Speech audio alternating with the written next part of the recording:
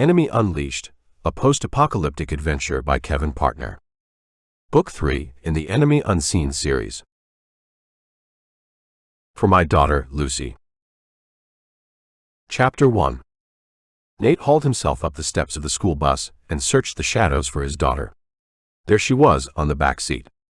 She watched as he walked down the aisle, the bus shaking gently, focusing on the precious cargo in each hand. "I've brought you some breakfast," he said, "then I can leave you be if you want."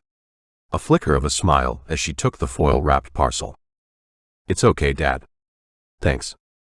It had been a little over a week since they'd escaped from Denver and headed south and west toward Los Angeles. 1,000 miles and 3 tanks of fuel so far, and they'd spent more time avoiding humans than alien enemies. The night still roiled with the squid and the rivers were choked by blue-green weed, but they'd seen few scorpions and no reavers since leaving Denver. The enemy, it seemed, was drawn to groups of humans, so the path to survival was a lonely one. The biggest test had been in Las Vegas, a plastic city that was now a smoking ruin. They'd been forced to take a detour over narrow desert roads to escape alien scorpions and desperate bands of humans. Nate imagined he'd become immune to human suffering, but in fact it was always there, bubbling beneath the surface, the memories of atrocities half seen but remembered. "Wow, this is great," Sophie said, her face more animated than he'd seen it for days. "It's like a real hot dog." That was being generous. The bread was crude and it was best not to consider the makeup of the sausage, but after so long living out of cans and the last of their MREs, it sure tasted good, he had to admit. At least the mustard was genuine. "I wish we could have stayed there," Sophie said as she swallowed a mouthful. Nate smiled, settling onto the other end of the bench and relishing the unfamiliar tastes. She didn't mean it, of course, not really, but he'd felt the pull as well. The Coopers were quite the clan. They ran a farm in the scrubland south of Vegas, which had only ever been viable because of the water pumped up from boreholes and sprayed on the soil to keep it alive. When Nate had driven the Humvee out of the desert and in through the gates of the farm, expecting to find it deserted, they'd been met by a wall of shotguns and automatic rifles. It could have turned nasty, but Abe Cooper, the head of the family, had diffused things, making sense of the situation before D'Souza had gotten the machine gun out. They stayed there a couple of days, resting and helping out on the farm, before heading off again with a plastic crate full of bread and provisions, including the sausages, which they'd exchanged for one of their automatic rifles. And now, as he enjoyed his first hot dog since he'd left Chicago, it seemed to him that the trade had been well worth it. He just hoped that the makeshift barbecue Carl had created overnight didn't attract trouble. They'd stopped at a bus depot in Rancho Cucamonga, on their seemingly never-ending search for fuel. They'd struck lucky for once. Most of the school buses parked here in the compound had full tanks, so it hadn't taken long to fill up the Humvee, and they'd seen not a soul since they'd arrived. They'd spent the dark hours in the Humvee as the squid reclaimed the night, but as soon as the sun rose, Sophie had taken herself off to one of the neighboring buses while Carl lit some trash and cooked the last of the sausages from the Coopers. And now the bus had filled with a meaty aroma rather than the ingrained smell of many children in a confined space that had soaked into the seats over the years. Nate looked across to where Sophie swallowed her last mouthful and sighed. "Here, do you want to finish mine?" he said, offering what remained of his dog. "Seriously?" Now there was no doubt about it, that was pure delight right there. But then her face clouded. "Are you sure?" "Absolutely. I've had enough." It was a lie, and she was smart enough to suspect it, but it got her off the hook. And he didn't begrudge her. Food was one way they could communicate, and he was grateful for it. He looked out of the window as the door of the Humvee swung open, and D'Souza climbed out, smacking her lips. Her headaches lingered on, and they didn't improve her mood. But as far as Nate was concerned, they were a small price to pay given how she'd been thrown around the Humvee when the evac point at Denver had been destroyed. He watched her throw the foil wrapping into the fire's ashes, then turn as the door opened again to reveal Harper. Nate couldn't stop a groan escaping, and he turned away, in case she looked up and saw him watching. He didn't want to be that kind of a creep. "She likes you," Sophie said. Nate looked across at his daughter to see her staring out of the window. Sophie was the only person he knew who had less of a clue about the hidden feelings of people than he did. But he nodded anyway. Maybe she was right. Maybe Harper did like him, but he couldn't tell for sure, and despite her words, neither could Sophie. The final member of their team walked around the front of the Humvee and kicked at the fire's embers, sending up a cloud of ashy smoke that whipped between the buses and vanished. Nate slid along the bench a little as Carl looked in their direction, and it was obvious that the young man couldn't see them. "I'll leave you be," Nate said. If Carl worked out she was in here, then her chance of a little peace would evaporate in a heartbeat. Nate had come to like the young soldier, despite lingering discomfort about the weird relationship he had with Sophie, but what his daughter needed now was quiet to gather her thoughts before they moved on. "I won't be long," she said as he moved gently down the aisle. "Do you think we'll find Mom today?" He'd almost gotten away with it. When they'd been in Denver, he'd allowed his hope that Mai might still be alive to grow. After all, if Denver could rebuild a government of sorts, then surely LA would. But they'd seen no sign of any kind of civilian or military administration since they'd headed west. "All we can do is go to your place and take it from there. I can't make any promises, Soph, except that we'll look, okay?" She settled back on the bench, snuggling into the corner, and as he moved down the steps and looked back at her, he saw she'd closed her eyes. "Okay, boss. Sophie there." Nate stifled an internal groan and put up his hand. "She wants to be on her own for a bit, okay? It's your turn to ride in the back, so you can talk to her then." He headed for the trio of plastic chairs gathered around the remains of the fire, and settled into the one Carl had just vacated. "Hey, Nate. Enjoy your hot dog," Harper said, smiling at him as he rubbed the smoke out of his eyes. "Best thing I've eaten in a few weeks. I don't even care what it was made of." He looked across as her face creased up.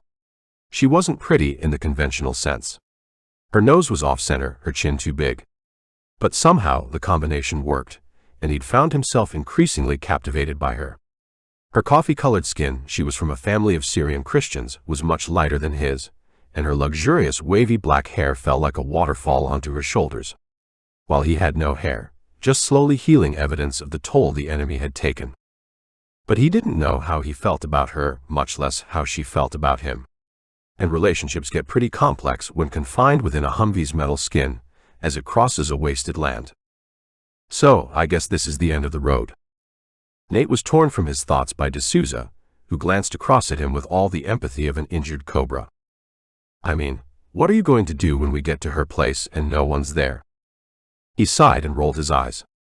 The woman had an annoying habit of speaking the unvarnished reality when he didn't want to face it. "You know what the objective is well enough." "Yeah, Kaval. That's where we're headed. But we need your freaky kid to help us." So she needs to face up to reality. Her mommy's dead. "You know it, I know it. Beats me how such a smart kid can be so dumb." Nate jabbed a finger at her. "How do you know that? You've survived. Maybe Mai has. You keep dreaming. Me, I know the world has all gone to hell. And the center of it all is the Kaval Institute. That's where it started, and if there's any of those son of a bitch scientists still drawing breath, they're gonna pay when I find them." Chapter 2. "Stop the car," D'Souza said, gesturing ahead. Nate looked across at her. It was his turn to drive, and he'd wanted to get within spitting distance of LA by the time they had to shelter for the night again. She was pointing at a cross that stood out against the morning sky. "Why? A couple of hours ago, you were itching to get this journey over with. Now you want to stop. You know what day it is today?" He didn't. And of all the signs that civilization had ended, that was the most subtle, the most insidious, the most run-of-the-mill. Which made it all the more devastating. "It's Good Friday," D'Souza said. "Jesus died on this day, and if that isn't a sign, I don't know what is." She gestured at the cross. "I didn't have you down as the spiritual type," Nate said. "And anyway, we don't have time. Just do it, you son of a bitch. 5 minutes, that's all I'm asking for." Nate groaned. He was not a religious man, and even if he had been, the advent of the apocalypse would have cured that particular virus. And yet Father Rodriguez had been impressive, and was doing good as far as Nate could tell. He had to conclude he was missing something important. So he glanced across at D'Souza as she stared at him. He owed it to her to comply if it meant that much to her. And anyway, she was stroking her assault rifle. He took a right, then followed the minor road around until he saw the signs to the parking lot of St. Mark's. The first thing that surprised him was that there were no vehicles. The lot was empty and tidy with no wind-blown trash flying around in the brisk breeze. It looked for all the world like he imagined it would on any early Sunday morning. "Keep your eyes peeled," he said as he stopped the Humvee. D'Souza scowled at him. She'd accepted Nate as their de facto leader, though, it seemed to him, mainly because she didn't want the bother herself, but she still railed if she felt he was giving military orders. Talk about a mind virus. It seemed the army hierarchy dug itself into the mental pathways of soldiers long after it became irrelevant. "Anyone coming with me?" she asked, looking into the back. Nate turned in his seat to see Sophie asleep in Carl's arms. The younger man shrugged sheepishly. "Think I'll stay here. Someone's gotta watch the barn." Harper just shook her head, and Nate wondered what lay behind that. Then D'Souza looked at him, and he nodded. "I'll come." "What, to take the piss?" she said. Nate rolled his eyes. "Look, do you want my company or not? I just don't think any of us should be going anywhere on their own." "Huh. So you're my minder, are you?" He was going to snap back, but there was a hint of a smile on her lips, so he candid. You couldn't always tell when she was joking. "I'll hold your coat so you can put a word in for us with the big boss, okay?" And now she truly wasn't sure if he was taking the mickey. Good. She was less dangerous when she was on the back foot. "Come on, let's do it." He climbed out of the Humvee, pausing to glance into the back seat and look at Carl. "Behave yourself while we're gone, okay? Ring the bell if anything happens." Carl grinned. "We'll be good, boss. Just don't put your foot in it with the big man, okay?" Patting the Glock in its holster at his waist, Nate followed D'Souza, who'd left all her weapons in the Humvee. Except for those she wasn't about to admit to, Nate thought. He caught up with her halfway across the parking lot, then looked up at the giant cross shining white in the morning light. Behind it he could see the church, a modern building faced with stone slabs. To his left he could see that the freeway ran at a lower level, so the cross was there to call people in, and it had worked. "So, are you a Protestant?" Nate said. He was taking a risk because the limit of his knowledge was that his mother called herself C of E, and they'd sung hymns in school assembly sometimes. He'd been to weddings and funerals, but half of them had been Catholic or Muslim, and frankly, he hadn't paid much attention to the rituals. The main thing he remembered about the last wedding he'd attended was that the church bells had been rung by a machine the vicar seemed inordinately proud of. "My parents used to take me to a Lutheran church. I guess I paid a little more attention than I admitted to. I just saw the cross and wanted to come, okay?" He smiled at her as she looked up at the crucifix. Up close he could see it was made of concrete or something similar, and had been well maintained, though he guessed it had only been put up in the last decade. D'Souza then looked beyond it to the church building and strode purposefully ahead, Nate following in her wake. She was the first to react as the door creaked open, and a shape emerged into the light. Two others held rifles pointed in their direction. "We have nothing," the first figure said as D'Souza raised her hands, gesturing for Nate to do the same, though she continued toward the building. "We are just a poor community of the faithful." "We don't mean any harm, Father. It's Good Friday, and I saw the cross and wanted to say a prayer or two." Now, Nate could see that the man standing at the threshold was a priest, wearing a black cassock, with a black stole around his neck. He was an African-American with close-cropped peppercorn hair and a craggy face that transformed as he smiled. "Then you are most welcome." He stepped forward, hand out, smile widening. But the two men behind him weren't so friendly. One kept his rifle trained on the two newcomers, while the other swept past the priest and intercepted D'Souza. She didn't resist as he frisked her, though Nate could see that she'd tensed up. This was hard for her. As for himself, Nate indicated the Glock to the goon and then took the priest's offered hand after he'd greeted D'Souza. "Welcome to St. Mark's. I am Pastor Marcus Allen. Please come inside." D'Souza followed him as he walked toward the open front door. "I'm Alice D'Souza, and this is Nate Carver." "Good to meet you, Reverend," Nate said. The pastor turned at the door. "Do you also seek to worship here?" "I'm not a religious man," he said. It didn't feel right to lie to a priest, even in current circumstances. "But I'm not here to make trouble." Allen's smile returned. "Of course. All people of peace are welcome. Now, come and meet our congregation." There were hundreds of them. As the inner door swung open, the church was revealed to be a large chamber with a roof that seemed too high for what had appeared to be a single-story building. And it seemed as though every inch of that internal space was occupied by people, many of whom turned to look at the newcomers. Children ran to and fro, while adults sat in wooden chairs or stood and looked, mid-conversation. They were of all ages, looking for all the world like a typical congregation of families come together to worship. Typical for the old world, anyway. We are preparing for our service, as you can see. Easter is a time of reflection, a time of mourning, and a time of celebration. Celebration, Nate said, unable to stop himself as his nose wrinkled at the smell of incense in the air. Alan swung around, smiling. The central message is one of sacrifice, forgiveness, and renewal. That is something to celebrate, I think, do you not? Nate decided to let it rest. The last thing he wanted was a theological debate. He wanted to be back on the road as quickly as possible, not argue about how many angels could dance on the head of a pin. The crowd parted as they walked, respectfully giving the priest a clear route toward the altar at the far end. Above it was a wooden cross around which black cloth had been wound. Nate looked at the faces of the people as they bowed to Alan. He saw no fear, nothing but love and respect. This priest reminded him, in that way, of Father Rodriguez. And perhaps that was going to be the way of it. Communities gathering around their spiritual leaders to survive the storm. "Do you wish to pray alone, my dear?" he said to D'Souza. "There's a private room for reflection through there." He opened the door and gestured to a row of 3 seats facing another crucifix at the foot of which was a wreath. The only light came from the flickering candles gathered in front of the cross. "This is our room of remembrance," he said. "Perhaps you would like to light a candle for your loved ones." Nate realized Alan was talking to him. He wanted to shake his head, but found himself nodding. A small, half-burned candle was pressed into his hands, and he lit it alongside D'Souza. Out of his peripheral vision, he could see her dipping her head and mumbling a prayer. He wasn't going to do that. No prayer would bring back the people he'd lost or the billions of strangers who died on that night or later. And yet he felt his head incline as his eyes closed. And his eyes were awash with tears.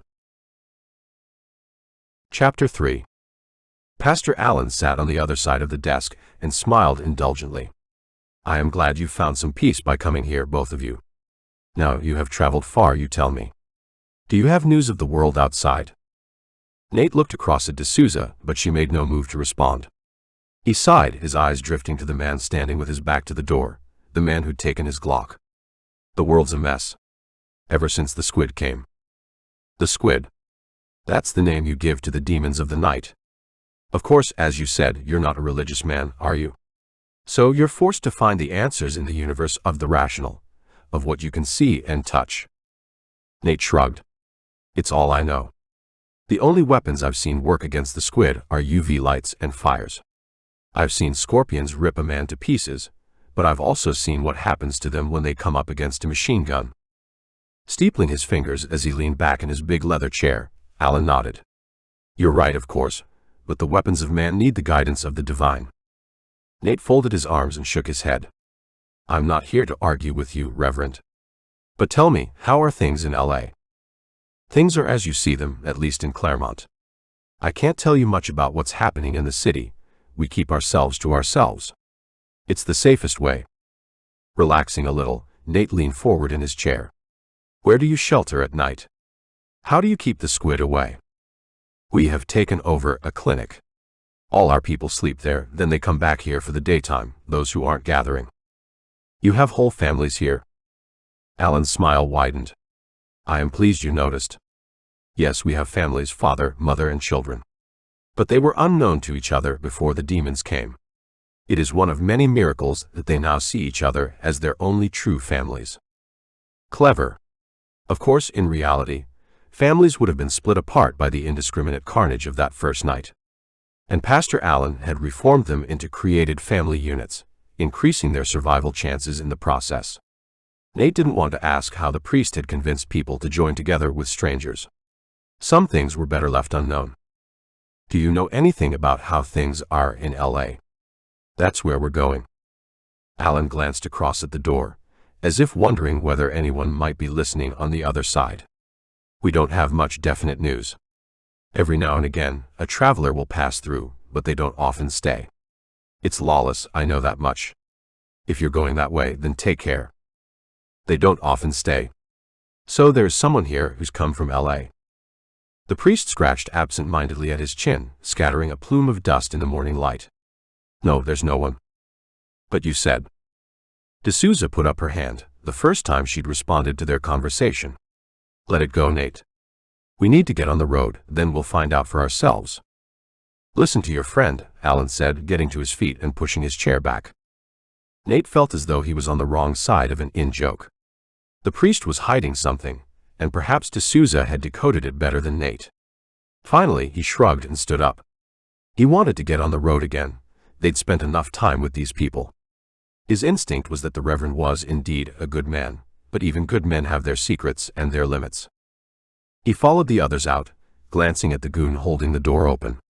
As the priest walked among his flock, the guard tugged gently at Nate's arm, leaned down and whispered, "You want to know about LA, then pull into the medical center's parking lot." Why?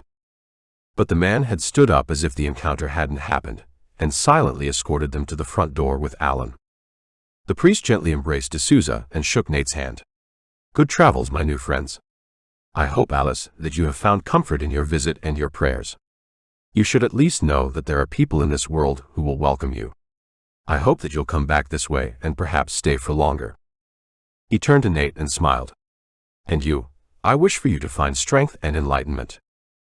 Nate thanked the priest and glanced up at the guard who handed back his weapon.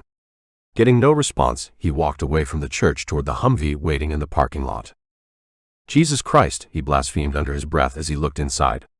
All three people were asleep, Carl only coming round when D'Souza banged on the door. Harper snorted as she reared up, tearing her lip from the metal surround and looking at Nate's scowling face. Sophie yawned and stretched. Was I asleep for long? Without a word, Nate got into the driver's seat and started the engine. D'Souza touched his shoulder. Thanks, Nate. I needed that. She was a constant surprise. He'd thought of her as some kind of Terminator when she was behind the M2, and it was a relief to discover the human behind the mask. No problem, Alice. He drove the Humvee out of the car park and took a left. Now, where do you think that clinic is? The Humvee sat in the clinic parking lot while Nate wondered whether this was all a setup by the guard as the minutes ticked by. Come on, Nate, you can't have heard him right, Carl said. He swung around in the chair, barely containing his rage. Just shut your mouth, you son of a bitch. You were supposed to be watching the truck. You don't get to argue the toss with me. Nate. What? He swung back towards D'Souza, then saw where she was pointing. Screwing up his eyes, he could make out a figure hiding behind a trash dumpster, surreptitiously. He opened the door and climbed out, then scampered across the lot to where the figure hid. It was a woman. White, late 30s, and dressed in jeans and a canvas jacket. Jesse told me to meet you here. You, Nate? Yeah. Jesse's the Reverend's guard. She nodded. He's my husband. Well, he is now. Nate tried to suppress his shock and disgust, but failed. He's a good man, she said. He's done bad things, but then who hasn't? He looks after me and Brandon, my boy. I'm Lila. Jesse said you're going to LA. I come from there. Recently. She shrugged. Since it all happened. Maybe 6 weeks ago now, we were walking along the freeway and we saw the cross. Took that to be a sign. What are things like in the city? She smiled and her tired face lit up. What a cute accent you got. Lila, Nate said, trying not to let his impatience show, we're going to LA. Can you tell me anything that'll help? Is there any kind of government? The light went out again, and a decade settled onto her features. No government. No FEMA. Just gangs and aliens. Some folks tried to band together, but they don't stand a chance. So me and Brandon packed our stuff and walked along the 210. We were lucky. 2 nights on our own. Man, that was the worst. Then we found the Reverend and he took us in. Introduced me to Jesse, and things have been better since. Nate nodded and sighed. So LA's like pretty much everywhere else we've seen west of Denver. I thought, for sure there would be some kind of government on the West Coast. She shook her head. Maybe up north, that's what I hear. But if you take my advice, you'll stay away from LA. There's nothing there but bad people and aliens. Now she was repeating herself, and he knew he wasn't going to get much more out of her. What kinds did you see? She closed her eyes and dipped her head as if she didn't want to think about it. The night demons, the ones you can't see right but you can hear them. They started it all. But I seen the ones with the tails, only once and from a long way off. Don't want to see them no closer neither. Any that walk upright? Like stag beetles? No, the confusion in her face spoke for itself. Walking beetles? Are you kidding me? I never seen nothing like that. And I hope you never do. But tell me, what part of LA do you come from? Compton, why? Nate was all at sea. His knowledge of this part of the world had come from episodes of American TV, particularly Bosch. Is that anywhere near Silver Lake? She laughed out loud at that. You're not from around here for sure, and that just about proves it. Silver Lake? No, Compton ain't nothing like Silver Lake. Why do you ask? We're looking for someone who lives there. Or she did. The woman sucked through her teeth and shook her head. Wasting your time, my friend. All I know about Silver Lake and Glendale is that they're gang city. After the aliens came, the gangs moved into the houses of the rich folks. Why I walked all this way to find a little peace. If you've got any sense, you won't go there. Nate ground his teeth in frustration, then he thanked her, turned on his heels, and made it back to the Humvee. What did she say? D'Souza said, as Lila melted into the shadows behind the dumpster. Sighing, Nate started up the vehicle and guided it out of the parking lot. He could have lied to her, but he didn't have the energy. Silver Lake's a mess, she says. Run by the gangs. She said we shouldn't go there. Aha, but I'll bet a shiny dollar you're not going to listen. As if we haven't got enough problems, let's go find ourselves a gang leader to piss off. You're a ray of sunshine, Alice. A genuine ray of sunshine. Chapter 4. They hit their first roadblock as soon as they turned onto Route 2 that would take them past Glendale and then Silver Lake. And it was a literal roadblock. 2 16-wheelers had been used to block both sides of the freeway. The concrete barrier had been removed, and a pinch point created that was the only access north or south. Nate slowed as they passed a sign written using a spray can warning travelers to slow, then stop when ordered. It wasn't, frankly, necessary. The bristling hedge of rifle barrels would have been enough. As he brought the Humvee to a halt, he scanned the trailer of the nearest truck. It had been turned onto its side, and he could see heads silhouetted against the sky. Fewer heads than rifle barrels, though. I count 6, D'Souza said. But I guess they could call for reinforcements before we got very far. What's the play, you reckon? Nate shrugged. I can see them salivating from here. We can't let them get their hands on the Humvee, yes? Agreed. She was already climbing into the back. Then we'd better get ourselves something to negotiate with. Sophie dropped into the passenger seat while Carl and D'Souza got the M2 prepped. He sat on one side, taking the weight of the machine gun on his shoulder with the muzzle pointing at the side, ready for the door to be opened or to shoot through the small ventilation window. The man who approached the window looked belligerent, but nervous. His skin was so dominated by tattoos that it was hard to tell what his ethnicity was, but as he tipped his baseball cap back, Nate could see that his eyes were blue. He flipped open the window when the man gestured. The tattooed man looked through the gap. This territory is controlled by the Vipers. What's your business here? Who are you? Military. Behind him, a second guard was pointing a hunting rifle at Nate. We're out of Denver, on our way to Silver Lake. As far as it went, Nate decided that honesty was the best policy. The lake? Why? That's classified. The tattooed man's face creased into a smile, accentuating sparkling teeth that matched his multiple ear studs. No, that ain't how it works. You gotta get permission to go any farther. In case you don't get it exactly, here's the deal. We got enough firepower to blow you apart, and even if you got past us, you wouldn't get far. See, the lake is where we got our trap. So, unless you want to fight all the Vipers, then you'd better start being square. We're looking for someone, okay? He comes from Silver Lake. Yeah. Well, he don't live there no more, my friend. Even if the Octo-Freaks didn't get him, we've cleared that district. Yeah, it's our place.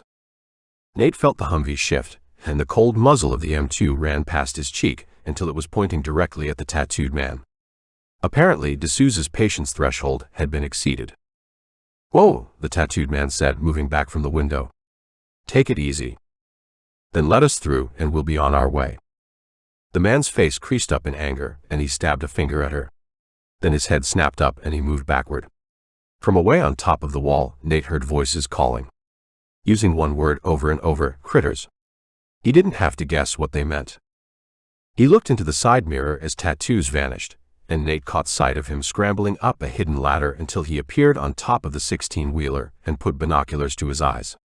Whatever had freaked them out was coming up the freeway, on the far side of the barrier. Nate started the Humvee. He didn't have any particular plan, but he needed to see what was coming. Maybe an attack would be an opportunity to escape. He saw the guards turn their way as the Humvee edged forward, moving through a chicane built to slow them, and moments later, emerging on the other side, with the freeway running away, empty and inviting. No sign of scorpions. Behind him, Sophie groaned, but Nate didn't have time to worry about her right now. Unless... Is there a reaver? He said, looking over his shoulder to see her rubbing at her temples, her face contorted with pain. But she didn't respond. Are we getting out of here, or what? D'Souza said from behind him. Then Nate saw them. Coming over the curve of the road, tails waving as if anticipating the joy of battle. In seconds, they'd be on the defenders. In seconds, they'd overwhelm the human resistance. Damn it, Nate cursed. He couldn't let his fellow humans face the scorpions alone. You'll have to shoot out the back door. Gotcha, boss, Carl said as Nate put his foot down, going forward only 50 feet, then turning the Humvee round so it was at 90 degrees to the oncoming monsters. The doors of the Humvee didn't give a wide firing arc, but it would have to do. Then he heard a laugh from the back seat. A joyous laugh. It was D'Souza. This was her moment. And Nate knew they'd made the right choice. Even though the defenders were, by most measures, enemies of his, that was all relative when set against these hideous alien invaders. In the last analysis, he would stand with humans against the true enemy. What happened after didn't matter as much as this fight. Harper handed Nate his assault rifle, which he pushed out the ventilation window. Next to useless, but he wasn't about to be a passive observer. Then the Humvee filled with the deafening din of machine gun fire, vibrating as D'Souza blew apart the first targets. Nate desperately wanted to cover his ears. He imagined blood pouring down the sides of his head at the sheer violence of the compressing sound waves. He realized he was shouting only when D'Souza paused for a moment, leaving a residue of tinnitus and the stench of hot metal. Out on the freeway was a mass of twisted arachnoid body parts, and beyond, a group of surviving scorpions looking their way, as if trying to understand where the sudden death had come from. Hold on, Nate said. I'm gonna get you a better shot. If the scorpions wouldn't come closer, well, why not take the Humvee to them? He handed the rifle to Harper and his head down on the gas pedal, tires squealing as he tried to catch them by surprise. The Humvee snaked around as Carl pulled the door shut, and Nate found himself heading straight for the group of startled monsters. In his side mirror, he caught sight of the defenders running along the road after them. Idiots. It was as if they'd never fought the scorpions before. If they were caught out in the open, they'd be torn apart. When he was within 100 feet of the tide line of shattered carapace, he swung the Humvee around. Go, he yelled as they came to a halt. Carl threw the door open, and the interior filled again with the percussive roar of the M2. D'Souza was firing single rounds, preserving her ammunition. Good grief, if she ran out, they'd have no answer to the scorpions. Shards of black polluted the air as scorpions exploded in a dark gray smoke. Nate sighted along his rifle's muzzle, trying to make out how many remained, but all he could see was the hideous fog and falling, shattered exoskeleton. He'd regarded himself as a peaceful kind of a guy, but boy did it feel good to be striking back. He felt no pity for these things that, in any sane, rational universe, wouldn't exist. He searched the wreckage as the M2 went silent. He could see no scorpions, though there was plenty of evidence of where they'd been. Eat lead, you sons of bitches. D'Souza yelled as she punched the roof. We win. And then sudden movement. As he continued to peer into the distance, something flitted past. And it was close. Very close. A yell from behind, and Nate snapped around in time to see Carl disappear. One moment he was there, the barrel of the M2 on his shoulder. Then he was gone in a tumble of desperate limbs.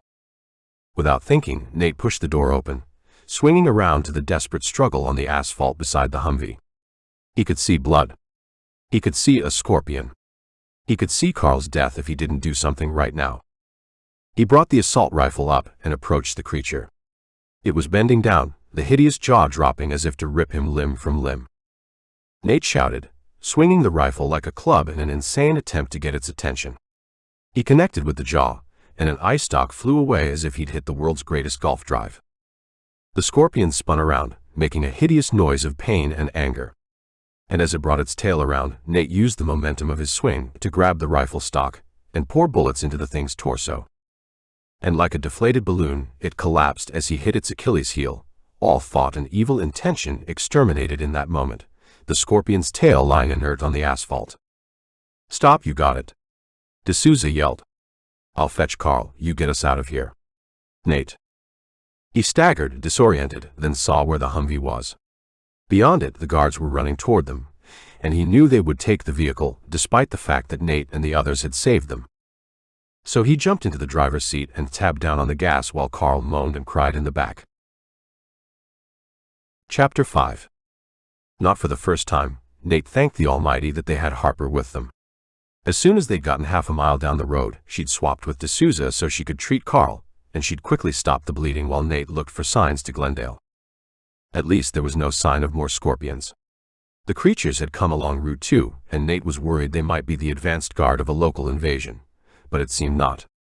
When he'd first encountered a scorpion weeks ago, it had seemed as though it was a lone hunter, but they seemed now to be hunting in packs. That was either an example of the fastest pace of evolution he'd ever heard of, or something had changed their tactics to suit this world. The creatures themselves didn't show any signs of intelligence greater than, at best, a Komodo dragon, so that change had to come from the outside. And in his mind he saw a beetle-like head looking his way. A reaver. He shivered. As they drove south, the roads became freer, the abandoned rusting vehicles they'd been forced to pick their way through replaced by clear, open lanes. This part of LA might be in the control of gangs, but at least they kept the roads well maintained. "How's he doing?" Nate called, talking over his shoulder while he kept his eyes on the road. Her sigh was unmistakable. "The same as last time you asked. Sophie and me are looking after him as best we can, but he needs to rest up somewhere so I can take a real look." "I hear you. We should head out of the city and find somewhere quiet," D'Souza said. "No. We're going to my place." "There's plenty of room," Sophie said. Nate tried not to show his frustration. He understood that his daughter wanted to see her home and, hopefully, her mother. But the home probably wasn't hers anymore, and her mom, well, what chance was there that she'd survived? "We're going to try there first," Nate said as he slowed, spotting a sign to Silver Lake. "Head for Glendale Boulevard," Sophie said. Then speaking to Carl, she said, "We're almost there, all right? Then you'll be okay, I promise." Nate sure hoped she was right. He hadn't liked Carl for the longest time, but now they couldn't afford to lose him. He'd proven to be trustworthy, brave, and modest, not a common combination. D'Souza sat beside Nate, scanning the houses and intersections, patting her carbine as if to reassure herself it was there. Nate kept his eyes peeled as he guided the Humvee off Glendale Boulevard and along Duane Street, past blocky gray houses that, to him at least, looked decidedly ordinary. There were more cars here than on the highway, but they were parked as if it were a normal day, before the world had turned upside down. The roads had been swept of leaves, but there was no sign of people here as he gazed into the blank windows, seeing nothing. It was odd. He'd expected to see evidence of the gangs running the neighborhood, roadblocks or piles of tires creating pinch points, for example, but so far it felt disconcertingly normal. Except that there was no one here. "Scorpions, you think?" D'Souza said, echoing his initial thoughts. He thought for a moment, then shook his head. "It's nothing like in Denver. We saw bodies and blood, signs of battle. This is like the people have gone to church." "Maybe that's it," she said, still scanning the streets, houses, and vehicles they passed. "It's Easter, after all." "Are gang members religious?" Nate asked, only half-jokingly. D'Souza grunted. "Maybe they are now. But no, I guess not. Haven't got that much experience, to be honest. I went into the army straight out of college, mainly to keep myself out of trouble." They crested a hill, and as they headed downhill again, suddenly, Nate could detect a change. The houses had been largely replaced with small apartment blocks, and figures moved casually around on the balconies and parking lots. No weapons, though, and they watched the Humvee with interest rather than fear, it seemed. "Take a left at the end of the road, Dad," Sophie called from behind. "It's not far from here. This is the dog park, and that's the lake over there." As he turned the vehicle, he could see to his right the curve of an obviously artificial lake beyond a sandy area. He followed the bend around to the left past the houses, some of them fake, half-timbered with fake turrets. Having seen the real thing with his own eyes many times, this felt to Nate like driving through a theme park rather than a residential area. But it was nice enough, and he imagined it would have been a good place to be on a warm summer's day when it would have been buzzing. Now, on this somewhat dull day in early spring, the few people walking by the side of the road had their heads down and shuffled along on business of their own, barely acknowledging the Humvee as it passed, as if they'd learned that curiosity tended to kill. As they drove, there were more and more trees, their branches bursting with the first signs of spring life, and a sense of depression descended on Nate at this reminder of normality and the turning of the world. The enemy had come in the depths of winter, but he suspected they'd be no easier to fight off as the weather warmed. "It's up there," Sophie called out, pointing to the left. Mom always wanted to have a lake view, but she didn't want to be on the main road. Too many tourists. Nate felt adrenaline flood his stomach. This was the moment of truth, when Sophie had to accept the brutal fact that her mother hadn't survived, and that, in all likelihood, there was a stranger living in her childhood home. He pulled the Humvee in when Sophie said to stop. "Now stick with me," he said. "Don't go running off." But he was too late. She'd opened the door and jumped down, and he'd only just been in time to see her disappearing. He had no chance of catching her. Carl moaned on the back seat, forgotten by Sophie in her joy and hope at being home. "You go," D'Souza said. "We'll watch the shop." He nodded. She was a smart one. No way was she going to run into needless danger on a fool's errand. Nate got out and headed toward the house. He could see why Mai had chosen it. 3 stories with a wide garage at the bottom and living quarters built above. He'd be willing to bet there was a lake view from the top. Classy. There was an iron gate that led to the main entrance, presumably, and Sophie was turning over the clay plant pots at the base until she found what she was looking for and let out a shriek of delight. She turned the key and pushed the iron gate back. It let out a rusty creak that suggested to him that no one had been in here for a while. That in itself was puzzling, but maybe the newcomers hadn't gotten around to it yet. "Hold up, Soph. Let me go first." The last thing he wanted was for her to stumble upon what was left of her mother. Assuming she'd been here when the squid had come.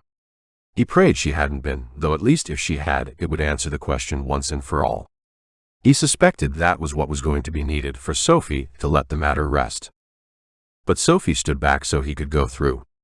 There was a door behind it, but she said, "The front door's up the stairs." "Mom."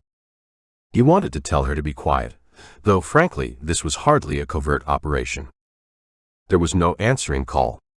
Of course. He yearned for Mai to be alive, even though he knew it was an irrational, childish hope.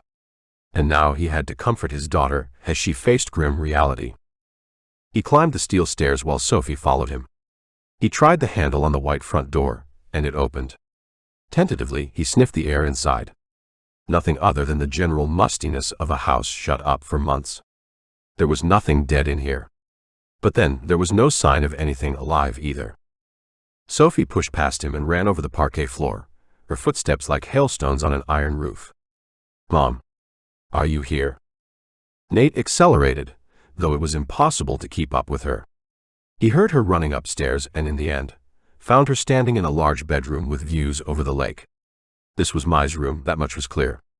A picture hung on the wall, showing a younger Sophie clinging to her mother as they stood on a beach with the sea to their back. He found himself wondering who had taken the photo, and jealousy tickled at his heart. Ridiculous. It had been one night, 15 years ago. She owed him nothing. After all, she'd done nothing to find him until she'd heard he was coming back to the U.S. "She isn't here," Sophie said as she absent-mindedly picked a teddy off the bed and cuddled it, breathing in the scent of her mom. "I'm sorry, Soph. I'm not an idiot, Dad. I know that.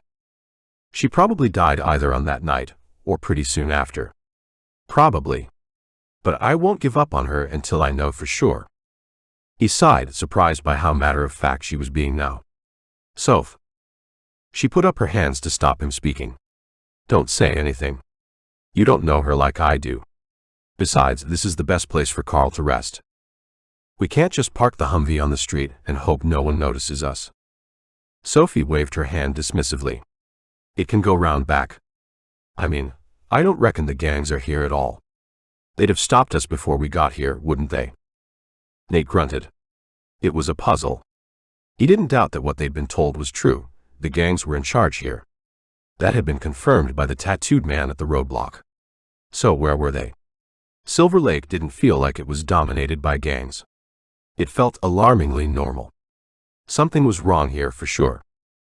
He turned away from the bed and padded over to the full-height window to gaze out at the lake. The gloom had lifted a little, but a fog was still settled on the water. As he looked closer, his eyes following the bank around, he could make out what he was expecting to see. A blue-green haze that marked where the alien weed was taking over. It was less obvious here, certainly, than it had been in Denver and farther east, but it was there for sure. He was glad they were high above it here. He remembered the killing effect of the noxious gases that it exuded. On a still day, he wouldn't want to take a walk around the lake. We'll stay here if Harper can fix Carl, and if we can hide the Humvee. We're going to have to trust to luck. Sophie said nothing in response, so he turned around to find her collapsed on the bed, her face submerged in the pillows as her chest heaved. Oh, my poor girl. I'm so sorry. Chapter 6. Nate snorted as something pushed at his shoulder. He emerged from beneath the blanket to look up at D'Souza's scowling face. Shielding his eyes from the sunlight flooding in through the bedroom window, he got up onto his elbows and glanced across at the bed. Soph. She's been up for ages looking after Carl. Said I should leave you to sleep. What's the time? D'Souza checked the child's watch at her wrist. 10:30. Now Nate was awake. 10:30. Why'd you let me sleep so long?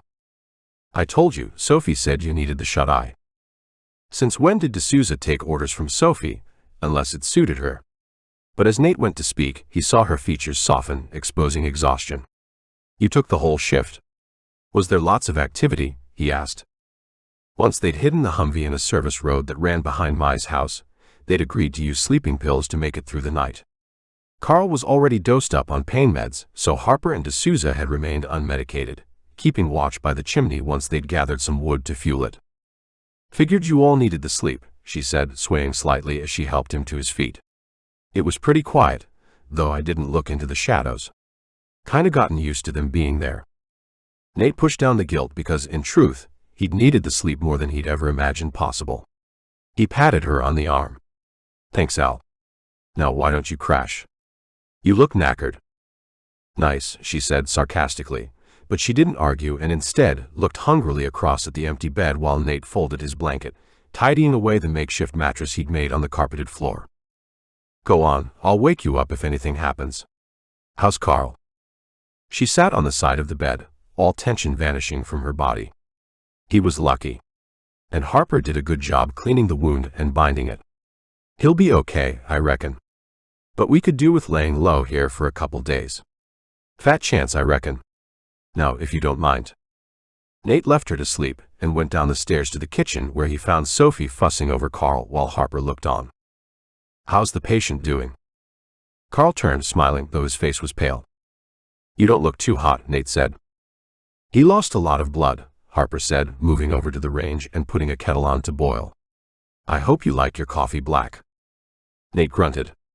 I've got used to it. Soph, you shouldn't have left me to sleep. Sophie shrugged. We're going to need supplies. There's not much here and nothing to eat. We need to move on, Soph. As soon as Alice has had some sleep. Shaking her head, she gestured at Carl. Carl can't be moved. I think we should lay low here. We haven't seen anyone passing the house, and the Humvee's well enough hidden. With any luck, no one knows we're here. Trusting to luck. Are you serious? From out in the hallway, the doorbell rang. Right on cue. Adrenaline surged through Nate as his gaze darted back and forth, searching for his weapons. Carl heaved himself upright, then fell back again. I'll go, Sophie said. No way, Nate said, striding across to pick up Carl's handgun, then heading out of the kitchen. Sophie ran past him, then put her hands on his chest. Trust me, Dad. Watch from the corner, and if I need you, I'll signal. She was right. Though he saw armed gang members in his mind's eye, maybe their visitor was entirely innocent. Yeah, right. But he stepped back. His daughter needed to see that he trusted her, even if, in truth, that faith was paper-thin. He slunk back into the shadows, finding a line of sight that meant he was invisible to anyone at the door, and yet he could see what was going on. Sophie kept as far away from the door as possible, and peered ahead until she could see through the glass. Then quite suddenly she squealed, and it was all Nate could do to keep himself hidden. But the cry hadn't been fear, it had been delight. Good grief. Not my Shirley. He saw the door being swung open, and Sophie disappeared into the brightness. Nate couldn't hold himself back, stepping forward. You're okay. I never thought I'd see you again, Sophie said. But it wasn't my. Sophie had thrown herself at the diminutive figure of a man with a bald head framed with white short-cropped hair. She stepped back and Nate could see his face, and the tears running down his cheeks. He heaved as he sobbed. Then he took off his glasses and rubbed his eyes. It's a miracle. Then he saw Nate and froze. Hello. Who are you? Sophie turned around, and Nate saw that her face was also wet. This is my dad, she said, and pride surged in Nate's chest as she smiled at him. Dad, this is Mr. O'Brien. Our neighbor. You're Sophie's father?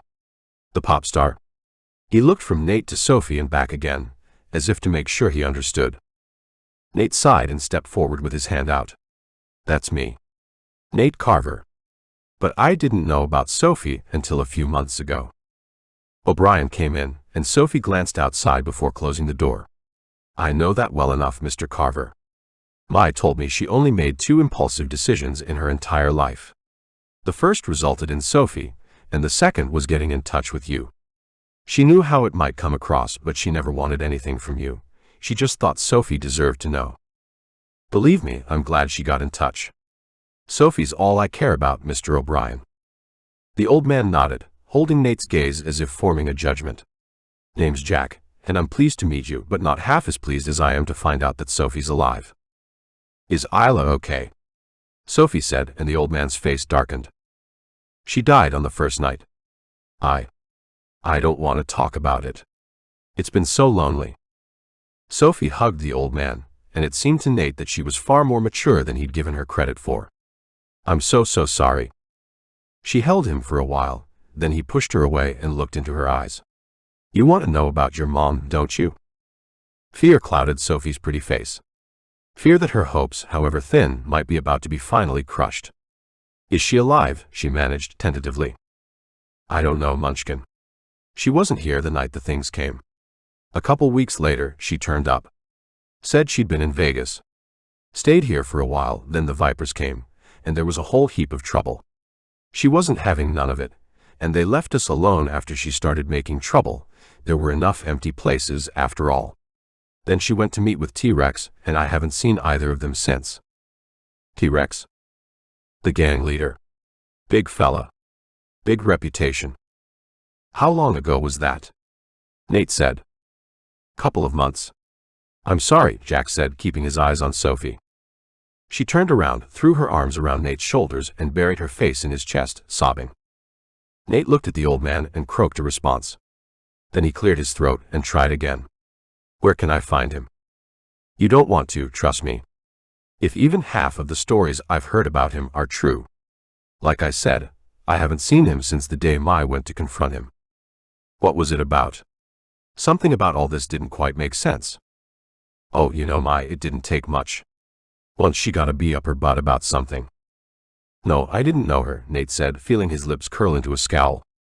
Though in truth, even in the brief time she'd been in his orbit, he'd worked out she was a strong woman, not about to take any crap from anyone. Not even a gang leader. Nate regarded the old man silently for a few moments as Sophie cried, her face hidden as she hugged him. He decided to change tack. Have you got any supplies you'd be willing to share? For Sophie, sure. I haven't got much, but I figure you'd better learn how things go down here if you're going to stick around. Nate should probably have mentioned the 3 other people upstairs, but for some reason decided not to. Go ahead, we'll follow. Come on, Soph, we're not really any worse off than we were before. We didn't know if your mom was okay before we got here, and we still don't. Don't give up hope." He cradled her face in his hands, and she managed a gentle smile. Together, they followed Jack down the steps, and Nate wondered, as they did, why he felt a shiver going up his spine. Chapter 7. Jack lived in the next house along. It was farther down the hill and only 2 stories, so it had been largely hidden from Mai's bedroom when they'd looked out on the neighborhood. It was, in fact, definitely a step down in every sense, and Nate couldn't help wondering how Jack and his wife had reacted to Mai moving in. Another rich neighbor to resent. Nate clearly hadn't gotten enough sleep last night, after all. "Come on, focus." Sophie was smiling as Jack led them into the living room, which, like Mai's, looked at the lake, though from a lower perspective. From here, the blue-green weed was much more obvious, though, still, it wasn't nearly as pervasive as out east. Another mystery to solve. The room was light and airy, and dominated by photo portraits of Jack and, presumably, his wife. They smiled from the walls and from frames beside the dead TV, which sat like a monument to pointlessness, though it had no dust on the screen. So Jack was house-proud if nothing else. "Would you both like coffee? I have some milk." "You do." And all of a sudden, Nate wanted a cafe latte more than anything in the world. Jack smiled, patted Sophie on the shoulder as she settled onto the couch and headed into the kitchen. Looking across at his daughter, Nate leaned forward. "Did you know him well before, the squid came?" "Oh yes. Him and Isla were lovely. Mom said they took a while to thaw out when we moved here, but they were always nice to me. They've been here for a long time."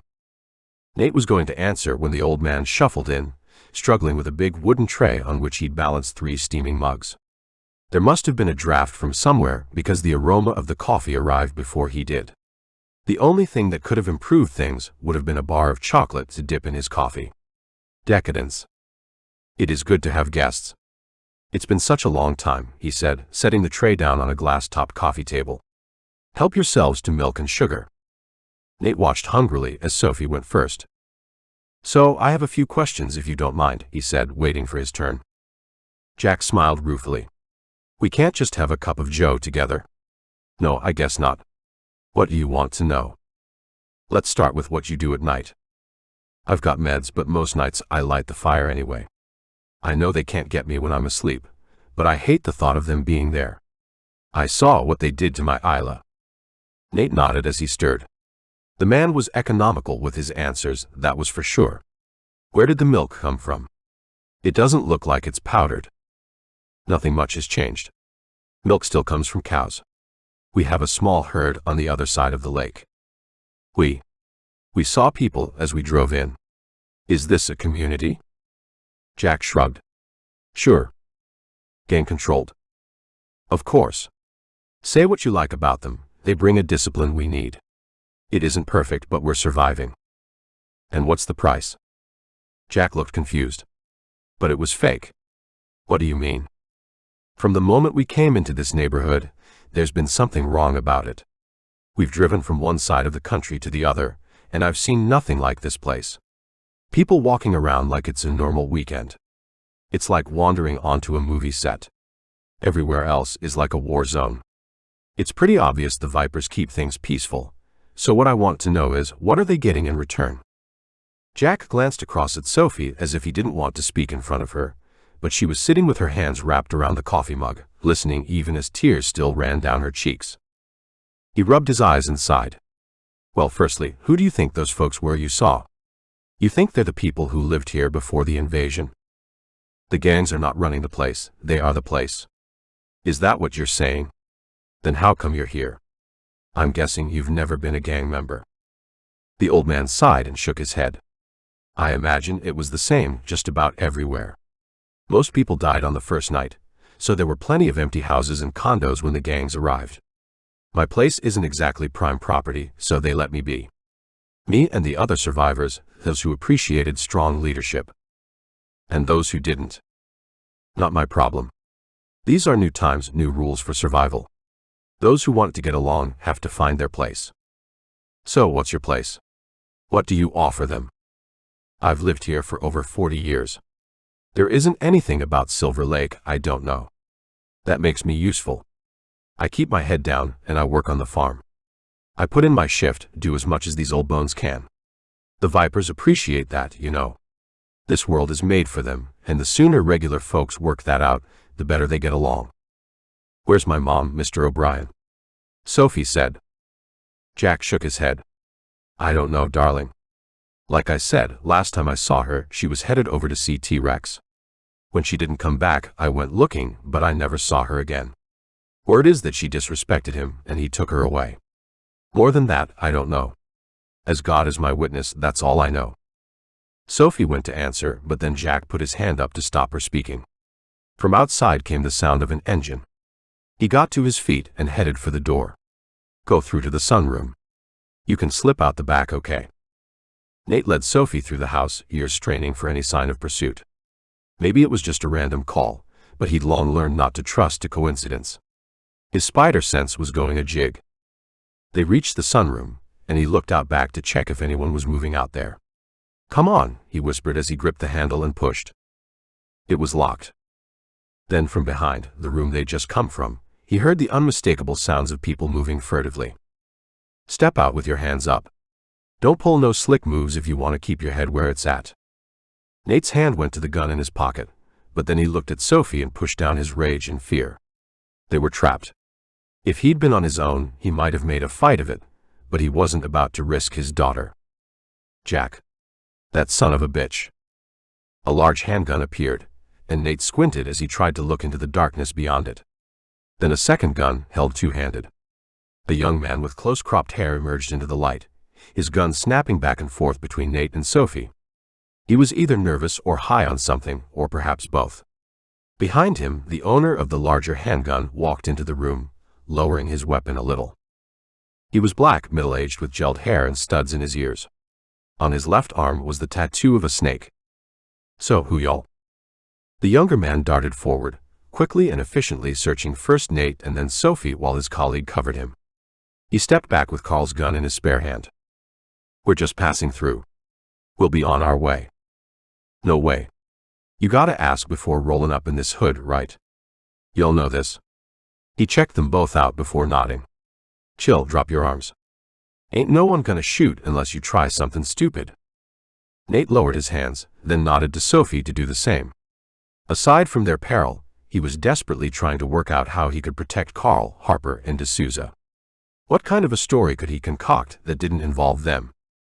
That your Humvee out back? You with the army? Bollocks. His job just got harder. They'd found the Humvee. The leader turned to look back into the house, and gestured for someone to come forward. Jack sloped reluctantly into view. Speak up, bro, we all cool here. There were other people in the house. I pretended I didn't know. I don't want Sophie getting hurt. You could almost hear the penny drop for Sophie. Why did you do it? We trusted you, she hissed, jabbing a finger at him. With sudden speed, Nate surged forward, grabbing the younger man by the arm and wrenching it upward. The sunroom's roof exploded, raining slivers of glass down on them. The black man reacted instantly, stamping through the shattered glass, fist swinging and connecting with Nate's jaw. He fell backward and darkness took him. Chapter 8. Nate could only have been unconscious for moments, but it was evidently long enough to bundle him into the back of a pickup truck. When he came round, his hands had been cable-tied behind his back, and he looked up into the concerned face of Sophie. At least her hands were still free. The man who'd punched his lights out was sitting, smiling, on the trailer bed with his back against the cab. You up, huh? Knocked you out cold with that hit. Boy, that was sweet. Nate wanted to rub his jaw, but the best he could do was to lift his shoulder and tilt his head. He shimmied himself up and backward, until he was sitting upright. Now he could see that they were still in Silver Lake. He swung around to try to catch sight of Mai's house, but he couldn't see anything. So, he had no idea whether he'd given his friends enough warning to get away. What do you want from us? We were just passing through. I dig you, bro. You've got some serious guts. Maybe it worked, who knows? He smiled wolfishly. But this turf is Viper's territory, and that crib's swarming with our crew by now. Where are you taking us? The man shrugged and made a lazy gesture. We heard you was comin'. The boss gave the word to let you crash for one night. Then he wants to see you. Heard you saved some of our folks at the Roadblock. That's why we've been laying off. Now you need to spill what's up. This boss is T-Rex? The man's face screwed up in confusion, then he laughed out loud. What did old Jack spill to you? T-Rex, that's me. So, you know what happened to my mom? Sophie said. T-Rex shook his head. That ain't for me to say. Way above my pay grade. Just sit back and chill. We'll be there in no time. Realizing she wasn't going to get any more out of him, Sophie settled back against Nate's chest, though he could still feel her shaking. Nate made himself as comfortable as possible as the pickup wound its way through this weird kind of gang community. In some ways, they were living in a fantasy where they'd swapped with the people they'd been jealous of. They'd invaded a wealthy area, and based on what he could see as they drove through, far from trashing their new home, they'd acclimatized. Silver Lake's new residents, as it turned out, were not so different from the old. Maybe after all, it was more about environment than genetics. The pickup turned into the huge parking lot of the Lake Medical Center and pulled up outside the main entrance. This is where your boss hides out. T-Rex jumped down from the bed of the pickup, and Nate saw a flash of gold as he grinned. Where better than a hospital, right? All that meds and all the folks needin' them. Now you stay close and show some respect, all right? I like you, but your mouth might land you in hot water if you ain't real careful. Sophie jumped out first and put her hand up to help Nate clamber down. T-Rex grabbed him by the arm and pushed him in front as they followed the others into the entrance. Nate was surprised to see lights on, not all of them, but enough to make it feel almost normal in here. Well, normal, except for the fact that where there would have been hordes of people, some moving along the corridors, some sitting waiting, here there were only small groups talking together, all carrying weapons, and overall the smell of weed. Some of the PCs were working, and Nate shook his head in disbelief. Obviously, there was no internet, but maybe some of the hospital's IT systems were local. Seemed like a pretty efficient operation. Through there, T-Rex said, pointing ahead to what looked like a large conference room. Now, you remember what I told you, right? You show respect, got it? Nate nodded, then glanced at Sophie, who'd put the shutters up again. She noticed him watching her, then leaned in and whispered. I can hear them. They're mines. Reavers. Good grief. If things weren't bad enough. Were the gangs controlled by the Beetle commanders? How close? She shook her head. Not near. But I couldn't hear them at all at home. Can you guess? Are they in L.A.? Hey. Cut the chatter, will ya? T-Rex said, shaking them both. He wasn't a huge man, but he was powerful, and he was in command. One problem at a time. T-Rex pushed them through the door and into empty chairs around a conference table. This felt eerily familiar, and Nate got major déjà vu from the countless meetings he'd had back in the day with record company executives and other reptiles. Now, we sit tight for the boss, he said as he and the others retreated. Judging by the creaking of his leather jacket, Nate guessed they were standing with their backs to the wall, watching the door opposite. There was a nervous vibe about the room as they waited.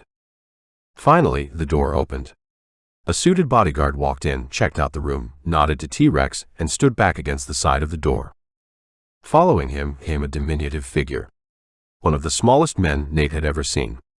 He wasn't a person with dwarfism, he was simply small, as if an adult male had been shrunk in the wash. His eyes were hidden in the shadows caused by high cheekbones and deep brow ridges. His close-cut goatee framed a mouth that looked incapable of smiling.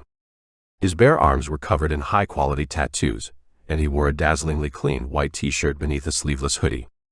Individually, these features and his diminutive size should have made him unexceptional, but somehow they combined to lend him a predatory air. Here was a man used to being obeyed. Next to him, T-Rex looked like a rank amateur. Nate got to his feet and offered his hand, but T-Rex immediately stepped forward and shoved him back into his seat. The boss walked around the conference table and flopped into a chair a few feet from Nate, then looked lazily from him to Sophie and back again. No need to get heated, T-Rex. I'm sure he didn't mean any harm. He leaned forward and put out his hand.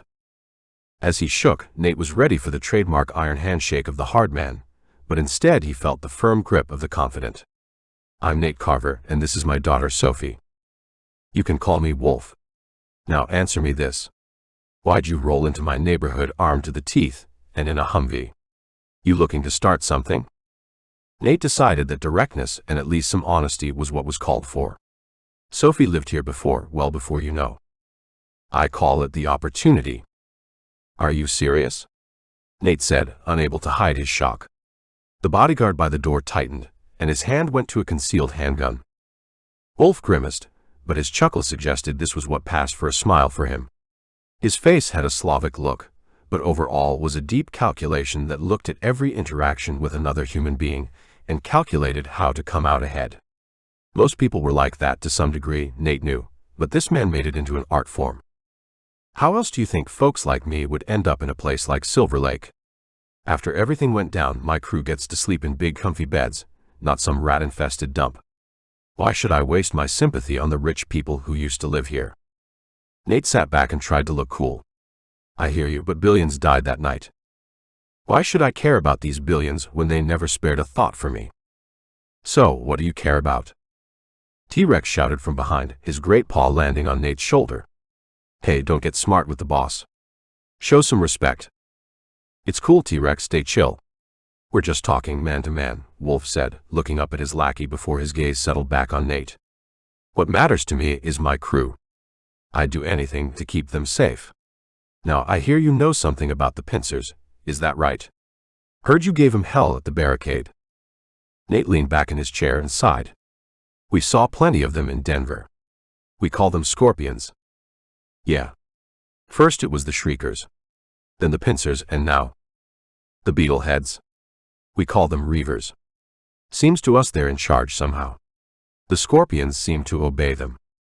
Wolf nodded and absent-mindedly pulled a knife from his inside pocket and began fiddling with it as he thought. Where you from? We were in Denver. They had a kind of government, but it's gone now. What happened? Wolf said. For the first time, his cool demeanor slipped, and he couldn't hide his surprise. Nate glanced across at Sophie. He couldn't tell if she was listening or off with the fairies again. We think the reavers blew up the resistance command post. You think? Wolf said, then his eyes narrowed. I get it, you ran away. Nate scowled. There was nothing we could do. Stay cool, my friend. I get you. But are you saying these reavers know their way around explosives? The scorpions ain't exactly the sharpest tools in the shed.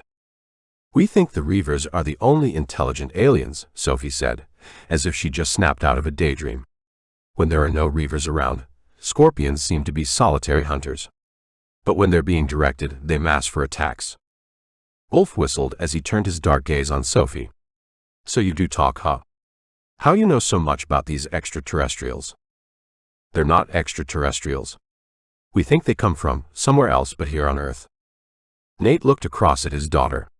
She wouldn't deliberately try to make anyone feel stupid, but he reckoned Wolf was the kind of man who'd find a chip to put on his shoulder whether it was intended or not. Jabbing the knife in Sophie's direction, maybe subconsciously, maybe not, he grunted and shook his head. Don't matter none. They're dangerous, that's what counts. Seems to me you know plenty about them. Good, that makes you useful. Congratulations. For what? People who walk through that door usually leave one of two ways. Those who prove useful walk out standing tall, those who don't, well, they leave horizontal, a bit heavier with lead. Nate suppressed the sigh. Who did this guy think he was? Did he think he was a tough guy? Had he even met a scorpion face to face? On the other hand, all the weapons in this room were under the control of Wolf's people. What do you want from us? That's easy. You're clued in about these aliens, you know the tactics to combat them. You're going to lend us a hand. And what do we get in return? Wolf smiled for the first time, but there was no humor in it. You get to keep breathing. And if your own skin ain't worth much to you, maybe you'll think about your 3 friends we've got in our hands. Nice M2, by the way. Cooperate, and they stay alive too. We clear. Nate groaned. So they'd captured Carl, D'Souza, and Harper. That son of a bitch Jack, he betrayed them all. We're clear. Good. Now, how about we go and meet the rest of the crew involved in this operation? Come on. He got to his feet and beckoned for them to follow as he headed for the door he'd come in through. His diminutive height should have been funny. He looked like a child dressing up in some kind of weird Halloween costume. But this wasn't amusing at all, and Nate knew that Wolf was the most dangerous human being he'd ever gotten close to. And now he and Sophie were part of Wolf's pack. Chapter 9. On the other side of the door was a much larger conference room, and it was full of people, many of whom paused what they were doing as Nate and Sophie came in after Wolf. The room had been filled with desks arranged in cubicles, some with computers on them, some with notepads, some with box supplies piled up, all with at least 2 people. Look, running a crew ain't all about the hustle, muscle, and lead. Someone's gotta make sure the trash gets picked up. Someone's gotta handle supply runs. Someone's gotta keep tabs on the meds. That's how we keep Silver Lake running smooth. Efficient, you dig? And in truth, Nate did. But he didn't forget that the people working in this, the nerve center of this gangland, weren't doing so voluntarily. They were here because the Vipers made them through threats or coercion, either to them or to their loved ones. Maybe this was the way of the new world after the apocalypse. The price of survival for many was their freedom. And looking into the eyes of those they passed, Nate could see just how great that cost was. They were slaves to the gangs. Some of them more willing than others. And none of this would be possible without this lady right here. Meet my right hand, my #1 lieutenant. And let me just say, thanks for giving me a little extra something to keep her fresh. They'd followed him through the maze of cubicles until arriving at a larger desk. A woman sat there and she looked up and smiled. Sophie gasped and stood with her mouth open like a goldfish at the surface. Mom.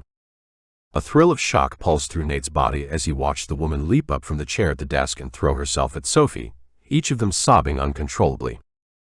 He looked over at Wolf, who was consuming this emotion with his eyes like a starving man serving at a feast. But in this case, the power was his. He now had Mai under his complete control. When she finally released Sophie, she stood back and examined her daughter, wiping at her eyes under her round glasses, then stroking Sophie's hair. Then she looked at Nate. Saw him for who he was. And she pierced his heart. With one arm still around Sophie's shoulder, she reached out and wrapped her other arm around Nate, drawing him in. And the tears began again, wet against his neck as all 3 shook. He wanted to stay there forever, but it wasn't to be. A slow handclap tore him from this moment of bliss. Mai released him, and he looked across to where Wolf was applauding as if this had been a performance. Quite the touching scene. Why don't you all take a moment to catch up? It's all good. I'm sure your crew can handle things for a few hours. Mai took a piece of cloth handed to her by another woman, and wiped the last of the tears away before she looked across at Wolf. She drew in a deep breath, composing herself. It's okay. I've got work to finish. If Sophie and Nate are permitted to wait in my quarters, I'll see them after my shift. Wolf made an elegant bow. It's your call.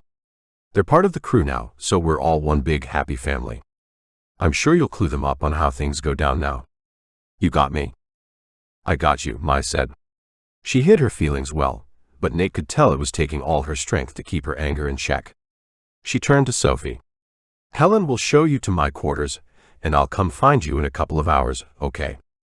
Sophie nodded as one of the women who'd gathered around Mai's desk smiled and beckoned her forward. Nate looked across at Wolf, who stood, flanked by his 2 bodyguards, obviously impatient now that the drama was over. Wolf glanced up and waved Nate away, indicating for him to follow the woman leading Sophie off. As he turned, Nate saw Wolf lean into the now seated Mai and speak to her briefly before sweeping off. For an instant, Mai caught Nate's eye, and in that moment, he understood that their coming here was both the delight of a long-dreamed-of reunion and the final slamming of a prison door. Part of the hospital's 2nd story had been converted from treatment rooms to living quarters. It hadn't taken much, just the wheeling out and disposal of the old monitoring equipment, really, and Mai's room felt entirely temporary with none of the personal touches he'd expect from the place she lived in permanently. It was as if, in this, she was expressing her hope to return home sometime. Sadly, Nate had the feeling that Sophie's arrival had made that impossible, if Wolf wanted to keep his #1 lieutenant at his beck and call. Nate settled into one of the 2 padded hospital chairs and watched Sophie pacing around the room after Helen had shut the door on them. She was a bundle of energy. Deliriously happy to have found her mother, but even she would have picked up that there was a sting in the tail of this good news. Try and focus on the positive, Soph. Mom's alive.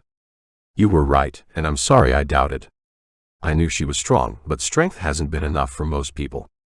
Your mom's remarkable. Sophie stopped moving and leaned on the end of the bed, looking at Nate as if she'd forgotten he was here until he spoke. Something's wrong, isn't it, Dad? That man Wolf, he's a psychopath. Why is Mom working for him? You'll have to ask her that. Jack said she'd gone to confront the gang leaders, and I guess T-Rex took her to see Wolf. How he persuaded her to help, I don't know.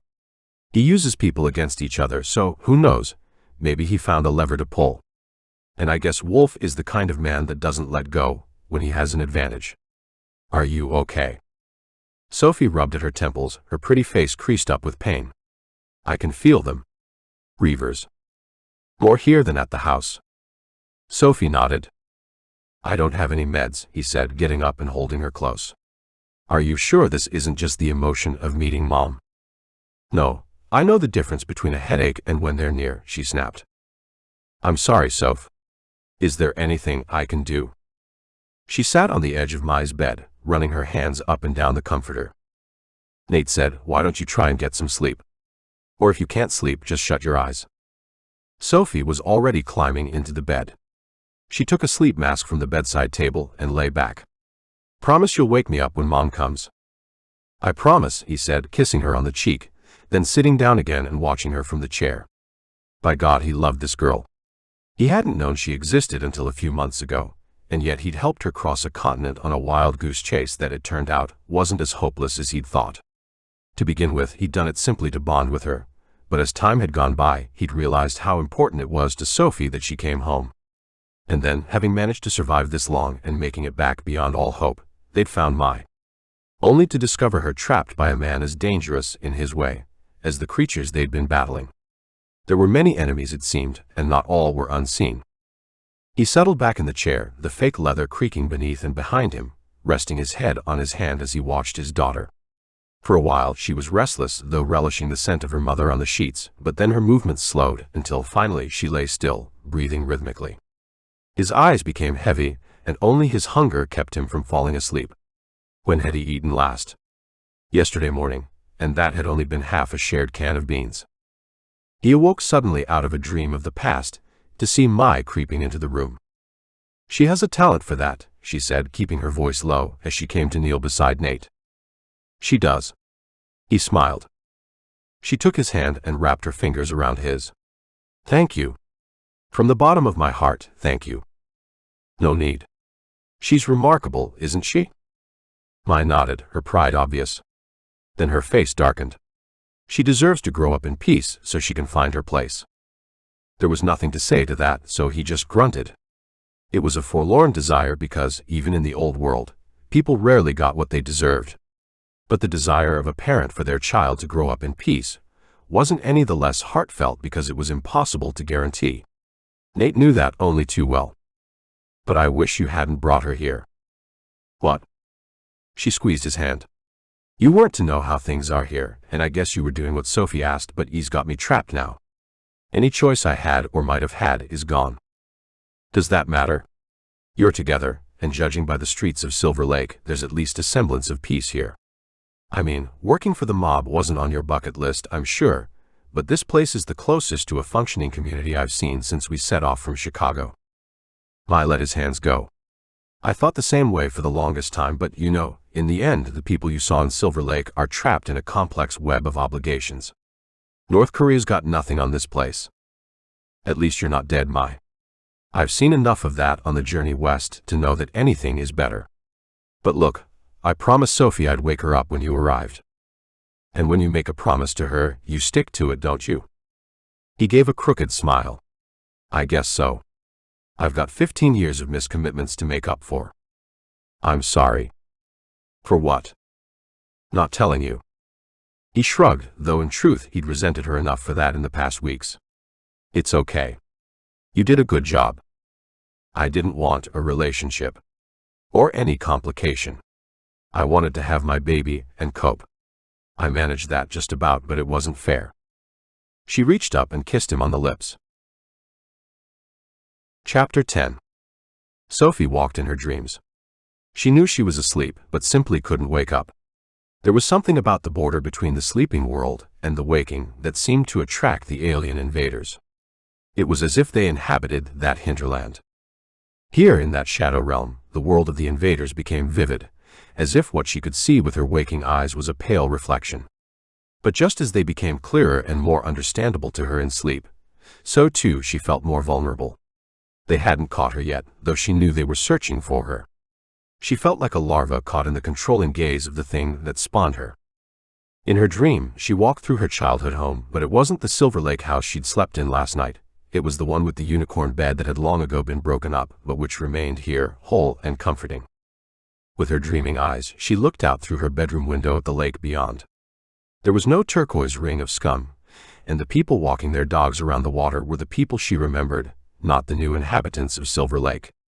The place was idyllic, a selective memory made up of a composite of forgotten images and aromas. Her nose crinkled as, on cue, cinnamon wafted up from the kitchen where Mom was toasting bagels. She turned away from the window and ran out of her bedroom, down the stairs, beckoned forward by the tantalizing smell, her mouth watering. She giggled, delighting in the memory, and ran into the kitchen, arms wide to wrap around Mom's waist, ready for a day full of promise. But as she reached the island counter, a scream filled the room, then vanished suddenly. Her mother lay on the floor, a massive hole in her chest, while above her, smoke poured out of the toaster. Sophie screamed in shock and horror, but she stopped before she reached Mom and looked at the thing standing by the window. Its head was like a stag beetle, great protuberances like horns reaching up, all shiny and black. It had no mouth that she could see, but 2 eyes sat above a vertical slit. No, 2 clusters of eyes now. She looked closely, and through the slit came an ululation like a triumphant cry. Their eyes met, and she was pierced to her heart. Simultaneously repulsed and drawn in, she stood transfixed beside the unmoving body of her mother. And she screamed. Nate and Mai watched as Sophie writhed in her dreams. He'd wanted to wake her, but had been overruled. Let her come out of it naturally, Mai said. Nate wasn't so sure.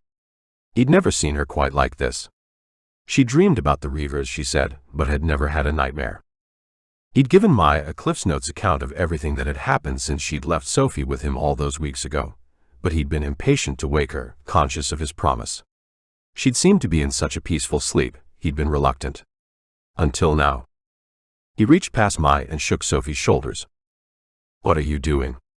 I said, leave her alone. Something's wrong, he said. Come on, Soph, wake up. Sophie sucked in a deep breath, her back arching, then she fell back and opened her eyes. Mom. Thank God. Nate dismissed the stab of jealousy. Are you okay? I saw a reaver, Dad. And it saw me. I knew I was dreaming, but it was so nice, and then it wasn't.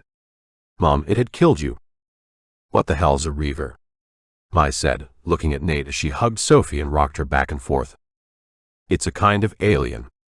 There's the squid, the scorpions, and now the reavers. She nodded. I know the first 2. But reavers? They're intelligent. They stand upright and have horns on their heads like stag beetles. You've never seen them? No. Maybe they're just out east. He shook his head. I wish that was true, but Sophie, she has some kind of link with them. You know how the squid can't hurt you if you're asleep, but if you're awake in the night, you're dead, unless you're by a fire. Well, I don't know. Maybe the reavers can use that kind of perception somehow. He was just saying what came into his mind as he watched Mai soothing Sophie. His own mother had called it verbal diarrhea, and he now knew it as a defense mechanism when his mind was struggling to cope. But surely they're just animals, Nate. They don't have any kind of intelligence. Animals can be smart, he responded. Sophie freed herself from Mai's embrace and glanced at Nate. Dad's right, Mom, I think. They're the commanders, in the same way that a human can be the master of a pack of dogs. They destroyed the base in Denver. She sighed and leaned back, examining her hands as they stopped shaking. Maybe that was just a nightmare, but it felt different to any dream I've ever had. If you hadn't woken me up, I don't know what would have happened. I was about ready to give in. Have you shown her Nightmare on Elm Street? Mai said. I told you she can't watch horror movies.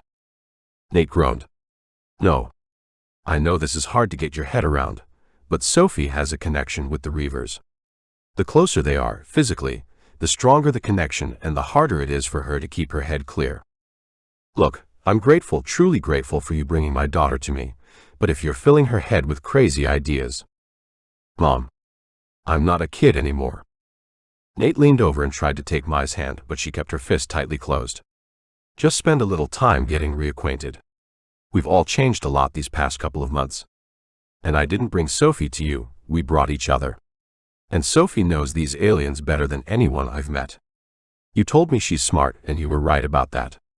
But I've realized it's best for me to see her for what she is, a brilliant young woman first and foremost, not a child. I've been forced to accept many things I wouldn't normally, and Sophie has been my guide when the science got too tough. Sophie looked across at him, and he saw the pride and love in her face, and it no longer mattered that she'd reached out for Mai instinctively. They both had their part to play, and if that was to be the support act, then that suited Nate just fine. Sophie was the superstar. He leaned forward and gave her a peck on the cheek. Then he got to his feet, went to the door and said, "You need some time alone." "Don't go far," Mai said, looking up. "Stay on this floor and come back at 6 so we can go for something to eat together." She smiled at him and wiped a tear away. Nate closed the door behind him and took a deep breath. In truth, he'd been seriously freaked out by the way Sophie had woken up. He knew she could sense them when she was awake, but were they now invading her dreams? Or was it just a nightmare, despite what Sophie believed? That certainly made more sense, but Nate had long ago stopped expecting the world to make sense. He walked slowly along the line of closed doors, wondering what he was going to do with the next couple of hours while he left Sophie and Mai to reacquaint. Reaching the window, he pushed the slatted blinds apart and looked down onto the hospital parking lot. A delivery van was moving toward the entrance, and he stood back from the window so he could watch as its rear doors were thrust open, and 2 men jumped down. The driver stayed in the cab while the 2 men began unloading what looked like sealed brown cardboard boxes, presumably containing medical supplies. As he looked closer, Nate saw another man getting out of the front of the van and walking around. He wore sunglasses, a black top and chinos, and his handgun swept the perimeter as he went. Though Nate got the impression that this was largely a performance for an invisible audience, the man was clearly proficient, and he noticed that the 2 men unloading the boxes straightened up as he came into view. There was no doubt who was in charge here.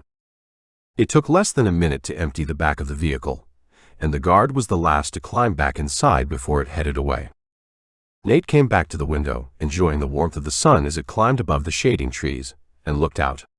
Aside from the fact that the parking lot was almost empty, this could be any normal day. There was no sign that there had ever been an alien apocalypse here. And then he remembered Denver. 1 minute as orderly as this community, the next a smoking hole in the ground. There could be no victory. At best, all they could hope for was a reprieve. Chapter 11. Nate woke up suddenly as Mai shook him. He'd found a chair to sit in and watch the parking lot, but had fallen asleep while he waited. And now the sky was dark, but huge purple-tinted lights illuminated the outside, while beyond, the darkness was thronged with monsters.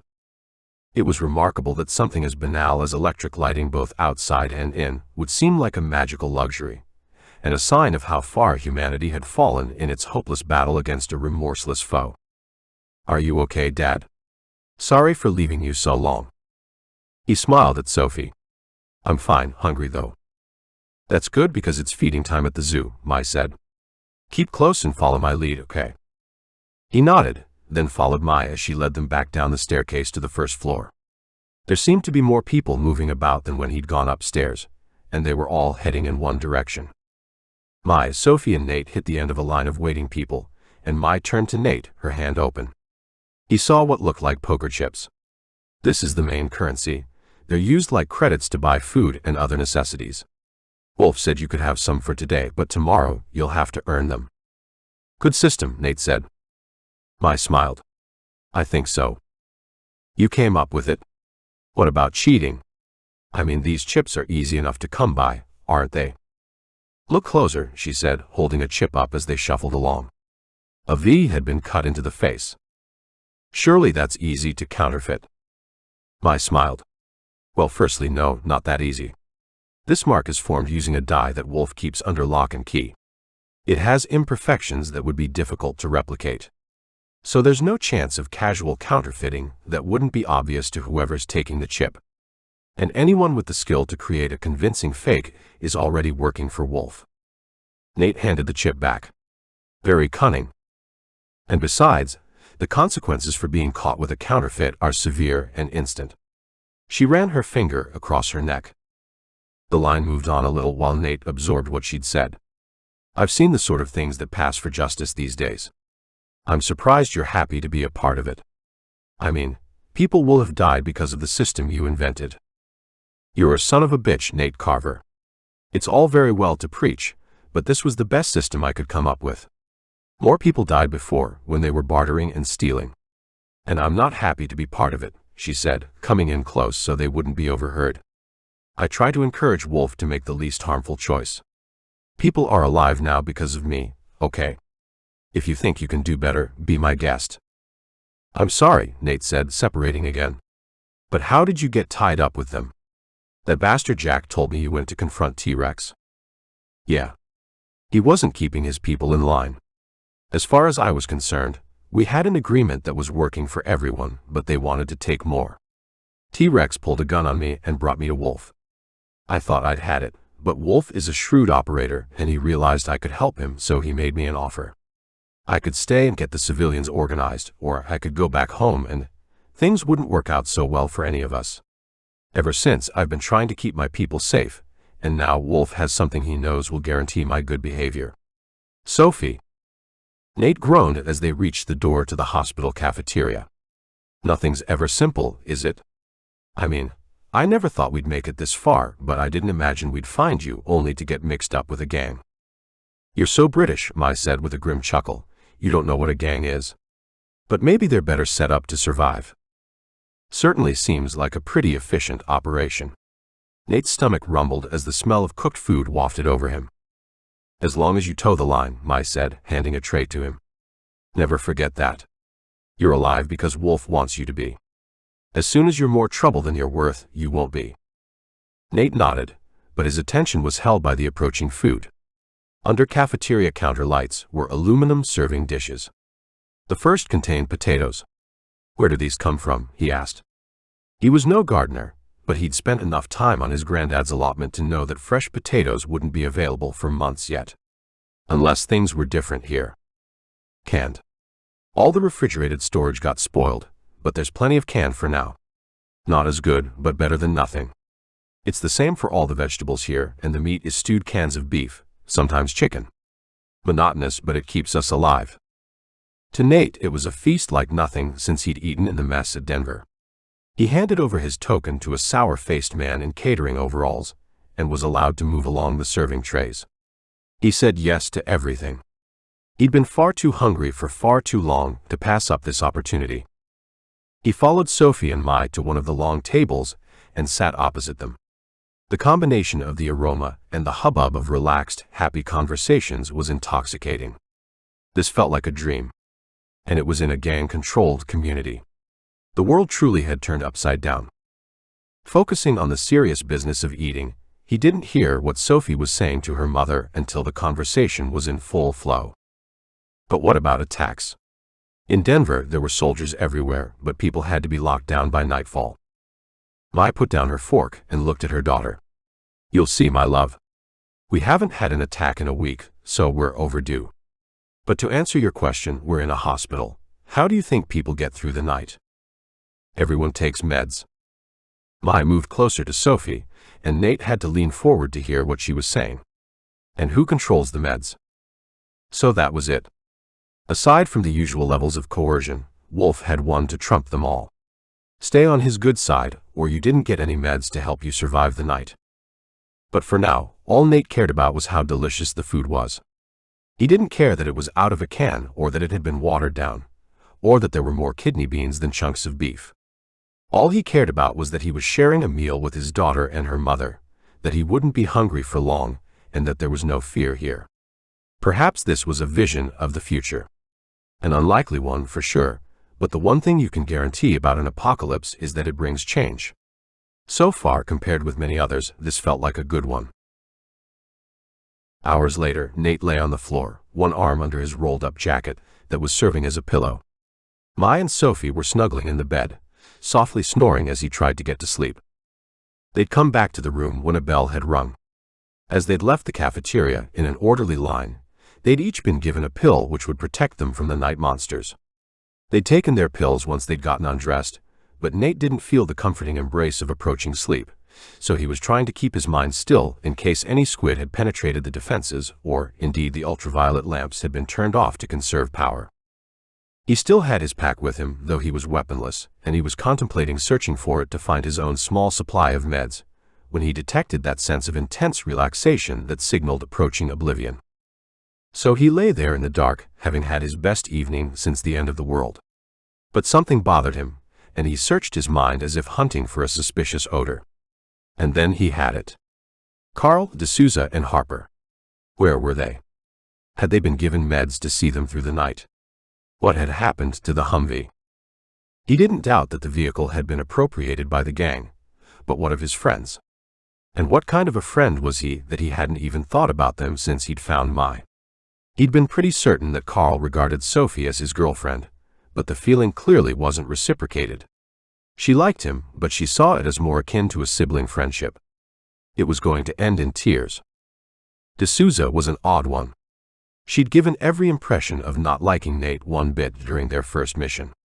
But at her heart she was solid, reliable, and brave. She'd be the one he'd want covering his back in a firefight. And Harper, she was an enigma. Or more precisely, his feelings about her were confusing, and that made any objective assessment of her impossible.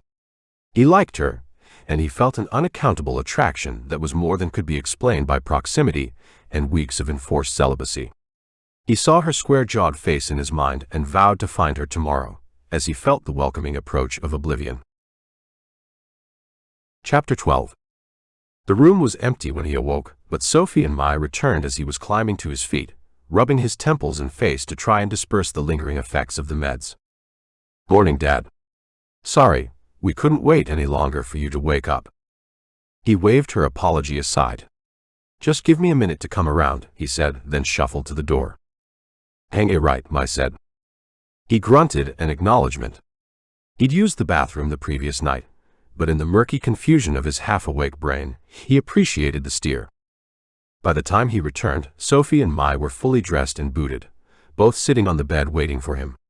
His mind felt a little sharper, but he needed something caffeinated and soon, so he quickly made himself presentable and followed them out of the door and down to the cafeteria. Breakfast, it turned out, was just as monolithic an affair as last night's meal had been.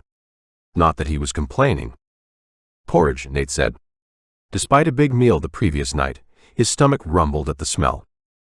"I don't want to rain on your parade," Mai said as they approached the counter, "but it's made with powdered milk. I suggest you pour plenty of raisins and sugar on."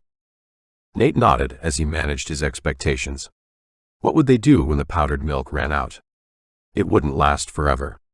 He wouldn't put it past Mai to have a plan, but frankly, right now, he didn't have the mental bandwidth. And anyway, didn't Jack say they kept cows at Silver Lake? Maybe that milk was reserved for others. "Do you know what happened to my friends?" he said as a ladle full of oatmeal was plopped into his bowl. "Who?" "Oh yes," Sophie mentioned. "Who was it?" "Carl," Sophie said.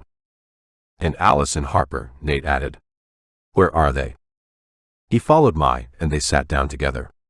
The atmosphere in the cafeteria was more muted than it had been the previous evening, but perhaps that was because they were at the beginning of a long workday rather than the end. "I didn't know anything about your friends until Sophie told me last night. Look, you're going to have to report to Leon this morning so you can ask him." "Leon?" "Wolf's number 2. He's a mean son of a bitch, so watch what you say around him.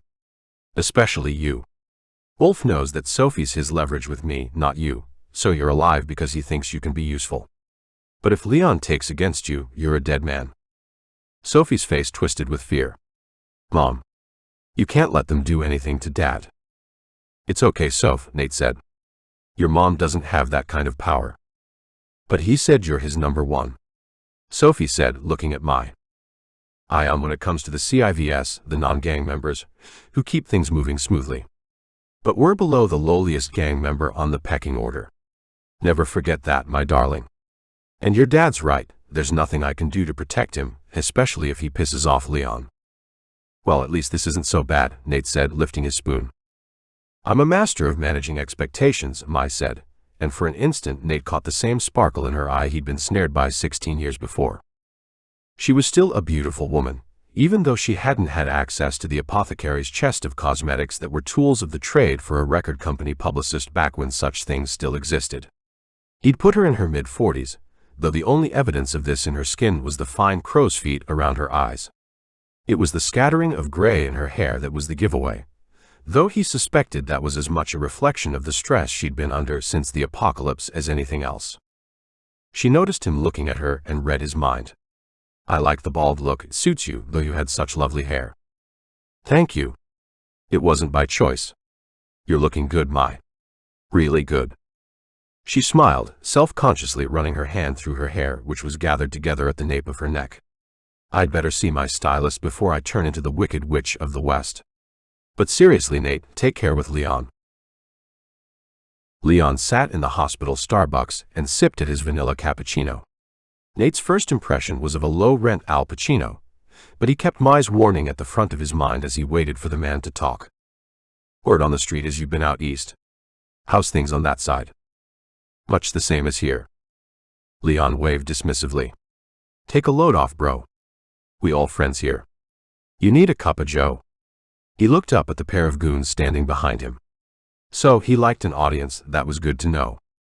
Nate slid into a booth opposite him, trying to keep his eyes off the high-caliber handgun sitting on the table in front of Leon. "I'm good, thanks. But can you tell me about my friends?" "You got friends," he said, his lip curling as he looked for applause, which came in the form of gentle snickering. "'S okay, I'm just kidding with ya. 2 chicks and a guy. They your crew?" "I suppose. They're my friends. I'd like to know if they're all right, and where they are, and what you're going to do with them." "Whoa. That's a lot of questions when we only just getting acquainted. Let's just take a chill for a sec, okay?" Nate sighed. "I will have that coffee, thanks." "Cool. Hey Ice, make it happen." One of the men standing behind Leon, a young man with blue eyes and close-cropped hair, looked daggers at Nate and mumbled, "What you like?" "Just black coffee, thanks." Nate had to remind himself that this was a life-or-death situation, because placing a drinks order with a scowling gang member while his boss sipped at a perfectly brewed cappuccino was too ridiculous. While the reluctant hoodlum expertly worked the machinery behind the counter, Leon finished his drink and leaned forward as if finally ready for business. "Boss says you seen some action with the pincers. Why don't you tell me all about it?" And for the next 20 minutes, Nate found himself under a laser-sharp interrogation. Mai had said not to underestimate Leon, and clearly that wasn't just because of his cruelty. Leon was just finishing another cup of coffee when he put up his hand. "That's cool, I got it. The boss thinks you could do us a solid, so I'll tell you about your crew. That broad with the guns, yeah, she got a sharp tongue, but she ain't all bark, she got bite too. Bossman said keep 'em alive, so they alive. We ain't in the business of wasting good muscle, especially when they got skills like hers. They're cool, man, relax." That had to be D'Souza, only she'd be stupid enough to start trouble when outnumbered and outgunned. "Thanks, what's going to happen to them?" "All right, it's on you then. You in or what?" "What can I do?" Leon chuckled. "Could use all the backup we can get me? You know these pincers, and they've killed too many of our crew. Help us and we'll see you right." "Got it." Nate took the outstretched hand and shook. "And my crew?" "Okay. You feelin' me now? Go kick it with your crew, see if they down to ride. If they with it, we good." They locked eyes, and Nate read the unspoken threat behind those words. Everyone had to have a purpose, and if his friends weren't going to pull their weight in the fight against the invaders, well, he didn't need to complete that thought. "Yo, we rollin' out at 2 p.m. sharp. Be ready, all right. And go cop them some grub, they probably starvin' right about now. Roll with Ice, he'll put you on the spot where they at." Nate nodded, drained his drink and left them there, sipping coffee after the end of the world as Ice stalked after him. Chapter 13. He found Carl, D'Souza and Harper in a shipping container behind the hospital that evidently functioned as a detention center. "At last," D'Souza said, leaping up from a slatted bench as soon as she saw him. "Jesus Christ, we thought you'd gone off playing happy families and forgotten about us." Nate rolled his eyes, putting his hands up to fend off her aggression. "Give it a rest, Alice. I'm doing my best, okay? You can leave us to it, Ice, thanks," he said to the goon behind him. Ice looked at him, eyes narrowed. He wanted to get out of this stinking metal box and back to making cappuccino, but was obviously uncertain. Nate said, "Look, we're not going anywhere, are we? Just give me a few minutes to bring them up to speed." Leon said to take them for something to eat, didn't he? "So meet us back here in a bit, okay?" He didn't know whether it was going to work, but Ice seemed to be the kind of little man who has been over-promoted out of his depth. People like that need a little nudging to go in the right direction, generally. But then, people like that aren't usually packing a weapon in a lawless post-apocalyptic world. But Ice nodded and retreated. "You got 10, then I'll be back." As soon as he'd gone, Harper leaped up and grabbed Nate by the arms. "What's going on, Nate? We've been in here with nothing but a bucket between us since yesterday." "I'm really sorry, guys. I'd hoped they'd take us away and not even know you were in Mai's house. But look, we don't have much time. This whole place is run by the Vipers. We've been invited to fight alongside them, given our experience against the Scorpions." "I've agreed, and I suggest you do too." D'Souza grunted. "This is the kind of invitation you don't say no to, that right?" "Yeah. These people are killers, and it's their way or the highway. Frankly, we're lucky we have something they want. Mai says that's what's kept us alive so far." Harper's jaw dropped. "Mai? Sophie's mom. She's alive." Nate nodded. "She runs the civilians here."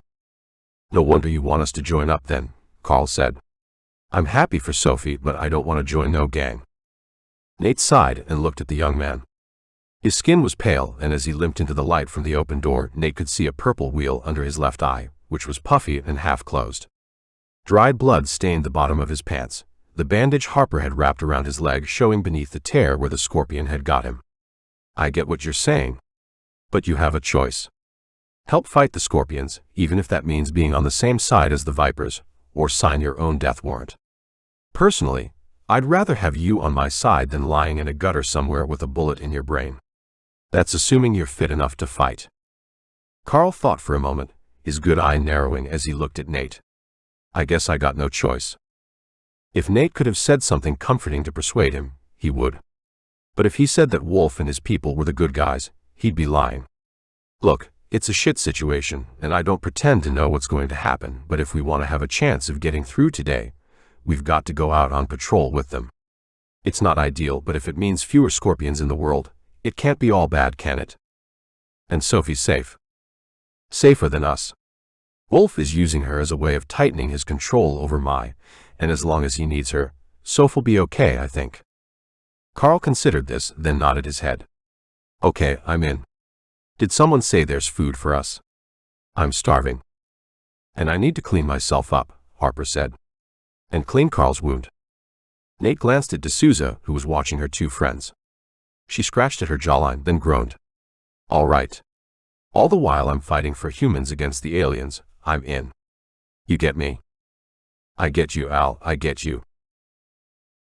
It's amazing what a square meal and a shower can do for morale. The prospect of working for the Vipers seemed altogether more palatable by the time Harper, D'Souza, and Carl had been to the communal bathrooms and then spent a credit in the cafeteria.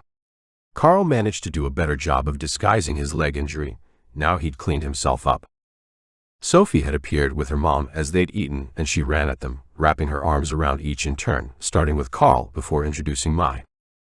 "So, this is the woman we've traveled from Denver to find," D'Souza said, appraising Mai with her eyes. "Got to be honest, I didn't expect to find you at all. I hope you're worth it." Mai's mouth spread in a half-smile. "I would never ask a stranger to help me reunite with my daughter, but thank you anyway." "I'm sorry you've landed up in the middle of all this," she said, gesturing around her. D'Souza relaxed and smiled. "Well, all this looks pretty good to me," she said, taking in the well-ordered, clean cafeteria. "It's okay, I know what you mean. I went into the army to keep myself out of the local gangs, but it seems they got me in the end. I can't guarantee I'll stick around, but for now, I'm ready to blow some Scorpions apart. Will that do?" "It's not me who decides," Mai said, her smile vanishing. "I stayed because I reckon I could help the ordinary folks more by doing that than by anything else. Just never forget what you're dealing with. It's better to be holding the tail of the tiger, as long as it doesn't turn around." Ice tapped Nate on the shoulder as he sat with Sophie, and the others finished their food. "Time to go," he said. Nate suppressed a sigh and indicated to Carl, Harper, and D'Souza, who got reluctantly to their feet. He hugged Sophie, nodded to Mai, and followed Ice out to the waiting Humvee. Wolf was there, leaning casually against the vehicle. "Yo, you locked and loaded? We hooked you up with your ride, got it all cleaned up, and strapped that M2 on top. Ice'll roll with you, though. And don't even think about slipping. Remember, we got your little one safe and sound. She good as long as you stay on point, got it?" Nate nodded and looked at the Humvee. The machine gun had been mounted on the roof beside a newly created access hatch. "Impressive. What's our mission? Word is them pincers been seen creeping up north. We need you to scope it out, and if you see any of them stingers, light 'em up, all right?" "Got it. Got a specific location?" "Ice, he knows. He's your wingman now, got me. Be back before dark, right?" And with that, Wolf slunk off.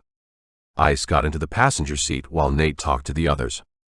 "Someone here's got military expertise," he said, gesturing over to the machine gun mounted onto the roof. D'Souza grunted reluctantly. "It's easy enough to do. Any army mechanic could fit it, no problem." "You reckon they've got army mechanics in the gang?" "They've got an army specialist right here," D'Souza spat, her resentment obvious. "But I'll be glad to be up top again, for sure." Nate patted her on the shoulder, then turned to the others. "Now remember, we do this by the book, and remember that Ice will be reporting everything we do to Wolf and Leon. Al and Carl are the leads because they've got military experience. I'll do my best to keep Ice sweet." "And what do I do?" Harper asked. Nate smiled at her. "You patch us up. I've got a feeling we're going to need you." He got into the driver's seat next to Ice, who was just finishing a cigarette. "No windows?" "It's a military vehicle, Ice. Now let's get going. Where are we heading?" Ice gestured lazily ahead. "North of here. You know Roosevelt Golf Course." Nate wanted so much to respond sarcastically. I mean, did he sound like someone who knew this part of LA? "No, where is it?" he asked, starting up the Humvee. "Just head north, homie. I know these streets like I know my own reflection." Managing to suppress the groan that wanted to escape his lips, Nate maneuvered the vehicle out of the parking lot and onto the highway. It was easy enough to make quick progress at first, but soon the clear roads of the gang neighborhood gave way to the clogged streets of chaos outside. Say what you liked about the gangs, but they certainly tidied up a location, and that was all the more obvious after spending a couple of days in their territory. Despite himself, Nate found himself siding with the Vipers. Evidence was evidence after all. Chapter 14. It took them more than 2 hours to travel the 10 miles from Silver Lake to the foot of the hills that loomed over the city. The farther they went from the gang-controlled area, the harder it became to find a way through for the Humvee. So they'd been forced to back up and go around rather than expose themselves to potential attacks. Nate wasn't just looking out for scorpions, but also the bands of largely feral people that inhabited the ruins of Los Angeles. They saw no evidence that scorpions were lurking in the shadows, or that they'd been there recently. "What makes you think there are scorpions, pincers here?" Nate asked Ice as he guided the Humvee through the narrow gap between two burned-out minivans. "We got word from some solid guys, scavengers out there. They've been jacking folks up bad. Luckily, it wasn't our crew, so they bounced and told Wolf what's up. But these streets still got some good pickings, even after them other fools been through. Plenty of loot to be found." So that was what this was all about, looting from the rich. And this was certainly a wealthy neighborhood, and the closer they got to the golf course, the more the money was obvious. It seemed so pointless to Nate. The human race was fighting for its very existence, and Wolf was concerned with the trappings of money. Maybe he had a longer-term strategic view that Nate simply couldn't make sense of. In his mind's eye, perhaps, he was preparing for a future where mankind had recovered enough for these things to have value again. And in that future, Wolf would be the top dog, so to speak. And these people were at the golf course. Yeah, that's the word. Nate shrugged as he looked left and right, searching for any signs of attackers. Taking the Humvee onto the golf course would mean they'd have a good field of view, and mounting the machine gun on the roof made them a potent force against the scorpions, but it was also like looking for a needle in a haystack. They were relying on the scorpions to attack them, it felt like a defensive move. Unless the scorpions were here in numbers, in which case the Humvee would stand out like a sore thumb and even D'Souza's M2 wouldn't save them. "All right, we here now, so listen up. Here's the play," Ice said. Nate sighed. "I thought we were here to find and kill scorpions." "Yeah, that's right. But one more thing," he said, looking across at Nate with an expression that might have been amusement, or it might have been fear. "Boss wants us to bring one back alive." Nate stepped down on the brakes. "What's going on?"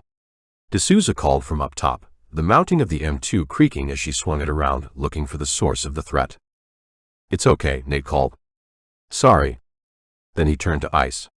"What are you talking about? You know these things are damn near impossible to kill, except with a high-caliber weapon. The last thing I want to be doing if I come across one is work out how to tie it up and deliver it to Wolf. I'll be thinking about staying alive." Ice raised his handgun and pointed it at Nate. "You best be worried about me, not them scorpions. If we don't snag one and bring it back to the boss, ain't no way you walking out of here. I'll put you down myself or toss you out there as pincer bait." Carl's head appeared between them. "Keep it cool, for the love of God. You attack Nate, and you won't be alive long enough to see him fall. Now, how the hell are we going to capture one of them? Have you seen what they're like? The M2's the only thing that works against them, and that's a pretty blunt weapon." Ice grinned at Carl. "I ain't saying it gotta be in mint condition. Just gotta be breathing so the boss can check it out. He says you gotta know your enemy to take him down. Makes sense to me." Nate scowled. The M2 was the only weapon they'd found that worked against it, unless it turned around so they could shoot it at the base of the tail. But both options killed the thing outright. How were they supposed to capture one? It was utterly insane. All of a sudden, this mission had become the ultimate test. Which was, Nate realized, the entire point. The only question was why Ice had been sent along on what was likely to be a suicide mission. And then Nate thought about how Ice had been treated by Leon, always given the lowest jobs. Nate wondered what Ice had done, what he was atoning for with this mission. Great, that was all they needed. He put those thoughts to one side as he caught sight of the parking lot on his right. Unlike the one at the hospital, this was pretty full. He watched for any signs of movement as he turned into the lot, but all he saw were smashed windows and blackened metal, rubble and blown leaves. A pathway had been cleared between the rows of vehicles, presumably showing where previous scavengers had gotten in. The one-story metal-clad building that sat at the entrance had been burned out and no doubt stripped of anything salvageable, but unlike the scavengers, they were hunting scorpions. So Nate took the Humvee over the curb and onto the turf. The grass was growing unchecked now that spring was in full swing, and Nate found himself shaking his head at the grim reality of this post-apocalyptic world. Just a few months ago, this had been a tightly regulated, well-maintained statement of mankind's triumph over nature. Fights would have broken out over golf etiquette from time to time, and now it meant nothing whatsoever. Now they were driving over the greens and fairways looking for monsters. He drove the Humvee onto a wide stretch of grass with good visibility in all directions and brought it to a halt. "What are you doing?" Ice asked, raising his weapon again. "Oh, put it away for the love of God," Nate spat. "We've got to make a plan if we're going to capture one of them. There's no point blundering off and hoping to stumble across one, then hope to wing it just enough. We need to think this through, okay?" Ice looked nervously at the margins of the former fairway. Nothing moved, but that didn't mean the shadows beneath the trees were empty. "All right, but make it quick, we got work to do." After checking the periphery, Nate opened the door and jumped down, then, moments later, he appeared beside Carl and shut the back door. "First, we're not here to argue about how insane this is. We've got to do it, okay?" Carl lowered his eyes and nodded wearily. From the roof, D'Souza could be heard. "I vote we set a trap," she said as she continued to rotate. "Then what?" Nate said. "In case you hadn't noticed, both ends are deadly. There's no way to hog-tie it I can think of." "Cut the tail off," Carl suggested. "That way, we've only got the front end to worry about." "But that's the end with teeth," Nate said. "And how do we know that cutting off its tail won't kill it? It might bleed out." Harper shook her head. "They don't have blood like we do, as far as I ever saw. I saw plenty of blown-apart scorpions, but the most the pieces ever did was ooze a little. I say throw a rope around it, then drag it back to the boss." Nate scowled, glad that Ice couldn't see his expression now he was sitting in the back. Maybe Ice, once we've disabled it. We've got to catch it first. So, how do we do that? Seems to me we need two things, Harper said, suddenly animated. A trap and something for bait. Shaking his head, Nate looked from Harper to Carl, then across at the side of Ice's face. Jesus, Harper, you've seen how fast these things are. Sure, I can see how it'd work to lure one into, say, the golf store at the entrance. But if one of us is bait, how do they get out? I'll take my chances, she said. Don't look at me like that, I'm quicker than you. Carl's leg's still hurting, and I want Al behind the machine gun. No way. If anyone's going to be bait, it's going to be me. No arguments, Harper. And just like that, the impossible became imperative. He was terrified to face a scorpion, but in his heart, he knew he'd be even more terrified if he was watching Harper do it. At least he knew how he felt about her now. You son of a bitch. Who the hell do you think you are? Jesus Christ, don't you think I can do this? Harper, I'm sorry, I didn't mean that, I just meant. Look, we ain't got time for you sweethearts to argue. The lady's right, seems to me, she quicker than you. Without giving it another thought, Nate jumped out of the Humvee. Follow me back to the golf shop, then lay low and wait for a scorpion to show up. Then for the love of God, he shouted up at D'Souza on the roof, blast its tail off and we'll find out if that kills it. It was a stupid plan, amounting to little more than making it up as he went along. But Nate knew what his red line was now. He would face the scorpion himself, and he'd rely on his friends. Chapter 15. Nate walked through the ankle-high grass of the 18th hole, trying to look casual and relaxed, but really keeping his peripheral vision focused on the trees. He'd been into the golf shop and found what he'd expected, the remnants of looting, blackened and crispy on the floor. He checked it out and found the layout he was looking for. At the far side of the shop was another door to a storeroom which had a window. The plan then, as far as it went, was to lure the creature into the store, then escape through the storeroom, shutting the door behind him. D'Souza should have taken lumps out of it by that point, and then it would be up to Carl and Ice to subdue it using ropes that had been moved from the Humvee into the golf store. As a plan, it ranked right up there with the White Star Line's plan to sail an unsinkable passenger liner through iceberg-infested seas. So now he was walking through the grass on a spring afternoon, listening to birds singing and feeling the sun on his face. Despite the danger, his mind wandered, and he found himself wondering why animals hadn't been decimated by the squid. Some animals had, to be sure. He'd seen fields of dead cattle as they traveled west. But it seemed to him the less advanced the species was, the less it was affected by the squid. He shook his head as he made a mental note to ask Sophie. She'd have a theory. And then he saw the movement. It was running toward him, just like the one at the lake in Denver. But he'd been inside a Humvee then. If the scorpion caught him, he'd be dead in moments, just like Victor. He turned toward the golf shop, preparing to run for his life. But as he glanced, he saw a second shape running with the first. He said a silent prayer that D'Souza's aim would be good and her ammunition enough, and he pelted for the transitory safety of the metal building. He couldn't hear the birdsong anymore. All he could hear was the thudding of his feet and the panting of his breath. Harper could have cleared this distance in half the time. Being a misogynist had its price, it seemed. Sneaking a look behind him, he stumbled on the curb, only just managing to stay on his feet. There were 3 of them, and they were gaining quickly. Too quickly. He glanced up to where D'Souza was tracking their movement, waiting for the creatures to come into range. She didn't have enough ammunition to be able to waste it. She had to wait until a hit was guaranteed. Thudda, thudda, thudda. The round spat past his head as he ran. What was she doing? Was she trying to kill him? Was this some kind of long-delayed revenge?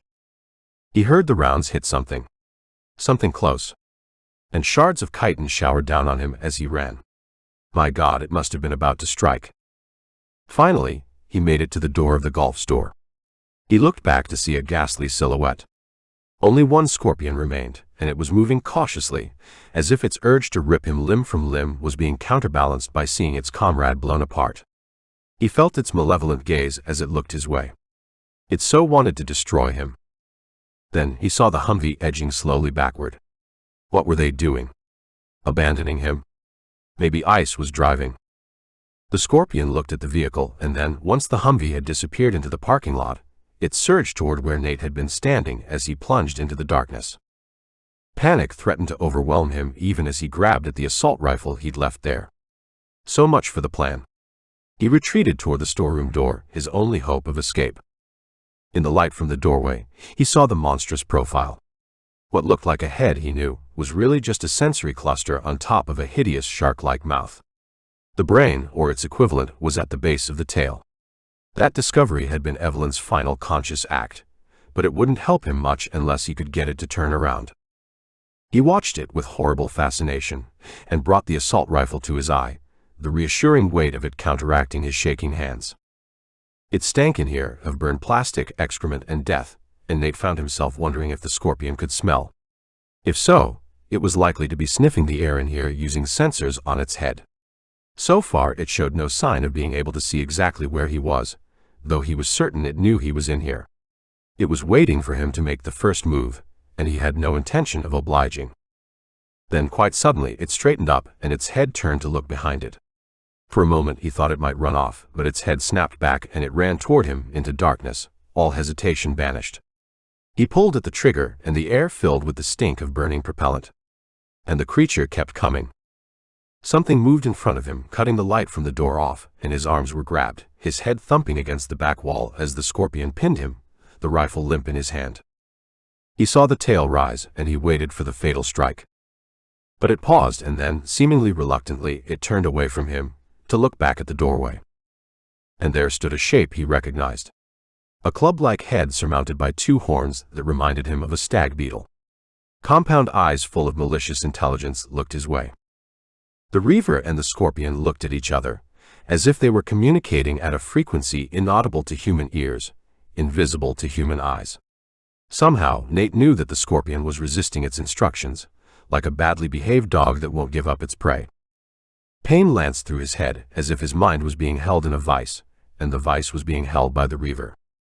Then he felt the scorpion's grip on his arm weaken for a moment, and in that moment, he brought the rifle up and pulled the trigger, spitting rounds into the darkness, fizzing as they hit the wall. He brought the weapon under control and focused it at where he guessed the base of the scorpion's tail was, and instantly, it fell. But the reaver was coming for him, appendages rising and pointing at him. Thudda! Thudda! The reaver fell, one of its horns smashed to pieces. Behind it, Nate could just make out the Humvee. Then Carl was inside the store, dropping on the reaver and pressing his handgun into the back of its head. Nate was about to shout at Carl to get off it, and then he realized that it wasn't resisting. "Is it dead?" he called out as he stepped through the carcass of the scorpion. "Its chest is moving," Carl yelled, "so I guess it's still alive. It knows what this gun will do to its head if it don't lie still." Nate kept his rifle pointed at the reaver as he shuffled over to where Carl was. He kneeled, poking at the creature but getting no response, though its torso seemed to be inflating and deflating rhythmically. Then the head turned, and the remaining cluster of eyes looked directly at him out of the detritus. There was no mistaking the intelligence there, and it must have been in pain, considering the oozing stump that was all that was left of one horn. It looked so pathetic lying there that Nate almost felt pity. But then he remembered the bodies in the streets of Denver. "Yo, let's get this trussed up and ready for delivery." It was the voice of Ice, and Nate looked up to see him standing in the doorway holding his weapon two-handed, sweeping the darkness with his flashlight. "Man, that's a ugly son of a bitch," he said as he kneeled beside Nate. Nate got up and grabbed the bundle of ropes he'd left beside the storeroom door. He looked down at the reaver, working out what would be the best way of binding it. It had two main arms which were splayed to either side of its torso. The harpoons that he'd seen used to such devastating effect were at the ends of each arm, and as he looked at them, he realized that rather than being part of the creature's body, they were separate weapons, exactly like a crossbow or pistol. He couldn't see what they were made of, but they merged perfectly into the mottled black of its exoskeleton. Farther down its body, he could see two slightly longer appendages that functioned as legs, and midway between the other sets of limbs was a much smaller set that were, perhaps, vestigial. They reminded Nate of the tiny claws of a T-Rex. "Tie the rope around its arms," he said to Carl. He bent down and grabbed at the harpoon on the nearest arm, and with frightening speed, the reaver yanked it away. But Carl forced the gun's muzzle into the back of its head, and it relaxed. "Hold on, this ain't cool," Ice said, shaking his head. "Boss said to bring back a pincer, not one of these." I ain't never seen one of these before. Believe me, Ice, this is the one he wants to see. The scorpions do what this kind say. They're the brains of the operation. Don't seem too smart to me. We caught it, didn't we? Nate sighed. I've seen them in action. Believe me, if these guys are here now, Wolf needs to know about it. Sure, you can bring it along, but we got to get a pincer too. Them's my orders. Nate groaned. He'd only just survived his latest encounter with a scorpion, and he knew he was right about the reaver being the real prize. Though it was puzzling that the creature had been so easy to subdue. Maybe because of the damage to its horn. And then a cry went up from outside. It was D'Souza's voice, and he could hear her over the roar of the Humvee. So Harper was driving. Bogies incoming. Get out of there. Thudda. Carl had finished binding together the reaver's arms, and he pulled on it, but it was too heavy, and now it was resisting. Nate took one side, and between them they managed to haul it upright. Oh Jesus!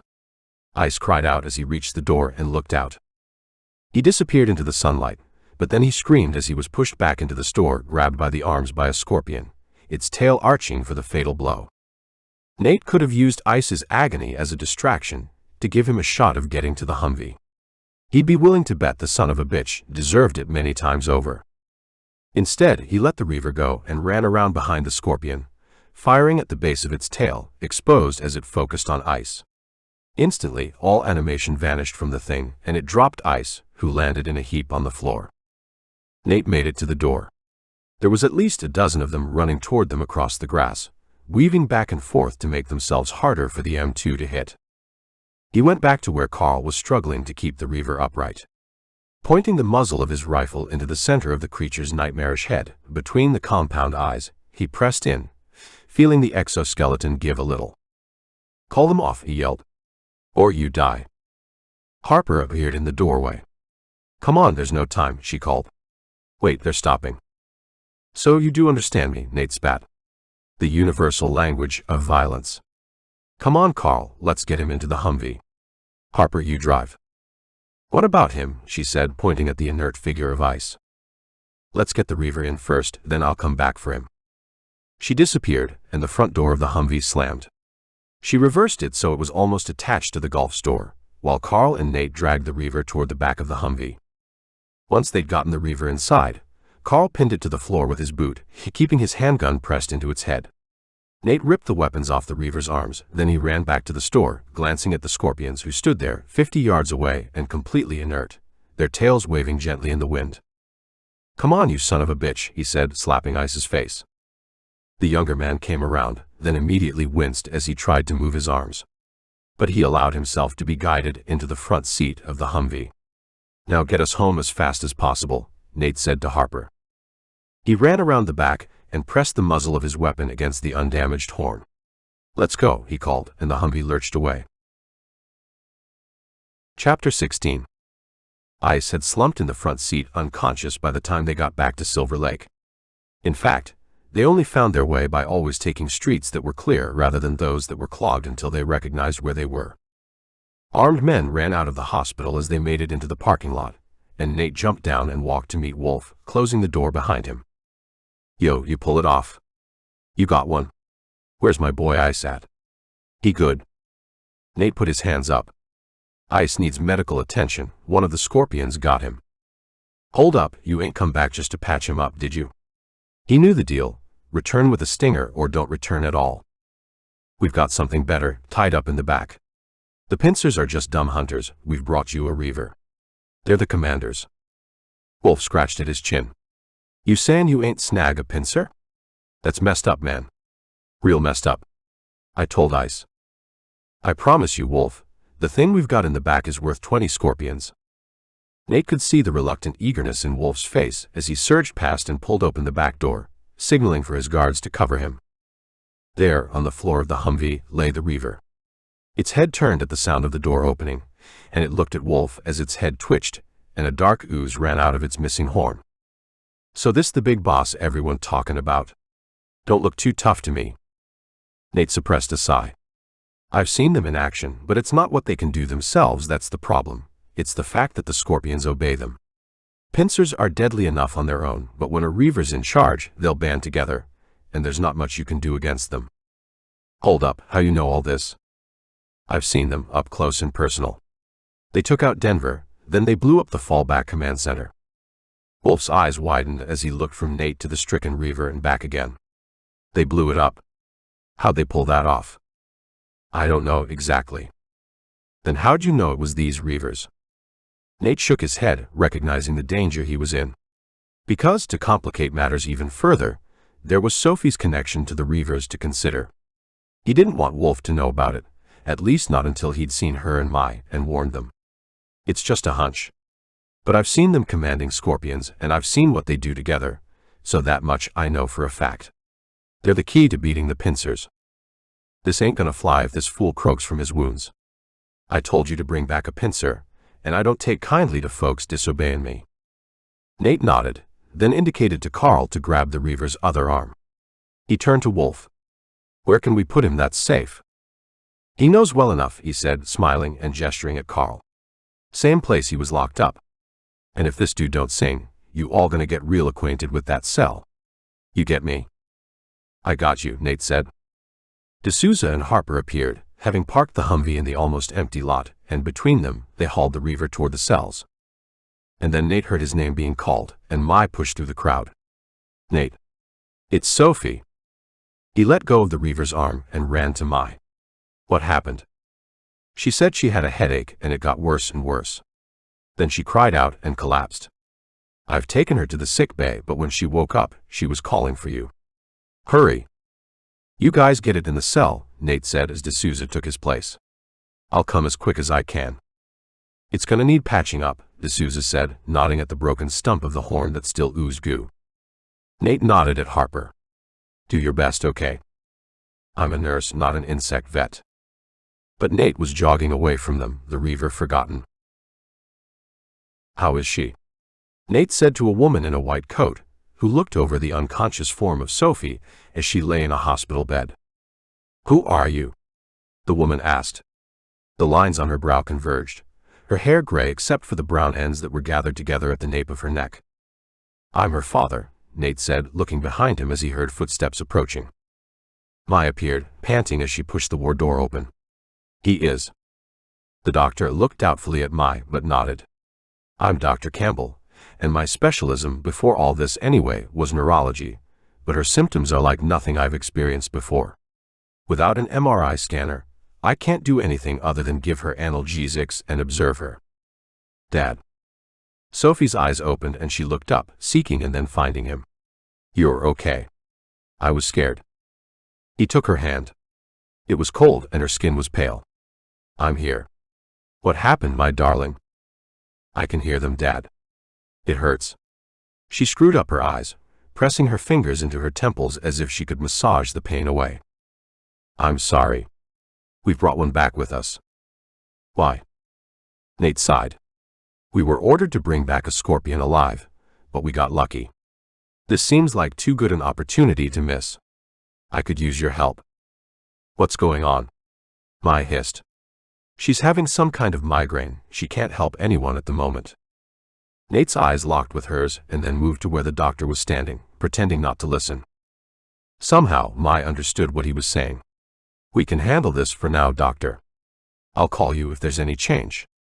The doctor looked from Sophie to Mai, as if trying to come up with a reason to hang around, but Mai simply looked directly at her until, finally, she left them alone. Now what the hell is all this? Nate rubbed his eyes, trying to work out where to start without sounding like he was insane. Please just hear me out, okay? I told you, Sophie has some kind of connection with these reavers, some kind of mental connection. We captured one and brought it back so we can learn about them. Otherwise, what happened in Denver will happen here. But what's Sophie's connection? When they're near, she gets headaches and maybe, he really didn't know how to say the next part. Sophie roused herself. Mom, I can sense what they're thinking, but it hurts so much.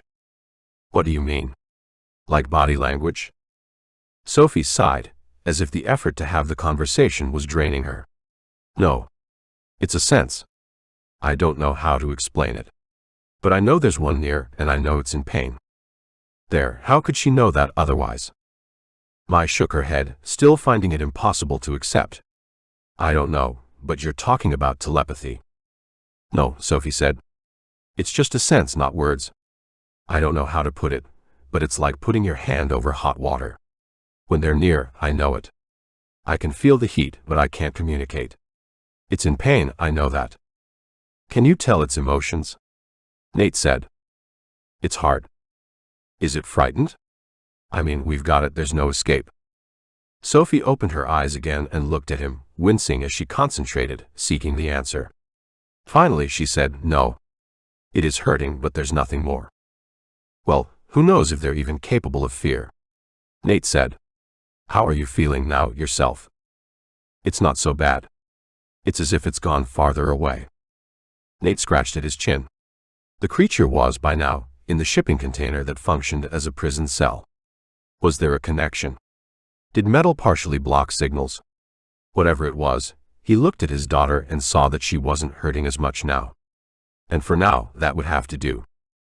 I need to go back and check on it, he said, because the other possibility was that it had weakened from its wound, and that would be a problem. He leaned down and kissed her on the forehead, then nodded to Mai, who sat on the bed. Sophie could bring her up to date without his help. And then he opened the door. Outside, he found Wolf waiting. So, your kid has some kind of connection with these reavers, does she? Strange you didn't tell me about it. Chapter 17. Just let her rest, for the love of God, Nate said as they halted outside the shipping container. Sophie had been bundled into a wheelchair, and an incandescent Mai brought to heel by a revolver pressed into the back of her daughter's head. You should have been straight with me from the jump, homie. How are we supposed to build trust if you keep in secrets like this? Now, I ain't fully grasping what's going down here, but any connection between your little girl and this reaver, that's leverage I'm gonna use. Nate spun away from him and knelt in front of Sophie, taking her hand in his. Can you bear it, Soph? She nodded. I've got to. But don't open the door. What can you tell us from out here? Not much. It's hurting and I'm getting confusion or no, curiosity. I don't know. I'm probably completely wrong, but that's how it reads to me. Nate got up and turned to Wolf. Do you want to come in and take a look? Sure, why not? No, it's okay, he said, dismissing his bodyguards. He all tied up, right? And I got Nate with me. But if anything happens to me, he added, turning to Leon, who stood at his shoulder, then you take out the daughter first, then the mother, you hear me? Sure, boss. Nate loathed the man, but he controlled his temper because their fates were in Wolf's hands. Wolf smiled and nodded. You and me, we on the same page, right? For your daughter's sake, you better keep yourself between that monster and me, you feel me? He gestured at the bodyguards standing in front of the door to the container. Carl, D'Souza, and Harper were gathered together, being watched by other members of Wolf's pack. Nate glanced at them, realizing that their fates also rested on what happened in the next minutes. The inside of the container stank. Some of it was the accumulated stench of the previous occupants. Some of it was a peculiar, coppery aroma coming from the reaver. Nate couldn't tell whether this was its natural smell, or whether it was peculiar to the wound. There sat the creature. Except it wasn't sitting as a human would. Its abdomen extended far below its legs, like a thick, inflexible tail which lay off to the right. Its arms were bound together behind its back with chains that were fixed to the floor through loops Nate hadn't noticed before. That's a ugly son of a bitch, Wolf said, as he kept a hand over his nose. And there was no arguing about it. It would have been bad enough before one of its horns had been destroyed. Nate was no expert in phylogenetics, but this creature was more insect-like than the squid or even the scorpions. Its exoskeleton looked like black leather armor, though it was obviously the monster's hide rather than clothing of any sort. Two clusters of red compound eyes regarded the two humans, but Nate couldn't see any emotion or intent in their inhuman depths. Beneath the eyes was a jawless vertical mouth, little more than a tooth-rimmed slit in its face. And the remaining horn stood proud, blunt and rounded, and judging by its twin, hollow but fluid-filled. So, not a weapon. But also not where the brain was housed, otherwise the reaver would have died already. It was a thing out of nightmares, and it was looking at them with perhaps curiosity but no fear that he could detect. On the table in front of it were the two harpoon shooters. Nate gestured to them. These are weapons. They're worn on the forearms. He picked up the nearest one and withdrew the harpoon spear, handing them both to Wolf. They don't look much, but I saw the damage they can do to a human body, and the speed they can aim and shoot. But who made them? These guys? Nate shrugged. Who else? Maybe we ain't seen all the monsters yet. It was a horrifying thought. Were the reavers the apex predators for the invading dimension? Could there be some other species pulling the strings? No, it didn't bear thinking about. Deal with what's in front of you, Nate. Wolf tossed the harpoon launcher onto the table in front of the reaver, and Nate darted forward to knock it beyond the creature's reach, even though it didn't react at all. Twitchy, aren't you? Wolf said, chuckling. Nah, 'cause you trippin'. This reaper runs the scorpions. Let you snatch him up like that. Sounds weak. So what we doing with this fool? What were you going to do with a scorpion if we caught one? Strip it down bit by bit. We gotta learn how these things tick, how to waste 'em. They ain't nothing but giant roaches to me, and I'm gonna be the exterminator. Sophie's gonna ride with us on this. Nate shook his head. No way, she's just a kid. This freak kid, she's got some kind of link to these things. I'm gonna figure out how it works, how we can use it. You ain't getting it, man. This is war. People gonna get smoked. Not Sophie, you son of a bitch. What's the point in winning a war if you abandon everything that makes humanity worth saving? Wolf jabbed a finger at him, his anger finally spilling over. What's the point? To live, dumbass. All your fancy rules ain't worth shit if we're all dead, right? We gotta win first, then we can fix things. You think I don't want that too? Think only you get to dream. My people got dreams too. But we gotta win first. This guy and Sophie, they're the key. Get in my way and I'll put you down. Won't even blink, you feel me? Nate shook his head, looking down at the filthy floor. Can we get some air in here? Yeah, I think our business is done. You go and tell Sophie to come meet our guest. Nate ground his teeth. He loathed Wolf. He should never have brought Sophie here. Now she was just a pawn to be used as Wolf decided, and discarded if it suited his purpose. What kind of a father did that? Sudden rage took a hold of him, and he swung his fist through the air and connected with Wolf's jaw, sending him sprawling to the floor, his arm hitting the floor and sending up a booming echo. And it seemed to Nate that answering echoes came from outside, and he waited for the door to be flung open, Leon to rush in and end everything with a single shot. Wolf clambered to his feet, his snarling face red and rage-filled. He leaped at Nate, whipping a knife through the air, but his attack went wide, and he landed on the table. And the reaver lurched forward. It raised its arms, and the metal chains shattered like paper chains as it lunged at Wolf, the claws on the ends of his arms plunging down at the gang leader. Red flooded out, overwhelming the black and blue of his tattoos. He screamed, and Nate, after being rooted to the spot, ran for the door heedless of the consequences. He'd rather be shot than torn apart by the thing in the shipping container. And as he emerged, he saw people running, pointing away to the north. Leon was there, and he glanced at Nate, raising his weapon, then swung around. Nate ran, then looked behind him to see the reaver in the doorway. Gone was the wounded, defeated prisoner, replaced by a triumphant warrior. They'd been played for fools. Nate grabbed Sophie. We need to get to the Humvee. He hadn't even looked at what was coming. He knew already. The reaver had waited until it had identified and killed the resistance leader, and then called in its forces. In moments, they would be overrun by scorpions. D'Souza grabbed Nate by the shoulder. It's over there. Jesus, what happened? Wolf got too close. Scorpions are coming. Let's go. Nate looked over his shoulder as the reaver stood there, reattaching its harpoon launchers. It was moving slowly and with jerking motions. So they had wounded it. But not enough. He followed D'Souza as she led them toward the parking lot, running against the flow of panicking humanity. He held Sophie's hand and dragged her on. Mai was beyond her, struggling to keep up. And just as they saw the Humvee, the cries went up. Scorpions were running toward them, toward their master, their tails waving with jubilation. Nate jumped into the driver's seat, having bundled Sophie and Mai into the back. D'Souza pushed through the roof, bringing the M2 around as Carl got into the passenger seat. Somehow, he'd managed to get hold of an assault rifle.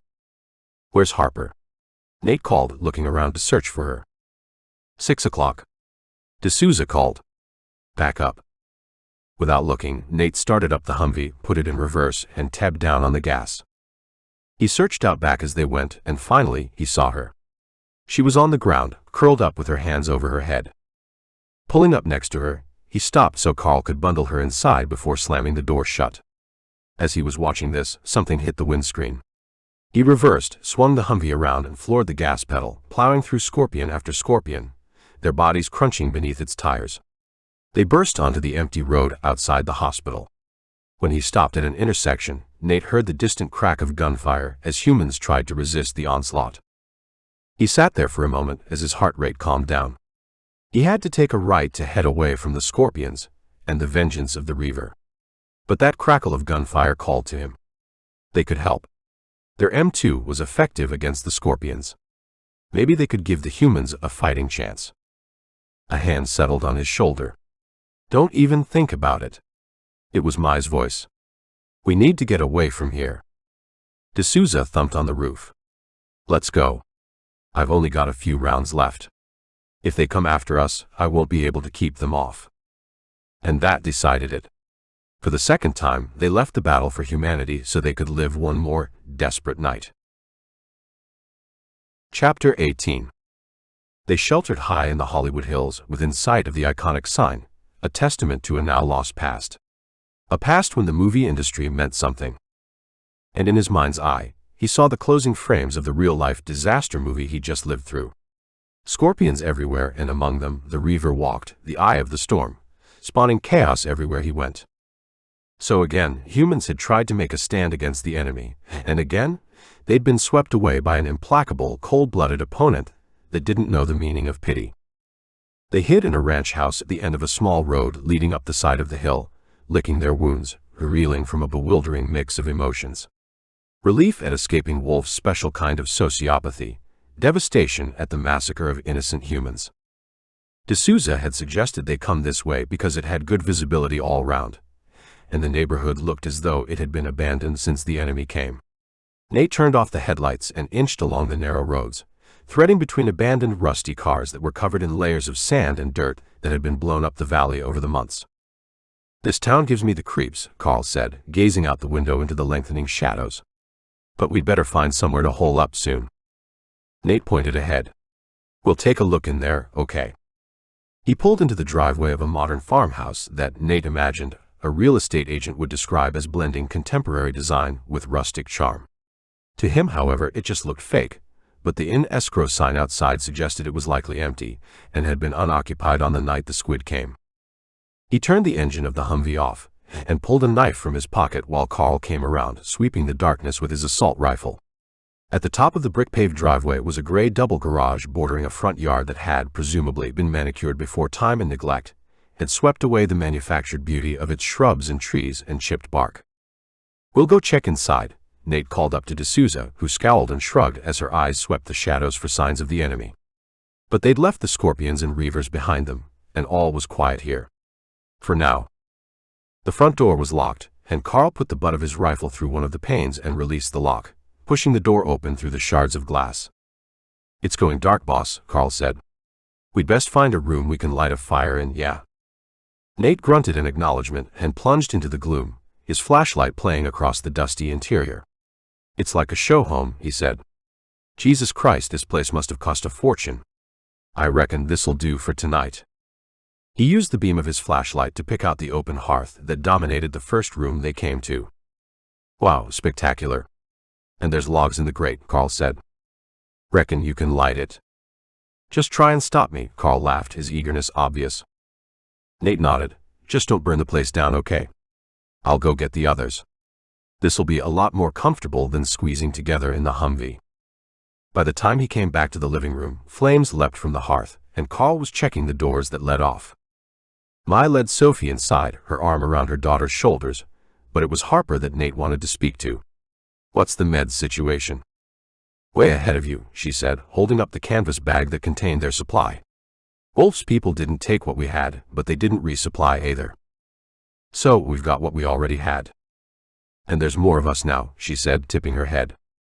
Nate grunted. Mai had settled Sophie on the couch and was stroking her daughter's hair. "We can't all sleep even if we wanted to," he said, I don't think anyone's been in here, but they might have followed us. I'll stay awake tonight. The rest of you can get some shut-eye. We can't afford to take meds unless we have to, Nate. Sophie needs to sleep, so I'll give her something to help, but the rest of us are going to have to do it the old-fashioned way. Nate, she said, reaching up and squeezing his arm, gazing into his eyes as he looked back in surprise. Are you okay? He smiled and shrugged. Is anyone? Just protect Sophie, okay? Nothing else matters. Not even my. He searched her eyes, caught off guard. What did she mean? But she shook her head. It's okay, forget it, she said, and went striding off after Carl, who was exploring the next room. He found them in the kitchen, opening cabinet doors and drawers, emptying them of cans and packets that piled on the countertop. You guys better get a move on, D'Souza said from the living room. She was pointing at the far kitchen window where a shaft of moonlight lit up thronging multitudes, their wings beating against the glass. Soon enough they'd be inside, and only the fire would protect the humans. So what's the plan? D'Souza said. They were sitting around the fire, each with an open can and a spoon. Nate was waiting for his can of chicken curry to warm up in the flames, but D'Souza hadn't been so patient. I mean, she said, as no one seemed inclined to answer her, this is a lovely place and there doesn't seem to be anyone nearby, but sooner or later we're going to be found by someone or something. Nate sighed. He didn't want to think about it, didn't want to talk about it. He'd always been like it. He liked to gnaw at a problem until he saw how to solve it, and then speak. But he knew that plenty of people liked to figure things out together. One thing was for sure, he wasn't going back to Silver Lake. If they'd survived the scorpion attack, they wouldn't welcome him back for sure. Was anywhere safe? Or at least safer than here. He'd made his way from the east coast to the west to find his daughter. What was he to do now? Go back? But what would that achieve other than to give him something to do until the black tide finally overtook him? We have to go to the Kaval Institute.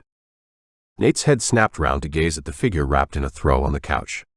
Soph, I thought you were asleep. You told me about that mayor near Chicago. She was on the phone to Kaval when this all started. She was right. Mayor Chambers had been a congresswoman serving on a science oversight committee, so she had the physicists at Kaval on speed dial, or so she claimed.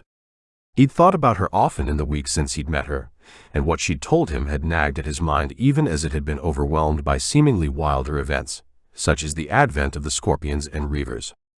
So maybe talking it through was a good idea, if the right person was doing the talking. I think it's in Santa Barbara, but what's the point? They're likely dead. I guess so, but if that was the place where the first rift happened, maybe we can close it up. Like we did in Denver. D'Souza groaned. Right. So all we need to do is find a crap ton of C-4, find this rift, get close enough to it, and hope there's a convenient gorge on the other side we can blow up. No thanks, Pollyanna.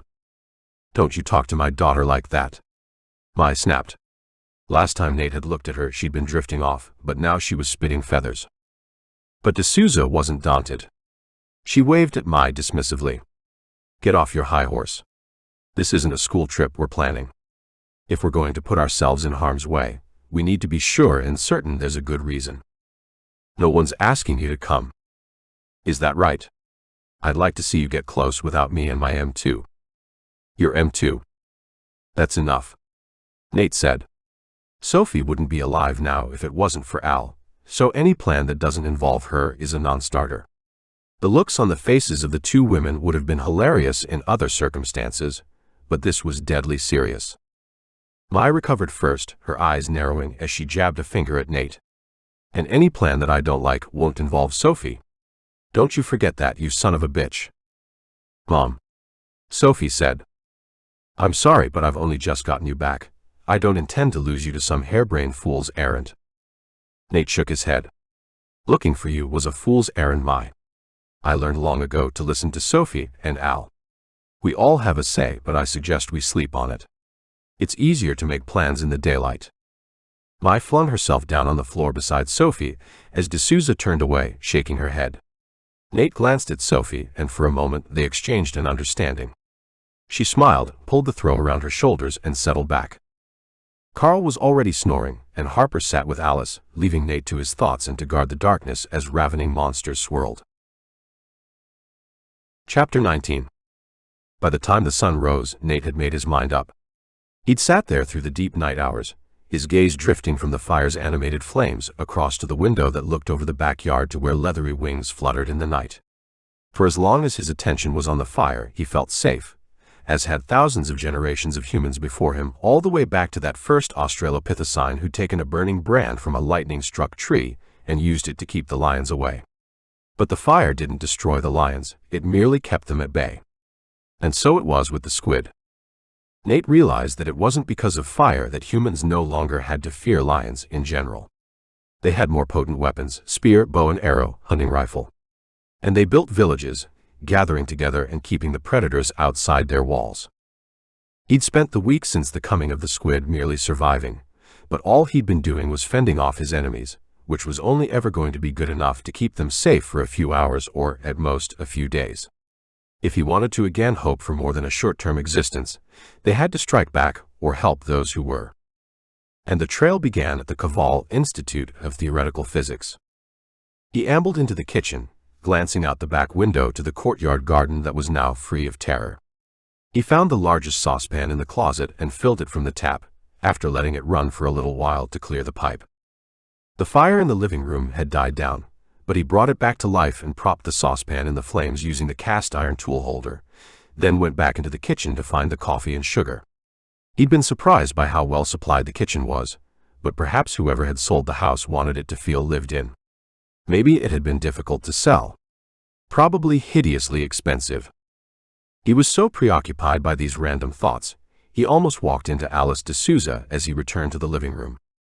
"Oh, morning, Al," he said as he swerved around her. She yawned deeply and rubbed her eyes. She'd stripped down to a pair of briefs and an olive green t-shirt, with her dog tag moving back and forth across her throat. She was accustomed to wearing her hair short, but had tied it at the nape as it had grown, and it suited her. But to his shame, it wasn't her hair that was commanding his attention. Beneath her customary blousy jacket there was little to see, but right now in a tight t-shirt Nate couldn't help but notice. "Forget it, Nate," she said, noticing his attention. "You're not my type." He flushed and was about to apologize when he noticed the amused smile on her face. "Want a coffee?" "Sure. It's going to have to be black. I couldn't find any milk powder." "That's how I like it." Now he narrowed his eyes as he looked at her, as her gaze moved along the brown skin of his bare arms. Then she laughed and patted him on the shoulder. "Relax. You're really not my type." He felt unaccountably disappointed, but nodded and headed over to the saucepan, where the water was misting on the fire. "I'm sorry, I don't mean to tease. You're one of the good guys, I reckon." Nate sighed and sat beside the fire, stirring the water. "It's okay, really it is. The industry I was in, I saw what women go through. I guess it's the same with the military. I can't imagine what you had to put up with." She chuckled. "I didn't have it that bad. I don't know, something about me kept the scumbags away for the most part. And the army did its best, but it just goes underground, you know. And none of that matters now, does it? Seems to me you can look after yourself, Al." "Maybe I can. Maybe your ex can too. But Harper and Sophie, what kind of a future do they have?" Nate put down his wooden spoon and looked across at her. She was hiding a lot, but he wasn't going to pick at those scars. This was the nicest conversation they'd had, just the two of them, and he found himself liking this Alice D'Souza. And the fact that she trusted him enough to lower her shields, having just caught him staring at her tits, gave him a warm feeling that came from the heart and not the groin. "So, we're heading for this Kaval Institute, are we?" "I don't know," he lied. She scoffed at that. "Come off it. Sophie wants to go, so that's where we're going to go." "It's okay," she said, putting her hand up to stop his protest. "I get it. You didn't know her for all those years, and you want to make up for lost time." He drew in a deep breath, then nodded as he poured boiling water into 2 mugs, the room filling with the rich scent of instant coffee. He owed her honesty, even if the truth was uncomfortable. "That's part of it, sure. But she's also a hell of a lot smarter than me, so I can't help thinking she might have a point. Go to the source and see what we can figure out." "You know what I think? I think you just want to be doing something. All the while we're going somewhere or looking for something, then you can believe there's hope, that we're not just waiting for those monsters to catch up with us." He looked into her earnest hazel eyes, held her gaze for a moment, then nodded. "You're probably right." She sipped at her coffee, then cradled the mug in her hands. "I know I'm right because I feel the same way." "You do?" "Sure. That kid of yours is smarter than the rest of us put together, so maybe she knows something we don't. She's got you convinced that she has some kind of connection with the reavers." Nate tightened at that. "She's not faking it, Al." "I know that, and it doesn't matter to me whether it's real or if it's in her mind. If there's any chance we can find a way to fight back, however remote, then I'll take it." "I don't understand why." "If you don't believe her." "Because I'd rather run toward the danger than hide in some cave," she said, gesturing at the house they'd sheltered in, waiting for them to find us. "This is a nice place, but the sooner we get back on the road, the better. Just don't tell your ex about this conversation, right? I mean, what did you see in her?" Nate looked across to where Mai lay on the floor beside Sophie. D'Souza followed his gaze and smiled. "So you are a typical man, Nate Carver. Now, if you can keep your thoughts out of the gutter, I'm going to explore upstairs and see if the water is gravity-fed because I need a shower." She put her mug down, and as she got up, to his surprise, she leaned forward and hugged him. "And don't talk about our little chat, okay? I'll deny everything, and who do you think they'd believe? Alice or D'Souza?" He smiled, then watched her go. She was a mystery, that was for sure, and he knew she was swinging her hips for his benefit. He didn't know why she did it, and he wondered, as she disappeared, whether she did herself. They headed west on Ventura Freeway. To their left, the Agora Hills pushed up the horizon. To their right, a seemingly endless parade of shopping malls, roadside restaurants, and car dealerships. Many now blackened shells, all lifeless and abandoned. They were moving by late morning, only stopping at the house for long enough so that each of them could shower while they plundered the house for anything useful. There had proven to be precious little in that category. Somebody had lived here, maybe a caretaker or cleaner, but most of the rooms were empty, and the one used by the sole resident had yielded precious little. But it was good to be riding west with the overriding aroma being mechanical rather than organic. They drained the tanks of every car near the house they'd slept in using a cordless drill and a length of hosepipe, so they had plenty to reach Santa Barbara. So far, it had been easy enough to pick a way between the abandoned cars, trucks, vans, and 16-wheelers, but the roads were getting more and more congested the farther from the city they got. Someone had been this way, however, that much was clear. Maybe only a few vehicles, but they'd forged a path that, Nate hoped, he'd be able to follow. The sun was setting as they suddenly emerged onto the west coast at Ventura. Nate gasped at the suddenness of it. They'd been driving westward for weeks, and then finally the land ran out. To go any farther west would mean swimming, so he headed north. Just as suddenly, the palm trees gave way, and a pier extended to the horizon on their left. They pulled into the front garden of an apple-green California bungalow that shared frontage with a cafe with smashed windows and a chiropractor. A rusty pickup truck on the road outside provided some cover for the Humvee, but D'Souza covered Nate and Carl as they ran for the front door. Nate had found a revolver while scavenging for fuel that morning, and he kept its comforting weight pressed to his chest as he followed Carl toward the front door.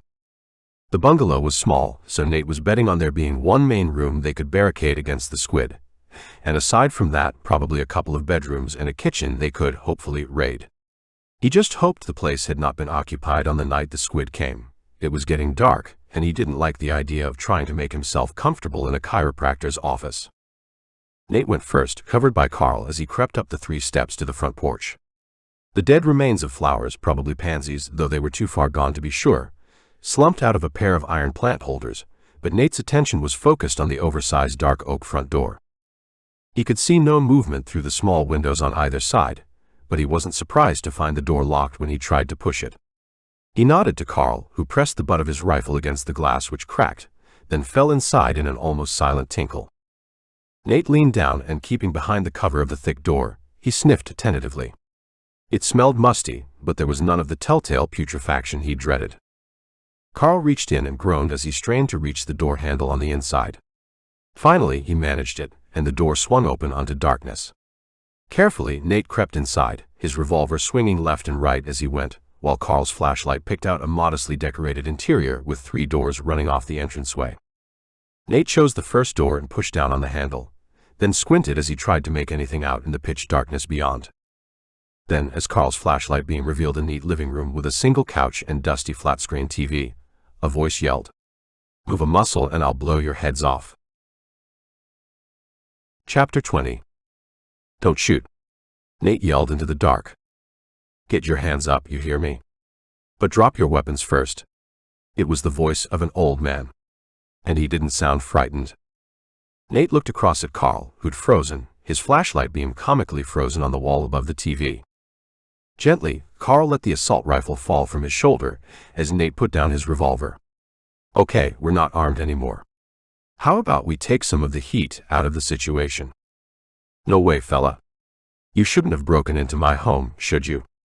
I'm asking the questions." The voice seemed strong and confident, but strangely breathless. Nate still couldn't see the man, lost as he was in the darkness, but he had no doubt that the old man had a gun trained on him. "What do you want to know?" Now he sensed movement. "How about you start by explaining why you've broken into my house, you son of a bitch? You ain't the first and you won't be the last, but no one's got the better of me yet. We're looking for somewhere to shelter for the night. We thought this place might be empty. Then why didn't you knock like decent folks?" Nate didn't have a ready answer. The question was so incongruous. Had the old man even noticed the end of the world?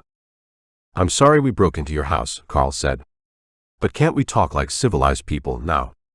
We're just looking for somewhere to crash." "Well, this is my place, you hear me?" Out of his peripheral vision, Nate could detect movement off to his right. Then he heard the telltale crunch of glass underfoot coming from the hallway. "Who the hell's that?"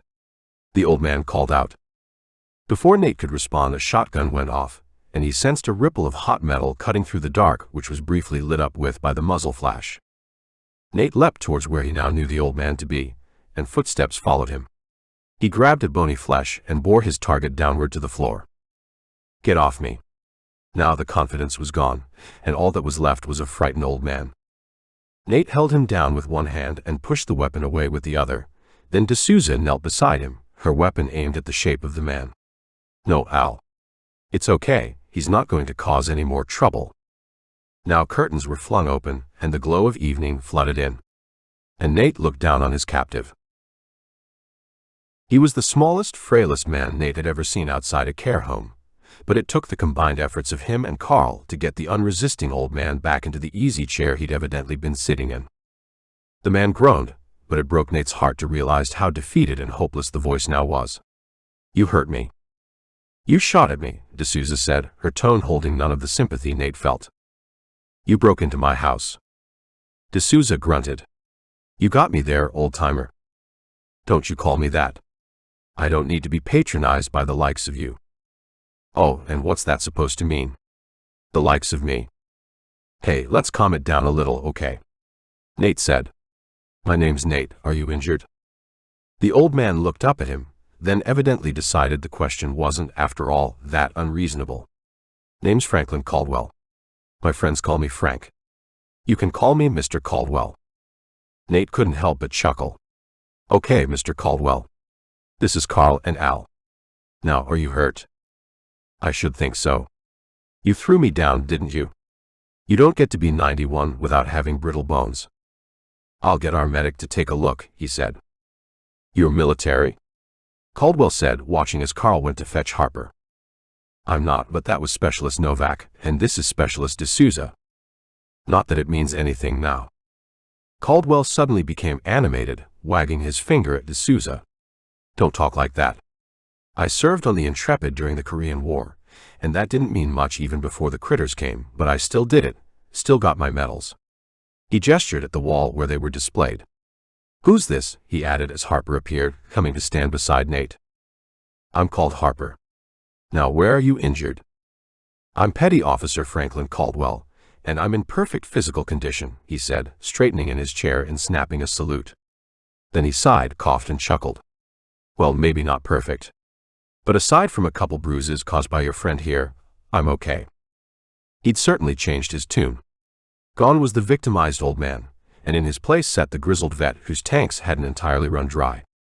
Nate suspected that the truth lay somewhere between the two. "Good grief," he said as Mai and Sophie hung around the door to the living room. "How many in your gang?"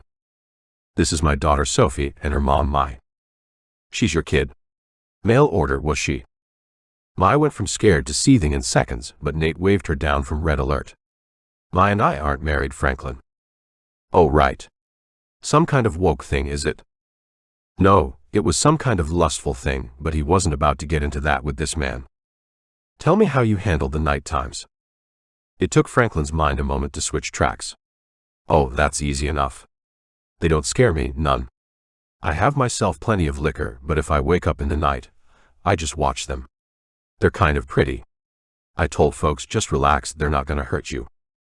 Are you for real? D'Souza said, pausing from quietly rummaging through the contents of a cabinet. You know that billions of people died, don't you?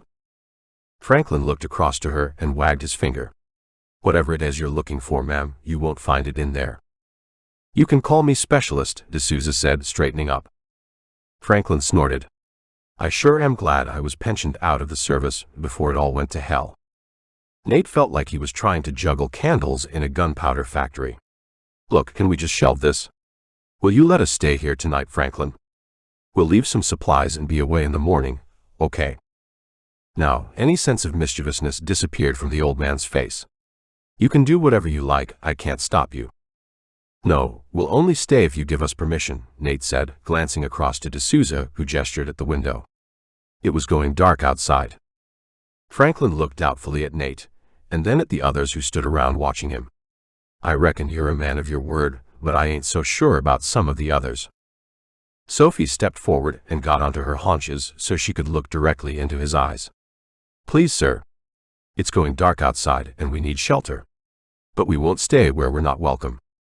He held her gaze for so long it was all Nate could do to stay silent. Then he noticed the hint of a tear in the corner of the old man's eye. Sure you can, my darling.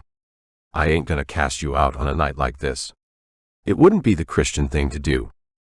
She leaned forward and wrapped her arms around the old man's bony shoulders. You remind me of my great-granddaughter, Franklin said as he sat looking at Sophie in the light of the fire burning in the hearth. Before the sky went dark, Carl, Harper, and D'Souza had foraged in the streets and alleys, looking for pieces of wood to fuel the fire, and now they'd all crammed into the small living room to keep the monsters at bay. The place was like an oven now, and the windows were open to moderate the temperature, the air alive with the fluttering of invisible wings. But Franklin was delighted by Sophie's company, and largely ignored everyone else. Maisie, that's her name. She didn't look oriental like you, sure enough, but she was as sharp as a whip. I'm sorry, Mr. Caldwell. Caldwell shook his head. Oh, I ain't seen her for 10 years. She'd be a young woman now. But you remind me of her. It's kinda nice, you know, to remember a time when I wasn't lonely. Sophie took his hand again. I'm so lucky to have my mom and dad, I know that. I don't have nobody, but not on account of the critters. My grandson lives on the East Coast, or at least he did. And my son, well, he's an old man now, and he didn't want nothing to do with his pa, not for many years. It was only on account of my grandson's wife that I ever saw Maisie. They came to visit Six Flags and took a house near here for a week. He sighed, seeming to diminish again, becoming a frail old man. It's my fault. Pushed my kids away after I split up from their mother. Said I was happy with my own company, bought this place, and the city's changed around me, so I go out my front door now and I don't recognize the streets. Only thing that's the same is the sea, and I ain't too sure about that. Nate watched the old man as he unburdened himself to Sophie, and he wondered how long it had been since Franklin had had a conversation like this, or indeed any conversation. Even when the world was full and alive, he'd been alone. It occurred to Nate that to Franklin, nothing much changed when the enemy came. Chapter 21. Nate woke in the early dawn, a fresh, salty tang coming in through the open window, overpowering the smell of dying embers. Carl sat in the corner, propped up in a wooden kitchen chair, his head resting against the muzzle of his rifle, head nodding. It's okay, Carl, Nate said. I'm awake now. Why not get an hour's shut-eye? The young man yawned and got up. Franklin had said they could use the spare bedroom, but there was no hearth in there, so it was only safe once the sun had come up. Someone squeezed Nate, and he half turned over to see Harper's arm draped over him as they lay on the floor. She'd spooned him in the night, and he'd been too knackered to even notice. On the other side of her, D'Souza lay on her back, her mouth open, snoring gently. Sophie and Mai had the couch, and the old man had slept in his easy chair. Nate watched for any signs of breathing from Franklin. There would have been something poetic about the lonely veteran having unburdened himself before giving up the ghost. But in the end, his chest inflated, and so Nate sat up, disentangling himself from Harper's arm. She snorted but didn't wake up, so he struggled to his feet and went looking for the kitchen. He needed coffee. It was small and neatly kept, with a camping stove and coffee kettle which Nate filled from the bottle of water kept for the purpose. He stood there in the half-light, waiting to come around fully, so he didn't notice Sophie come in. "Hi, Dad." He put out his arm and pulled her into a hug. "Did you sleep okay?" She yawned, stretching her arms and shrugging. Franklin wanted to talk. "He's so sad." "It's a sad time, darling." "I know. I guess I didn't really know about people like him before. I don't think the new world is much worse than the old one for him, is it?" "What did you talk about?" "I fell asleep when he was talking about his family." She smiled. "We talked for hours. He's a smart man. He worked on the early nuclear-powered ships, you know. Have you heard the story about the hammer?" "No," Nate said, putting the kettle on the stove and lighting it. "He says that if all you've got is a hammer, then everything looks like a nail. That's what he said about nuclear power. The higher-ups thought it was the answer to all their problems. And they never learned." Nate nodded. "Sounds like a bit of a Gandalf." She laughed at that. "Yeah, right. I don't reckon he'd approve of Ian McKellen. Franklin said to me it was funny that when they really could find a use for a nuclear weapon, there's no one alive to press the button." "What do you mean?" Nate said, recognizing the odd lilt in her voice that indicated she was processing. "I don't know, but you remember how we closed up the rift in Denver? With high explosives." "Yeah, but that only worked because the terrain on the other side was hilly and would collapse. And it was only a small rift. But with a nuclear weapon, it wouldn't matter. I mean, it would give us an option, wouldn't it?" Nate held her gaze for a moment as he thought about it. If anyone else had suggested it, he'd have assumed they were joking or deluded. But Sophie was deadly serious. "How would we do it without turning our own world into a nuclear wasteland?" "Well, firstly, we'd be setting it off in their world. And we'd only need a small one." "Just a small nuclear warhead," he said, trying to suppress a chuckle and failing. "Yeah, exactly." The water began to boil, and he found a couple of mugs from the cabinet and took 2 spoonfuls of his precious coffee. The room filled with the aroma, and simultaneously, his stomach rumbled. "Let's think this over once we've had breakfast," he said, hugging his daughter again. "But crazy though it sounds, I reckon you might be onto something." Within 20 minutes, they were all awake. It was a cool morning with a fresh breeze blowing in off the sea, and Harper had given Franklin some supplies to thank him for the night's shelter. Carl, after waking as fresh as a daisy from his couple of hours' sleep, despite his injury, had volunteered to search the neighboring properties for food. Thus far, the old man's fresh water supply was still flowing, but he had precious little food, and they couldn't bear to leave him like that. There was no question of him coming with them. Even if he could squeeze into the Humvee, he'd made it quite clear that he would stay where he was. It was his home, for good or ill. "Are you insane?" Alice D'Souza had said, almost spitting out her beans. "A nuclear blast." Sophie shrunk back from the vehemence of her response, but as usual, Mai was there to defend her daughter. "Being invaded by interdimensional aliens is pretty crazy, don't you think? Maybe Sophie's the only one of us with the vision needed to fight back against them." "It wasn't my idea," Sophie said. "Franklin came up with it." "Oh, that's great. So it's not the idea of the child genius, it's an old man's plan." "Are you serious?" Nate said. He'd planned to let them talk around the problem until they settled on the only logical outcome, but D'Souza's venom had spiked that idea. Franklin was an engineer on a nuclear vessel. It's not so crazy. D'Souza swung around, her jaw on the floor. "Well, of course you'd support your daughter, but this is next-level madness." "Why?" Sophie asked. D'Souza's mouth opened and closed as she flailed around, as if not able to work out where to even begin. "Well, firstly, we don't know there is a rift for sure," she began, checking off her objections on her fingers. "Then we don't know if a nuclear bomb would seal it. And if we think it could, we'd have to get close enough to be able to deliver it. I mean, it's going to be defended, isn't it?" And we have to do all that without nuking our own world. That about it? Well, Nate said, feeling that the scab had been ripped off the wound, so they might as well get all their cards on the table. We've got to find a nuclear warhead that we can activate. D'Souza snapped her fingers. Bingo. Maybe I should have started with that. You can't exactly buy them at Walmart, can you? I hear you. But it's the heart of a plan, isn't it? Oh yeah, D'Souza said, jabbing a finger at it. If in doubt, blow it up. Great strategy. You're in the military, Franklin said, suddenly becoming animated after seeming to drift off. Unless things have changed a hell of a lot, that's pretty much plan one, ain't it? D'Souza swung around, then she saw the tiny smile on the old man's thin lips, and she chuckled. You got me there. I just wish we had a plan that had a chance of working. Just because you can't see exactly how you're going to make it happen, don't mean it can't. But I don't reckon the critters are going to wait for us to get all our ducks in a row to blow them to kingdom come. If we figure this out, maybe they have too. Nate collapsed onto the sofa. You're right, Franklin. We know that the reavers, at least, are smart. I don't think they have technology like we do, so they won't know about the threat from a nuclear blast. But they were prepared to use our own conventional explosives against us in Denver, seemingly. It's a lot easier to rig up a few sticks of C4 than a nuclear warhead, D'Souza said. And maybe that's our only advantage, Nate said, suddenly becoming animated in turn. We developed weapons capable of wiping ourselves out. Maybe we can use that in our favor. D'Souza grunted. It's not an advantage if we don't know how to use it. I'm guessing your expertise is out of date, she said, looking at Franklin. The old man shrugged. Course it is. Look, honey, I ain't here to solve all your problems, I'm just the ideas guy.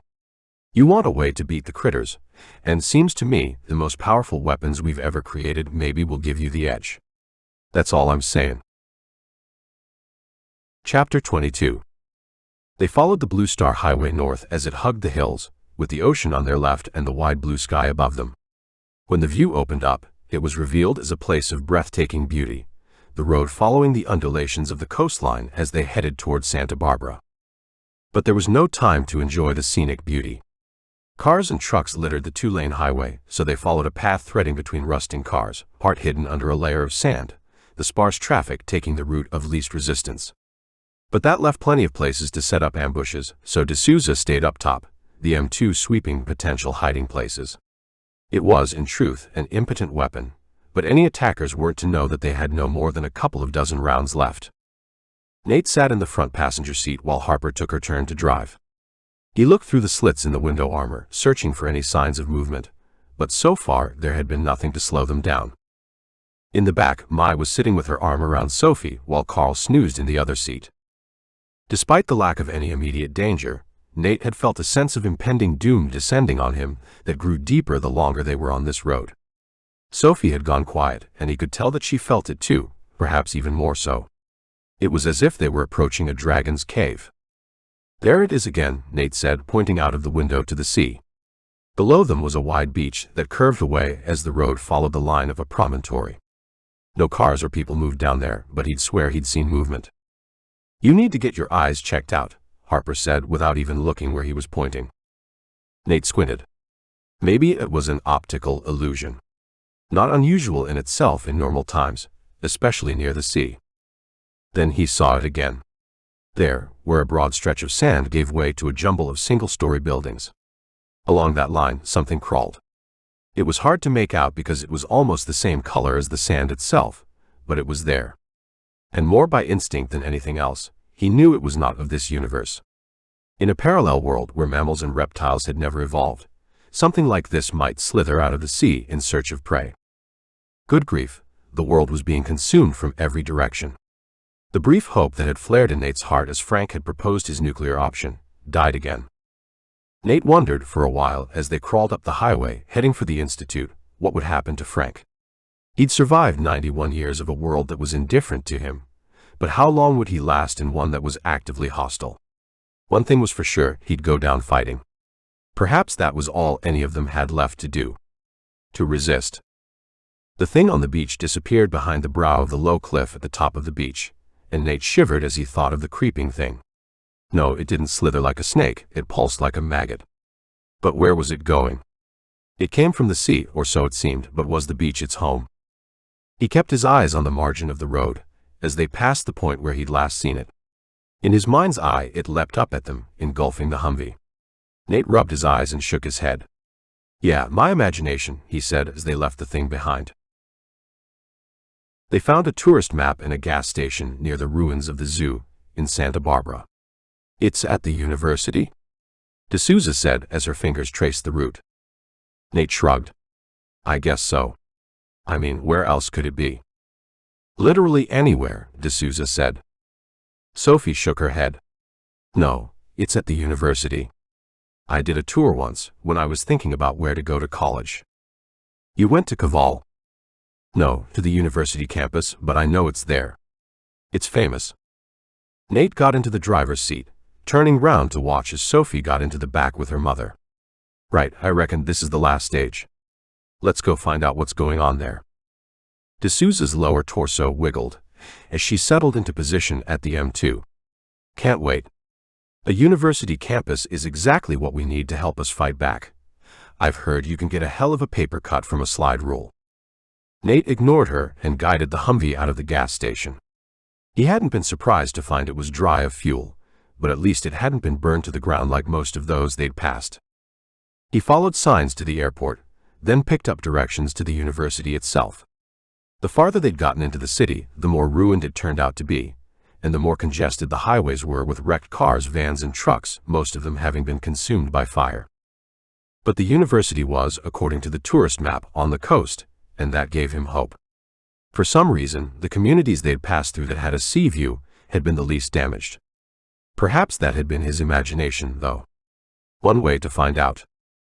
And then they were on an overpass, and to their right, beyond the snaking river, he could see the southern extent of the airport, and the remains of planes crumpled on the asphalt like the carcasses of flying reptiles. Nate put his foot down to get over the bridge and into the relative safety of the highway, imagining unfriendly eyes spotting them as they crossed. As soon as they hit the level, he saw an arch extending across the road like a city gate. It said, "University of California, Santa Barbara." "We made it," Nate said, and hope flared again as he glimpsed the sea to his left. Then, as they passed beneath the arch, his gaze flicked back to the road ahead, and he gasped. Once there had been an avenue of trees here, sheltering the approach to the campus. Now their black crumbling corpses stood like sentinels at the gates of hell, welcoming unfortunate souls to the end of days. Sophie was leaning forward, peering through the windshield, and she groaned. "Oh no. It was here. The KITP, it was just here. It's gone." Nate brought the Humvee to a halt and rubbed his temples. What had he expected to see?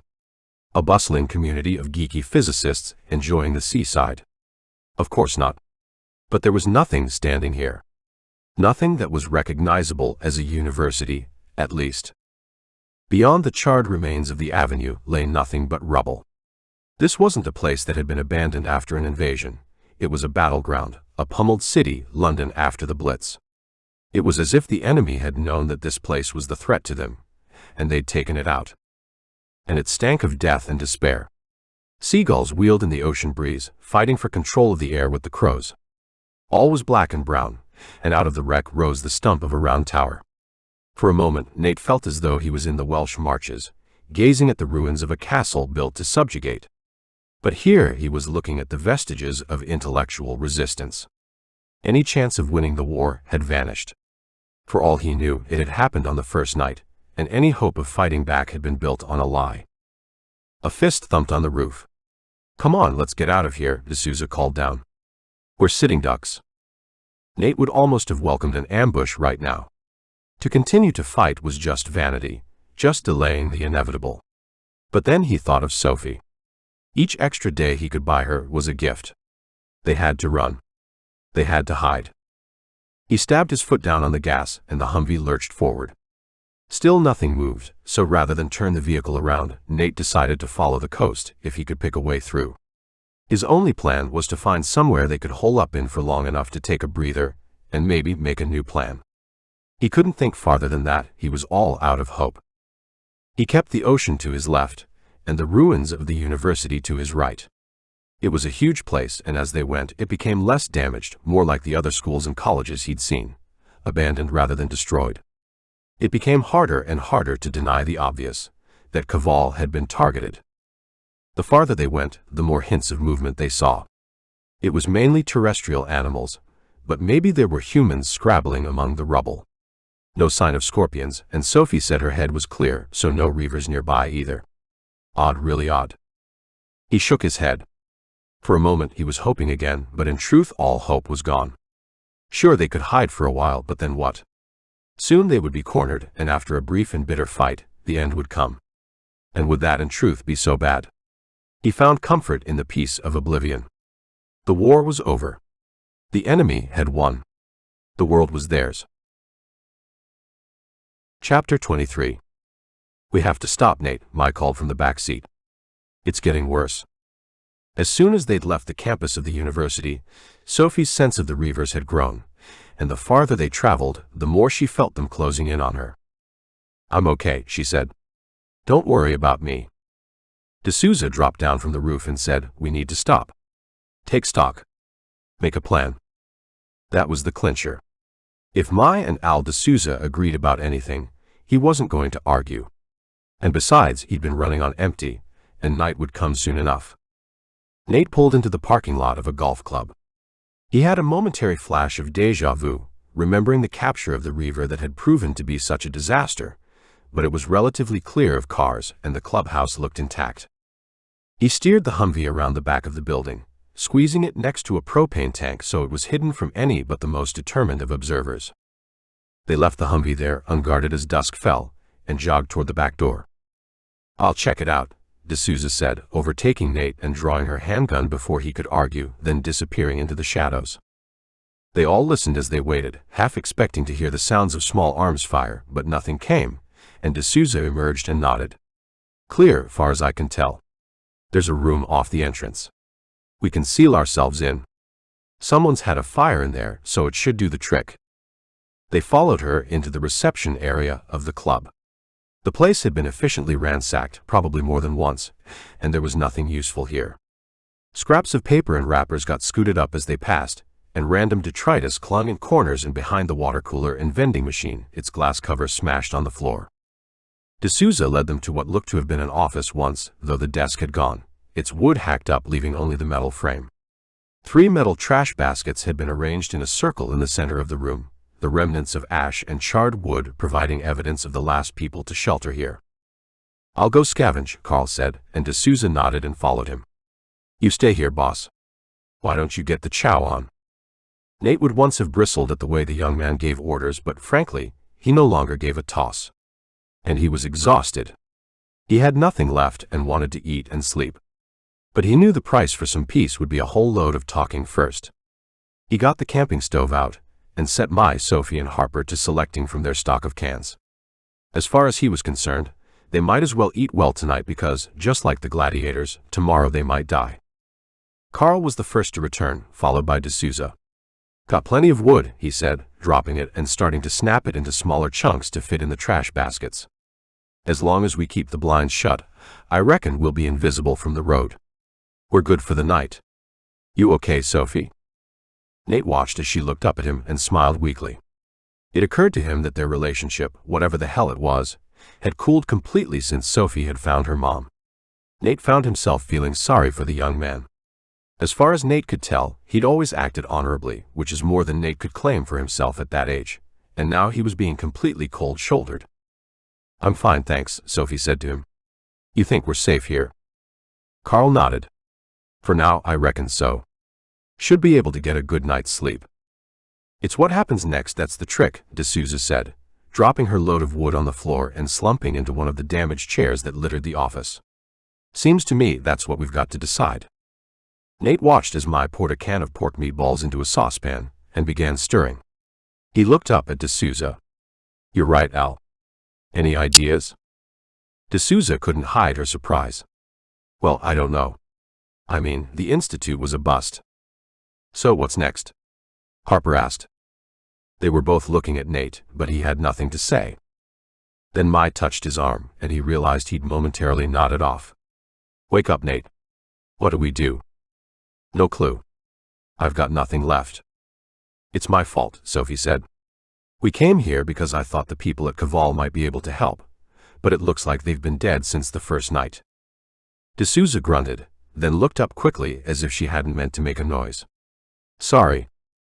What are you thinking, Alice? Mai said. Don't be shy. Nate almost laughed at that but caught himself. If there was one thing Al D'Souza wasn't, it was shy. But then he realized Mai knew that well enough. D'Souza's eyes flicked to each of them in turn. Look, I'm not exactly proud of some of the thoughts I have, you know. Probably best they stay private. You're thinking that we've been chasing what I want since Denver. First to find Mom, then Kaval. And what's it gotten us? Nothing. Nate waited for D'Souza to deny it, but she took a fraction of a second too long. She shrugged. I don't blame any of you. And we did find your mom, didn't we? So you weren't wrong. But that doesn't help us with what to do now. I mean, if we haven't got a plan, then we might as well stay here. Wait for them to come for us. I just wish I had more ammunition. Man, I love busting bugs. Can you sense them? Reavers. Any nearby? Nate said, turning his attention to Sophie. She leaned her head on her hand as if she was too tired to keep upright. Not close. Not very close anyway. What's it like? Mai said, stroking her daughter's head. How can you know they're there?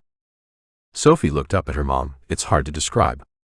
I guess, you remember that forest fire years ago? Mai thought for a moment. The one in the Verdugo Mountains. You were scared half to death, even though I told you it was miles away. You were only little. Yeah. But we could smell it on the wind. Not strong, but it was there. Sure. Took weeks to wash the stink of burning out of the bed linen. Sophie lifted her head. That's what it's like with the reavers. Not a burning smell, but the message it sent in my mind. I knew there was a fire. I knew it was a ways away. But I couldn't tell you where exactly, or even how many fires. So you know there are reavers, but not how far away they are, Nate asked, finally feeling as though he was getting an understanding of this weird, half-believed connection Sophie had. She nodded. The best I can describe it. When they're near, I get a better sense of where they are. Like the heat from a fire. I suppose. But you don't feel that now. So they're not near. She nodded again. D'Souza wheeled her battered chair closer, then handed over her aluminum pan for Harper to ladle in some meatballs. When you say they aren't near, are we safe? From reavers, yeah, I think so for now. From scorpions, maybe. From the squid, no. Better get the fire made, D'Souza said, and Nate looked out through the small window to see that the sky had darkened and the only light was now coming from the stove. And it wouldn't be enough. Nate lay with his arm draped over Sophie as she slept. No one had wanted to take medication, so they'd built a fire that filled the office with light, and the squid roiled outside. Sophie had asked if she could sleep beside him, and he'd been delighted and surprised. Turned out she wasn't tired and wanted to talk a little, so he'd lay there with matchsticks holding up his eyelids, desperate not to fall asleep. On the other side of the fire, Harper and D'Souza lay together, with Carl and Mai taking the far corner. Though he couldn't see them, it seemed that he and Sophie were the only ones still awake.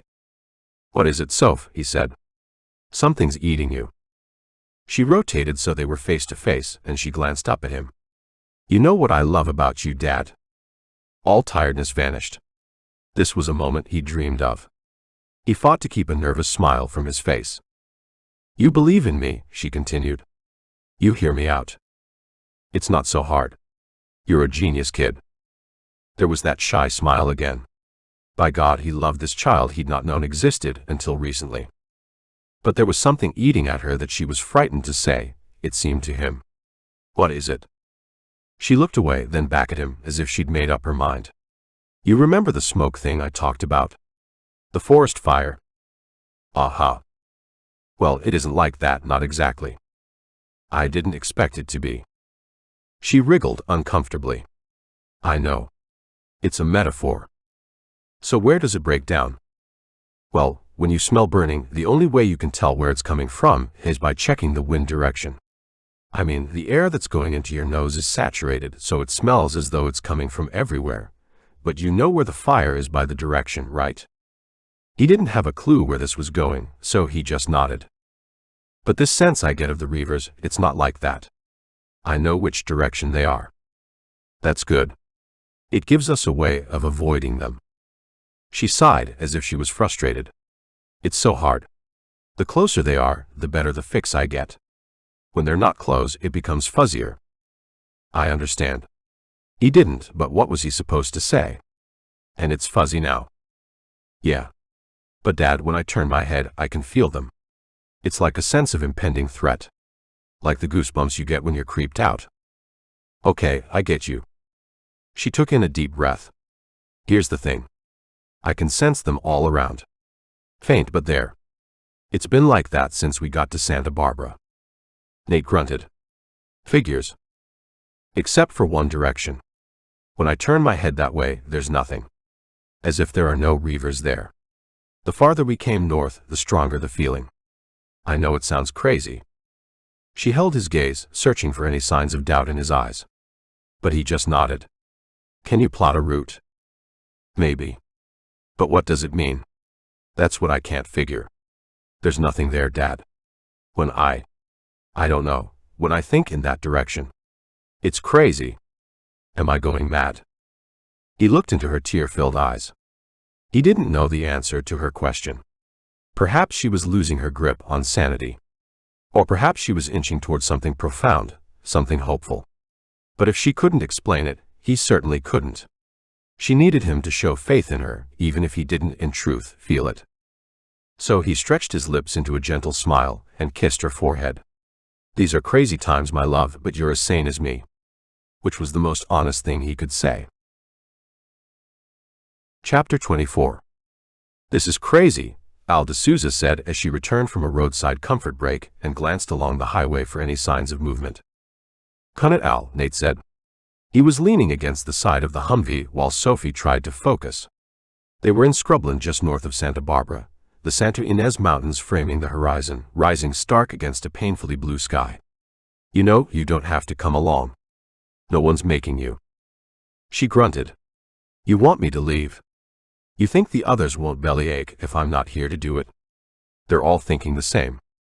Nate glanced at Carl and Harper, who were a few feet away, pretending not to listen. D'Souza was probably right enough. No, Al, I don't want you to leave. This just feels like the right thing to do. If you've got an alternative plan, I'm all ears.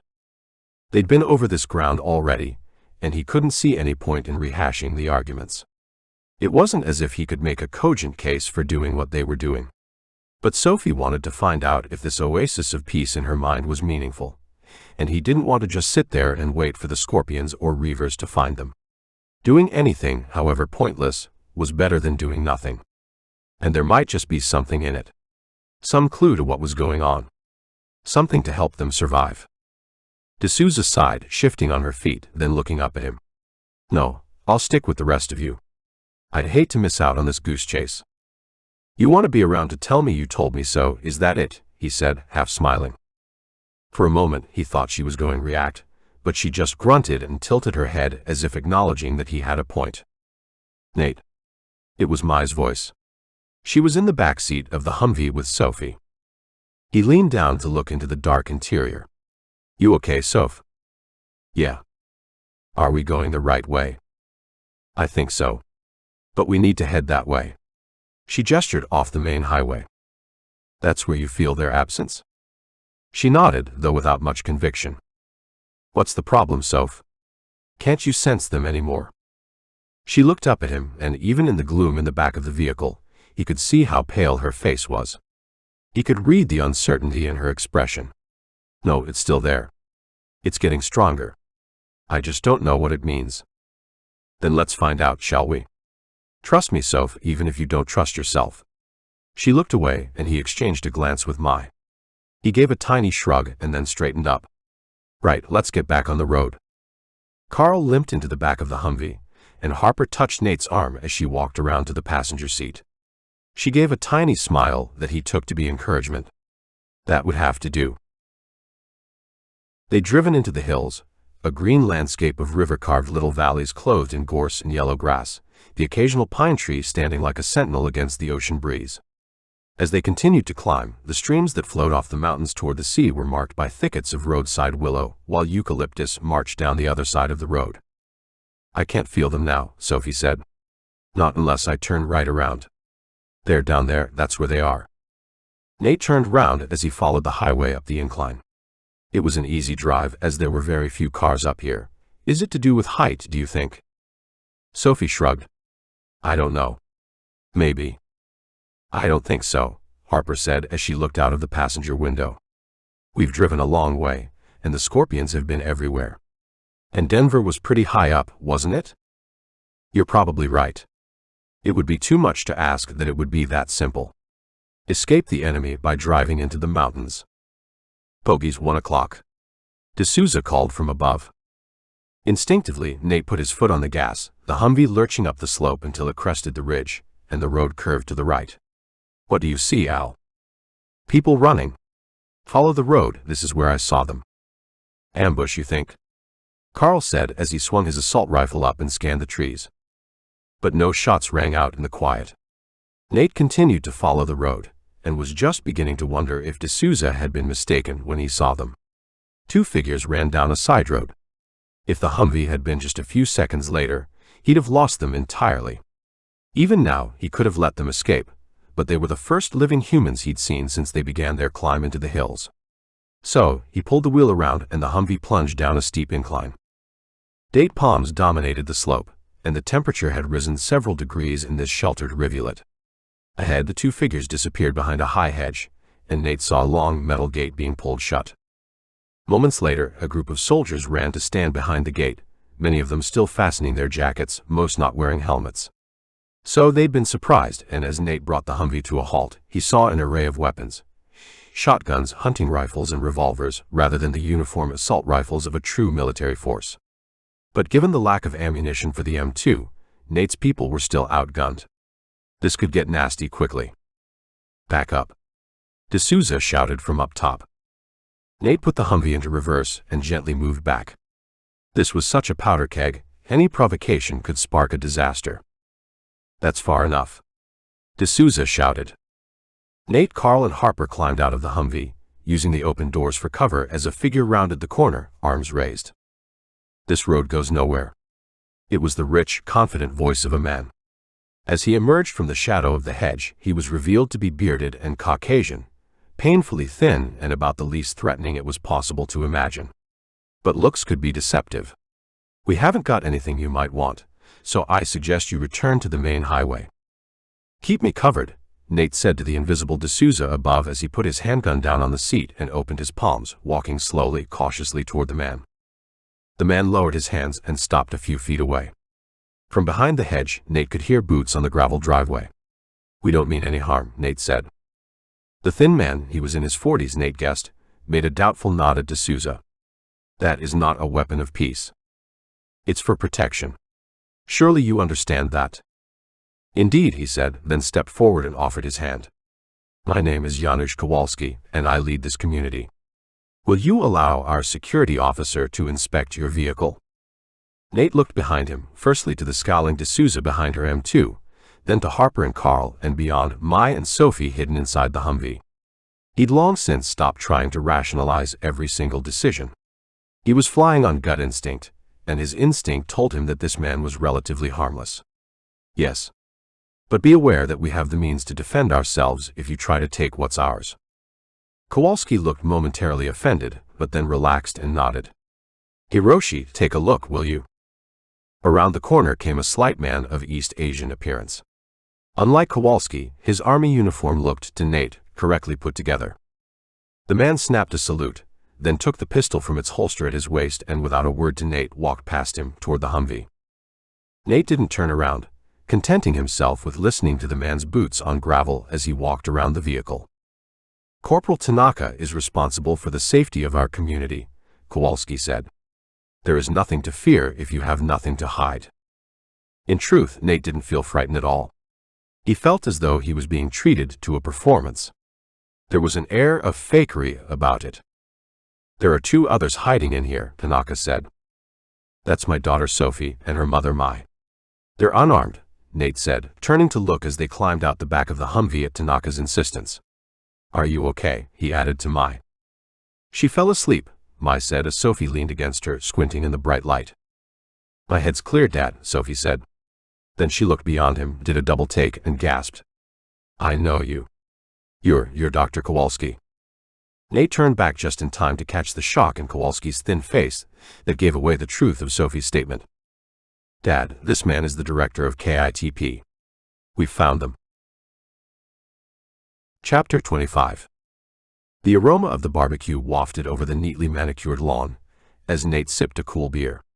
Sure, it was commercial American beer, light and frothy, and the only meat on the griller came from the 4 jars of hot dogs that had been opened in celebration of their arrival. But it was the closest to normality he'd experienced in weeks, possibly months. As soon as Sophie had identified Kowalski, the mood had shifted, and all Tanaka's caution had been swept away. They'd been invited into the former farm compound, and the entire community had come out to greet them, the word passing quickly between them. They were treated as friendlies, and it was tempting to get swept up in the intoxicating warmth of their welcome. But Nate wasn't ready to believe it, not until he understood more. Al D'Souza had at least stowed the M2 inside the Humvee and locked the vehicle, but she kept a holstered Smith & Wesson visibly at her hip as a sign that she wasn't ready to drink the Kool-Aid. She sat opposite Nate at the long garden table, and he could see that the others felt the same way. Except for Sophie. She'd fallen hook, line, and sinker for what seemed to be too good to be true. So Nate tried to keep her on the rails. She knew to be cautious about what she revealed about them, but she was a kid. Nate didn't have any sense that these people were anything other than what they appeared, a community of scientists, but that didn't mean they weren't also hiding something. He got the distinct impression that everyone was waiting for a shoe to drop. While the barbecue sizzled, attended by one of the older members of the community, Sophie smiled as Dr. Kowalski sat down opposite her and next to Nate. Somehow, he didn't notice the doubt bordering on outright hostility being exuded by D'Souza, but then he was focusing entirely on Sophie, as if he recognized a kindred spirit. How come you came up here, Doctor? Did the Scorpions attack the Institute? Sophie asked. Please call me Jan, he said. Scorpions. Good name for them, though of course, they are not closely related to the arthropods we're familiar with. We use it as shorthand, Sophie said. Understandable. We are not biologists or taxonomists. We call them Type C, it is less descriptive, certainly, but we didn't have time to classify them before we adopted a system of nomenclature. Sophie nodded. How did you come to be here? We saw the Institute and it's destroyed. We assumed it was the reavers, the intelligent aliens. Reavers. Interesting. You see them as the key. We've seen no sign of intelligence from the Scorpions. They respond to the commands of the reavers, so yes, they're the key. Sophie said, and Nate detected a hint of impatience in her response. But please answer my question. Why are you here? A momentary flash of annoyance clouded Kowalski's features, but it was gone in an instant. I apologize. I was enjoying a conversation with a young mind, but that is mere indulgence at this time. We're here because this is my home, and it seemed to be the logical place to come, after the destruction of the Institute. We've been here ever since. D'Souza's patience snapped. Logical. Look, Mr. Spock, what happened? You weren't at the Institute when it was destroyed, that's obvious. Give us a summary of what happened, and we'll tell you our story. Now there was no escaping the irritation, and Kowalski scowled as he turned with obvious reluctance to D'Souza. It's simple. We had sufficient warning to evacuate, and we came here. Warning from who? Nate asked. He had been content to let Sophie talk with the professor, but now that D'Souza had joined the conversation, he wanted to steer it through constructive waters. Kowalski was hiding something, but he wouldn't come out and give them what they want without a little coaxing. Not from whom? The correct question is from what? Kowalski said. But tell me, he said, redirecting his attention to Sophie, what is your understanding of the incident? Sophie looked puzzled. The incident? It occurred on January 10th. The night the enemy came. He nodded. We call it the incident because that removes the emotion from it. Now tell me, what is your understanding? D'Souza leaned forward, but a hot dog and what looked like a fresh hot dog bun was put in front of her. Sophie took in a deep breath. If it had been Nate, he'd have demanded that Kowalski do the theorizing. He's the physicist after all, but Sophie took the challenge head-on. Well, we believe the enemy are from a different universe, a different Earth. They have too many similarities to terrestrial organisms to be entirely alien. Good, Kowalski said, smiling. Continue. The squid came first, and they seem to be only able to tolerate darkness. We discovered that they can be destroyed by ultraviolet. Then we encountered the scorpions, less dangerous because they're less numerous, but able to attack in the daytime. Finally, the reavers seem to be an analog of humans, though they're far more dangerous. There's also a blue-green weed that emits a noxious gas. All these things come, we believe, from the other dimension. Kowalski leaned back and took a hot dog offered to him by the older man who'd been cooking. Interesting. A good theory, but almost entirely wrong in specifics. Dimension is the incorrect term, but we have nothing better, so we also use it when speaking casually. But the reavers, as you call them, were not the last. They are type A, they came through first. They are the true enemies of humanity, and the cause of everything that came after. There was silence as they chewed on their food, and as he ate, Nate processed what Kowalski had said. Then the penny dropped and he gasped. Jesus, you created the first rift, didn't you? You brought them through. He remembered the words of Mayor Chambers in faraway Skokie, and the conversation she'd reported. And he could see the truth in Kowalski's face. It's not as simple as that. You sons of bitches. D'Souza said. I never really believed it until we found that rift in Denver. It was you. All that misery because of you. Everyone I ever loved died that night because of you. She jumped to her feet, drew her weapon, and pushed it into Kowalski's forehead. A cry went up and everyone froze. The physicist didn't resist or draw back. He waited for a moment as the weapon shook in D'Souza's hand. Go ahead, end it, he said, his voice lifeless. I know what I'm guilty of. Put me out of my misery, why don't you? Al, Nate said, putting his hand on her arm even as he fought to keep his own rage in check. Kill him and we won't get any more answers. She swung round to him. After what he's done. He deserves to rot in hell. I am, believe me. D'Souza pulled her weapon away and collapsed onto the wooden bench, wiping at her eyes. Her whole body shook. Harper put her arms around D'Souza and stared at Kowalski with such cold venom it took Nate's breath away. Carl sat on his own, simply staring into the distance, but his arms shook with barely contained rage. Corporal Tanaka appeared beyond the barbecue, followed by two others with drawn weapons. It's okay, Hiroshi. I have enough blood on my hands without any more. Stand down, my friend. The corporal looked at Nate and at the others gathered around the physicist, read the situation, and nodded to his backup, who holstered their weapons and slunk off. Nate leaned forward and looked Kowalski square in the eyes. Now, time to level, Professor. I want to know exactly what happened and what your role in it was. And I want nothing but the truth from you. And then what do you intend to do? Nate shrugged. We'll see. Do you intend to kill me? I think your friend would if you don't have the stomach for it. Just tell us what we want to know, Nate said as he regarded the physicist, who was looking up at the sky as if he couldn't bear to hold anyone's gaze. Nate felt no sympathy for the man's obvious pain. By his actions, a doorway had been opened into some kind of parallel universe, a world where another Earth existed that was now devouring their reality. It had already taken almost everyone who mattered to him, and its thirst for destruction wouldn't be slaked until his Earth had been utterly destroyed. And it was the fault of this man. Nate Carver wasn't a violent man. He had the British distaste for guns, but right now it was all he could do to restrain the overwhelming urge to take revenge on behalf of the dead for this brilliant idiot. Chapter 26. I vote we get out of here, D'Souza said. I feel sick just breathing the air of this place. They'd been given an outbuilding to shelter in as night fell. There was a brazier in the center which had been filled with dry wood, and Nate sat looking without seeing the dancing flames as he tried to process what they'd learned that day. And yet, for all that, one question remained unanswered. Why couldn't Sophie sense reavers anywhere near?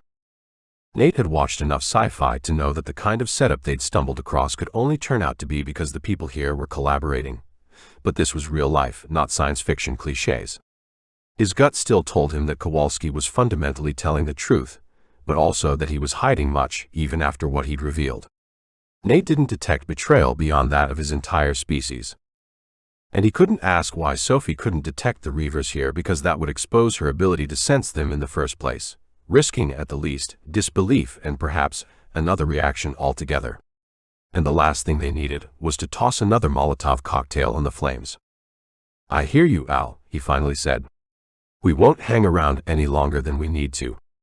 But we've been asking questions for weeks, and these people have at least some of the answers. Just try not to blow anything up, okay?" She returned his smile. "I'll do my best, but these sons of bitches need to be held accountable for what they did." "I'm with you. Just keep your powder dry for a while, all right?" Carl grunted. He'd been sitting with his arms wrapped around his knees as if trying to stay warm, even though it was a warm spring night. The shed they were camping in was turning into an oven as the fire roared. "What is it, Carl?" Nate said, turning round to face the young man. "I was just thinking about my family." "Oh. Dangerous waters, my friend." Nate had done his best not to think about what had happened to his loved ones since the enemy had attacked. Before that fateful night, he'd flown across the Atlantic to come here, to write a book about his former band. A book about nothing of consequence, in other words.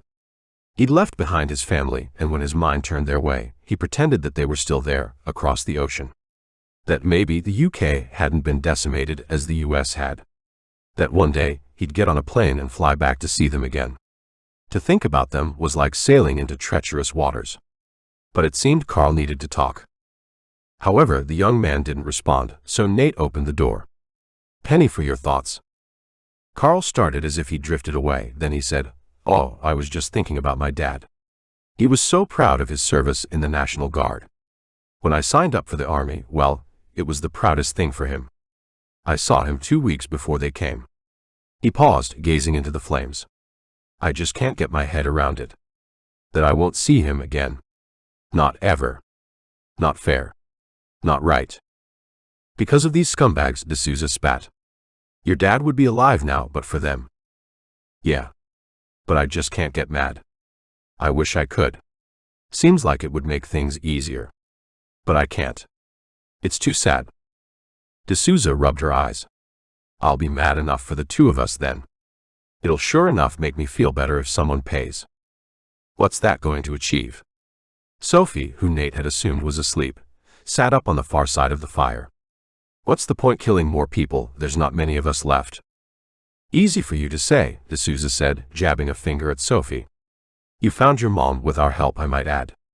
You're okay, Jack, is that what you're saying? The rest of us have lost family, and we're entitled to be mad about that." "That's enough," Nate said, but Sophie put her hand up. "You're right," she said. "I haven't lost as many people as you or Carl, or Harper, or Dad. And the people responsible should be accountable, but if we want to fight back against the reavers and the others, we need these scientists, however much we blame them. They've got the information. If we leave here, or if Alice mows them all down with her machine gun, that data, that intelligence is lost, and so is the war." Pride swelled in Nate's heart as he listened to his daughter speak. But D'Souza was uncowed. "Didn't you get the memo, kid? War's lost. All we've got left is to settle some scores before the reavers find us. And I don't mean to let you get in the way of a little revenge." Sophie shook her head. "All I'm saying is we need intelligence, and this is where we'll find it. But we won't do it by making them feel threatened." Seeing movement out of the corner of his eye, Nate turned his head to see Mai sitting up. Good grief, was Harper the only one who was asleep? I've seen enough of these things to know that letting them in was an unforgivable evil. But for right now, we need to discover what these people know, and I think Sophie has the best chance of finding that out. I don't want to stay here a day longer than we have to. But this is our last chance to at least understand what's happened. Have a little faith in Sophie, Alice, please. That's all I ask." D'Souza looked down at the sleeping form of Harper as the flames flickered across her face. "I won't cause trouble, Mai. But I'm all out of faith and hope." "But you do have love," Nate thought to himself. And one tiny inconsequential mystery was solved, and one avenue of hope was closed off to him. "Physicists get paid better than I thought," Mai said as she, Nate, and Sophie walked into the kitchen to find Dr. Kowalski enjoying a bowl of breakfast cereals with his colleagues. "Welcome. I hope you slept well, though you would have been more comfortable if you'd slept in the main house." "As I recall," Mai said, "you only invited myself and Sophie to come inside, and we chose to sleep with our friends." Kowalski shrugged and indicated the selection of cereals and the jug of milk. "Friends? That seems unlikely. Sophie is an extraordinary young mind and you share her genes, but the others are much more mundane." Nate scowled. "Those mundane friends kept us alive, you pretentious shit." Kowalski threw his hands in the air as Nate rounded on him. Nate had come here to be civil, to be constructive, but it was like trying to play nice with a Nazi concentration camp commandant. "Relax, Mr. Carver, please. I guess perhaps I'm a little biased after having my forehead bruised by your fragrant comrade." "Nate, back off. For the love of God," Mai said, putting herself between him and the physicist. "Now, have something to eat." Nate sighed, stepped back and relaxed. He glanced at Sophie and turned away quickly from her shocked expression. But all Nate could think was that Kowalski ought to be grateful his head was still on his shoulders. It had been touch and go. And Nate couldn't honestly say he'd been right to stop D'Souza. He took a bowl and tipped in some Weetabix, then he reached for the jug and poured. "Where does the milk come from?" "Where do you think?" "A cow," Kowalski said. He obviously realized he was being petulant, looked up and said, "We have a small herd. You know how to look after them?" Kowalski grunted a laugh. "They don't take much. Just grass and water. We have a field behind the house. We bring them into a barn every night. And we brought some of the maintenance team with us. They keep the UV lamps functional." "Right, now that finally makes sense. Every academic I've ever met can hardly tie their own shoelaces. And they're the ones who've scavenged for food so you don't starve, is that it?" Kowalski shrugged as he swallowed the last mouthful of cereal. "I don't blame you for your attitude, but our team are loyal and hardworking while we continue our work." Next to Nate, Sophie's spoon fell into her bowl with a clunk. "Work? What do you mean?" "Oh, my dear, you don't think we'd be sitting up here doing nothing other than enjoying the countryside while our world crumbles around us, do you?" That was exactly what Nate was thinking, but Sophie managed to keep her face straight. "What are you researching?" "Not the rifts." A broad smile spread across Kowalski's complacent face. "Rifts? If you mean the alternate instantiation, then yes, that is the subject of our research. We shall not make the same mistakes again. We will not involve the military this time." "What do you mean?" Kowalski sighed, seeming to shrink before her very eyes. "You know why we weren't there when the Institute was destroyed? Because we'd been expelled. From our own research." "You need to tell us the whole story, no more half-truths," Nate said. Kowalski glanced at Sophie as if seeking to draw strength from her, then his gaze flicked back to Nate. He nodded. Chapter 27.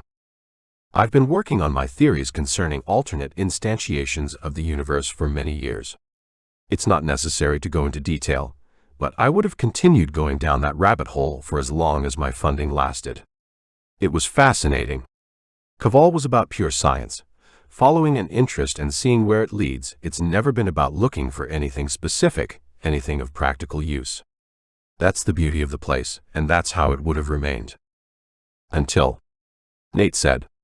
However keen the professor might have been to pick his way through this story at his own pace, Nate's patience was a limited resource. We had a visit from the military.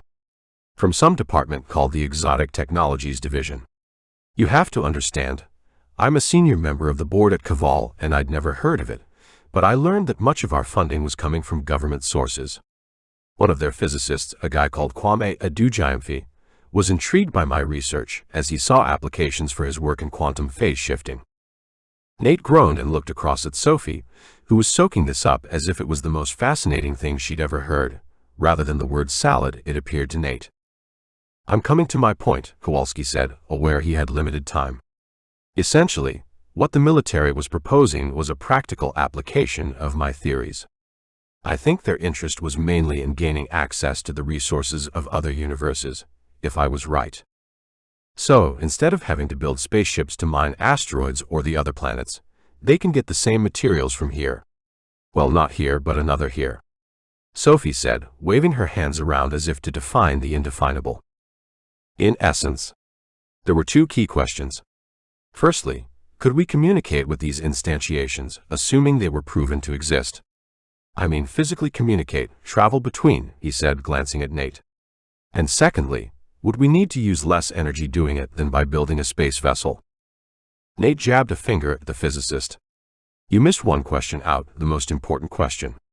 Should we do it? Kowalski rolled his eyes. We didn't perceive any risk. Or at least, I didn't.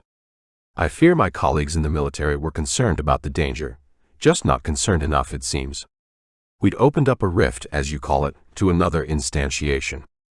A tiny one, you understand, to demonstrate the principle. We were going to send a small robotic vehicle through to gather data, but we didn't get to interrogate that data before they shut us down. They said it was just temporary. They wanted all civilians evacuated. They'd run the experiment and share the results with us. We had no choice, but I knew it had gone terribly wrong. We could hear the explosion from here. And that was when they came through. The enemy, as you call them. I went back the next day, and I could see that there had been some kind of battle. That was when I saw the first type of being, those you call reavers. I confess I ran, gathered my colleagues here, and watched as the world burned around us. We lost many of our friends in those early nights, but since we discovered the potency of ultraviolet against the Type C creatures, we've had no further losses. Nate pressed his thumbs into his temples in an attempt to keep a lid on his frustration. So, in summary, it's all the fault of the military. Is that it? Dad, Dr. Kowalski is going to tell us about what he's working on now. Isn't that right, Doctor? What? Oh yes, of course. We brought some of our equipment with us so we could work independently of the military, since they'd shut us out. Are you saying you've opened a rift? Mai asked, the fear obvious on her face. Kowalski looked astonished. Of course not, that would be insane. Aha, Nate said. The last thing we'd want to do is open up another connection. And yet these other connections exist. There was one at Denver, and given that the creatures are everywhere, it's a reasonable bet that there are more. Yes, but they were all generated by the rift the military opened up, Kowalski said. Like how lightning can hit the ground in several places? Sophie said. A reasonable analogy. The physicist nodded. Good grief, the man was patronizing, Nate thought. So what are you working on? Sophie said. She was like a dog with a bone. Kowalski leaned forward and lowered his voice, as if he feared spies lurking in the shadows. We believe we can close the rifts permanently. How? By destroying the other universe. It will be as if it had never existed. There was a pause like the lowering of a coffin, as that sunk in. Like Thanos clicking his finger. She'd lost him. I have no idea what you're talking about. Who is this Thanos? It doesn't matter, Nate said. I think Sophie is helping the heart of thinking, like me. But tell me, if you could do this, would you need to travel to each location and, I don't know, set off some device? Perhaps. We would do it here and in their world, and all rifts would instantly collapse. What would happen to the enemy in our world? Mai asked. Kowalski shrugged. Nothing, but no more could come through. Perhaps the surviving humans would have a chance to prevail. But in any case, it seems to me that we should begin the process by closing the wound, before we seek to heal the patient. Rubbing at his beard, Nate struggled to process what Kowalski was saying. It felt as though he was giving them a potential way to fight back, but Nate couldn't help thinking they'd fallen too far to have any chance of winning. What are the risks? Sophie said, instantly cutting through Nate's doubts to focus on what was bothering him the most. The military opened the rift in the first place, and you're going to use the same principles to close it up. How do you know it will work? And for the first time, Nate saw the uncertainty in Kowalski's face. This is why we haven't yet attempted this. The work we're doing is to eliminate the risks as far as possible. Because if you get it wrong, Sophie said, seeming to become the adult in the room, it'll be the end of everything, everywhere in both universes. I'm leaving, D'Souza said. She hadn't reacted well to Nate, Sophie, and Mai going off to powwow with Kowalski. It was just the final straw to her growing sense of frustration. I wish you wouldn't, Al, he said. I feel a lot safer with you around. She grunted. I'm not about to be your comfort blanket, Nate. This place creeps me out, to be honest. All these geeks hiding up in the hills working on their equations, you know. While people are dying down there in the city. Don't tell me you don't feel it too. He couldn't hide it from her. She nodded. I get it, I really do. Sophie wants to stay. God damn it, she's probably smart enough to be able to help them. She's staying, so you're staying, and Mai is. Fair enough, but kicking my heels up here isn't for me. Can't you just relax for a few days, Al? This is the first chance we've had to recover since it all started. Just stay and take a breather, please. She shook her head. If I do that, it'll just make it harder to leave. Better to make the break now, get it over with, get on the road. You're taking the Humvee. Seems a bit unfair on the rest of us. Harper's coming with me, Carl as well, I think. We're going to need the Hummer more than you, I reckon. Nate felt a darkness settle on his heart. He'd been prepared for D'Souza to leave, but Harper? And Carl? Nate knew Sophie had pushed him away a little once she'd found her mom, but to leave entirely. He realized that he'd miss Carl, that he'd grown to like the young man, to rely on him. And he wished he could go with them, but knew that he couldn't. Though he'd be a spare part in this community of eggheads, he wasn't going to allow Sophie out of his sight again if he could help it. Okay, take the Humvee, he said, unable to hide the sadness and regret in his voice. When are you going to head off? D'Souza smiled. She did it so rarely, and so the gift was all the more treasured. Tomorrow, first light. And so comes the end of our fellowship, Nate said. He'd meant it as a joke, but as he said the words, he felt an overwhelming sadness and deep affection for this woman, especially. She snorted. You're such a nerd, Nate Carver, but this isn't Middle-earth. She reached up and gave him a kiss on the cheek. Chapter 28. They ate together that night for the last time. It had saddened Nate that he had to insist Sophie join them. She owed these people her life many times over, but she'd fallen completely under the spell of Kowalski and his team. He understood well enough that she wanted to work on this, both because for the first time she felt as though she was following a path that might lead toward striking back at the invaders, but also because she had found her tribe in these scientists. But D'Souza, Harper, and in particular Carl, had been her friends. They'd shared the worst of times together, and they'd survived because of that friendship. Having only recently found that he had a daughter, it pained him to feel ashamed of what seemed to him to be a lack of humanity in her. It wasn't fair or accurate, he knew, but this parting was going to be difficult enough. He didn't need anything to make him regret choosing to stay. To be fair, Sophie was clearly exhausted and now had a headache that refused to budge, but the somber atmosphere only dragged out the parting.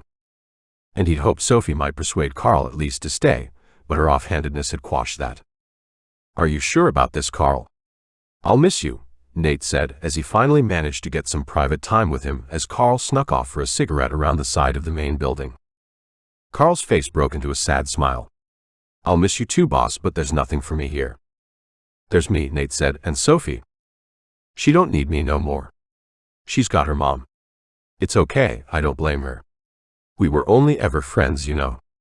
I never wanted nothing more. Well, that was a lie, or at least a half-truth. Sophie was 15 and he was 20, so Nate had watched them like a hawk, especially in the early days as they cuddled up together whenever they got a chance. To his credit, Carl had shown he knew where the line was and he kept himself on the right side of it, and Nate had gotten to like him. So he said what Carl wanted to hear. I know it, and I'm glad. But you don't want to be her friend anymore. He shrugged. It's not that. I just can't sit here where it's so nice while everything else has gone to hell. I want to fight back. But that's a death sentence. Nate could see the desolation behind the eyes that looked back at him. I guess I want to go down fighting. Figure the best place to do that is with Frank. I like him. Yes, that had it turned out been the great plan.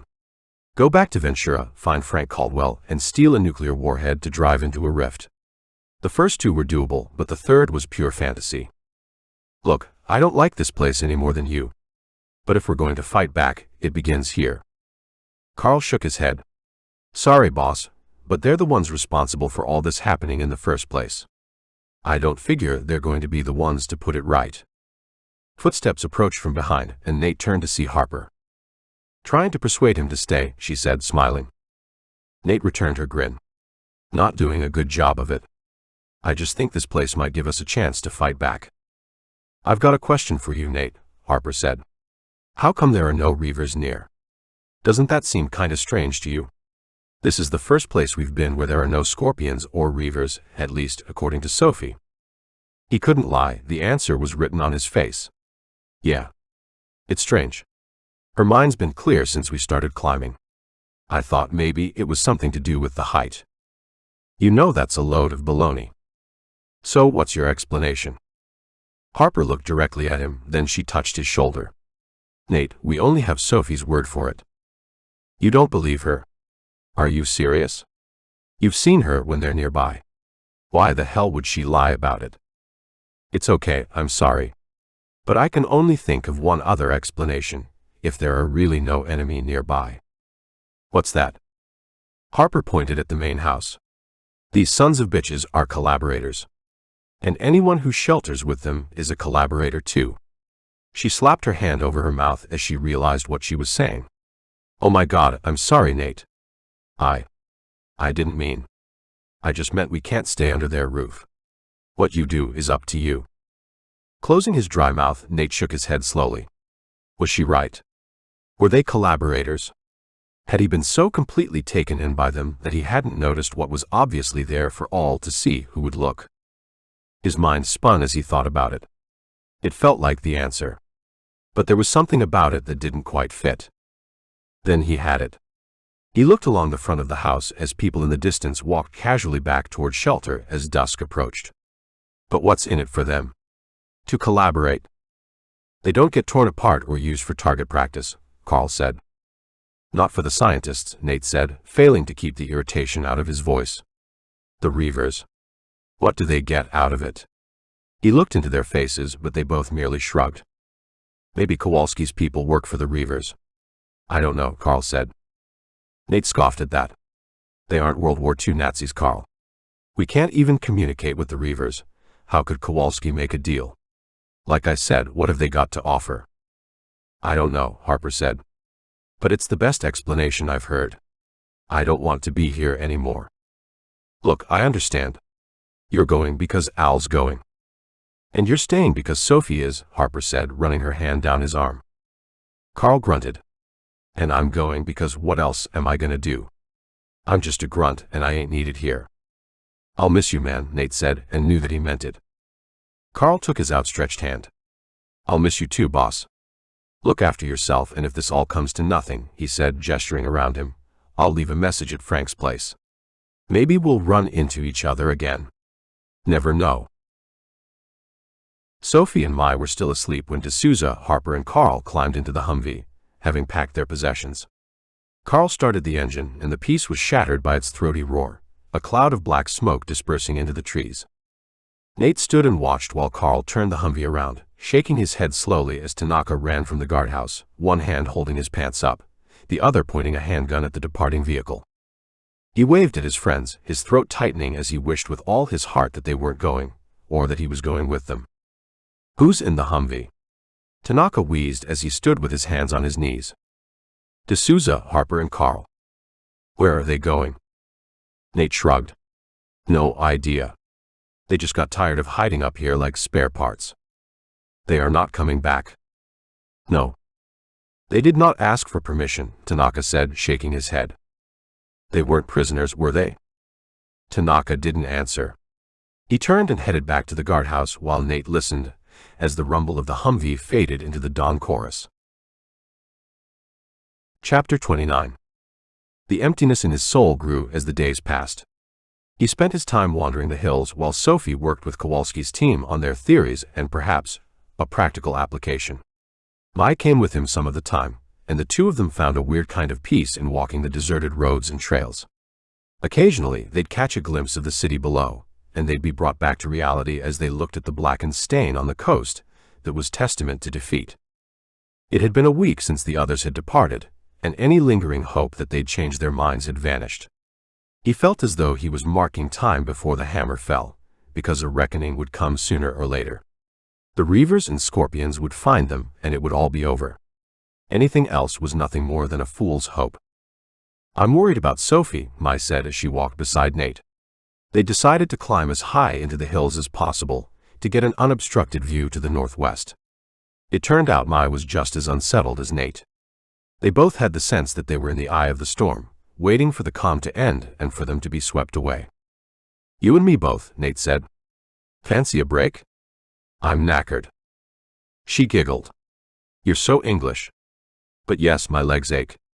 It's been more of a climb than I expected." He took a protein bar out of his pack and with a grimace, opened it. "You're sick of them too. What I wouldn't give for some real food." He grunted as he bit into the bar. "The good stuff gets reserved for the real workers, the scientists. At least Sophie's eating well." Nate and Mai had joined the maintenance team that supported the physicists, and if he was honest, he'd admit that he'd enjoyed the work in the main. But they got the worst of the remaining rations. If they stayed much longer, he decided to go out on a raid, following the road down the hill until he found an undisturbed house he could search for something edible. "But she's taking too many analgesics. She's always suffered from headaches since she hit puberty, but I've never known them last so long. And it's not the same as what she feels when the reavers are near." Mai shook her head. "She says not. She can't sense them anywhere. These are just regular headaches. I've told her she's working too hard, but she doesn't listen to her mom like most teenage girls. Kowalski seems to think she's some kind of genius. She's found her tribe." "Yeah." He turned to look at her. "You don't sound too pleased about that." "Well, I am and I'm not. I'm glad she feels at home here with people who seem to truly value her and get her." Nate grunted. "Well, I reckon every one of them's on the spectrum. Aren't we all?" "Huh. Yeah, I guess so. Some more than others. I mean, you were a musical publicist and I was a musician, so neither of us would have gotten very far if we were introverts. She's a special one, Mai." She leaned against him for a moment and it sent a thrill through his body. Then she withdrew and put her hand on his shoulder.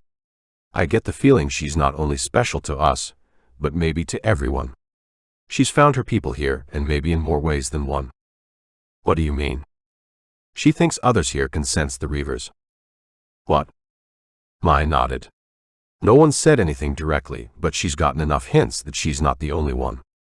But then of course there aren't any nearby, so who knows for sure?" "It can't be a coincidence," Nate said. "Can it?" Mai shrugged. "I don't believe in coincidences. Maybe there's something about the way their brains work that means they can tune in on the reavers." He took a swig of his water. "Seems like this is pretty important. Maybe it's why there are no reavers. Maybe having so many brains like this keeps them away."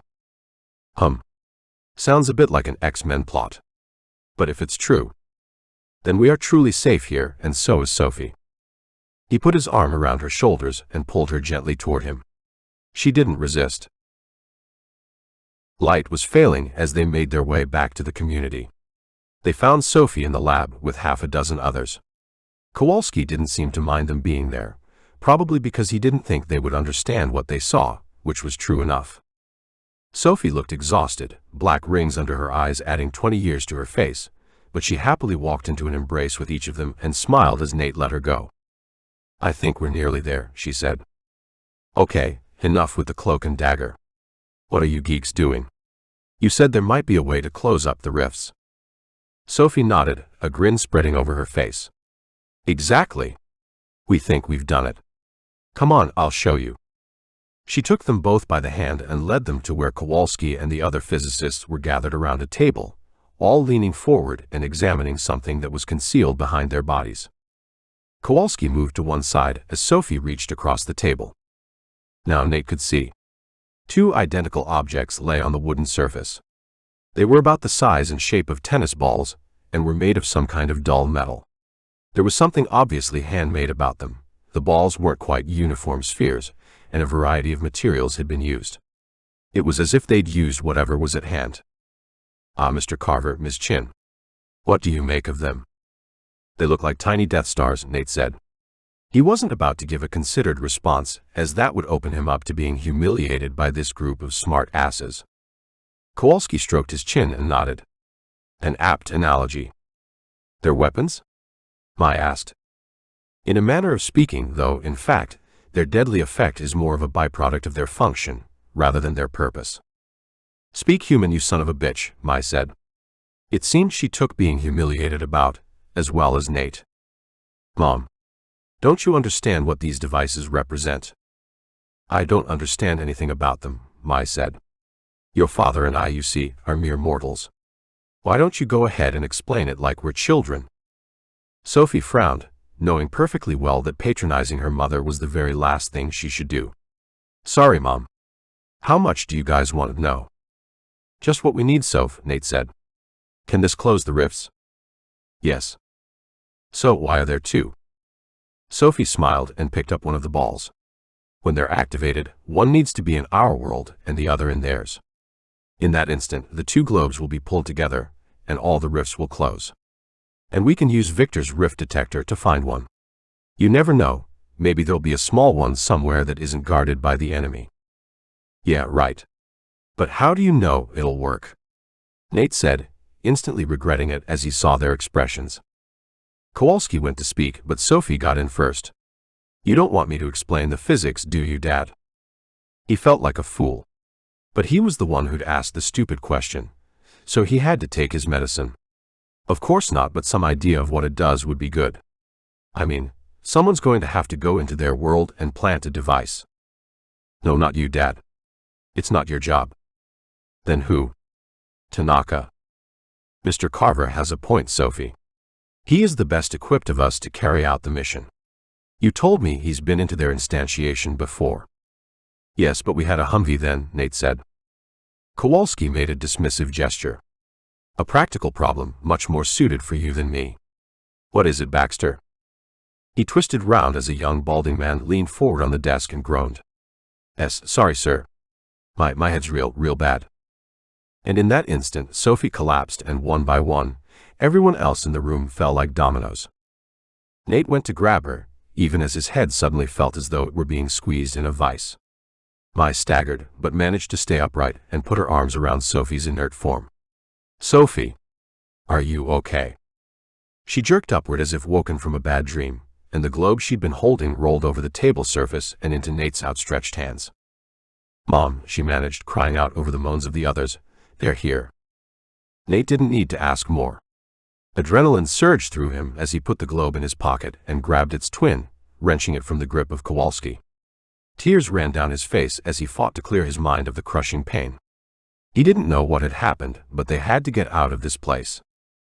The enemy was here. Chapter 30. "We've got to get out of here," Nate said. "They're coming." Mai nodded.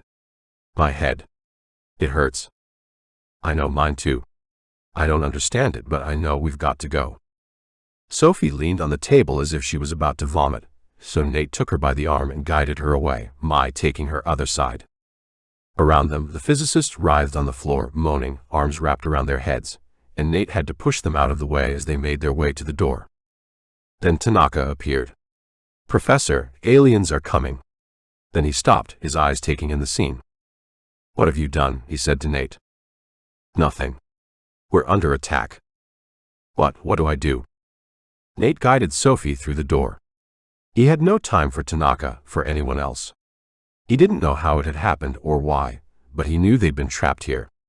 It was no coincidence that this attack was happening now. Somehow, the reavers had known that the physicists were a threat, and they'd waited until they had an actual weapon before striking.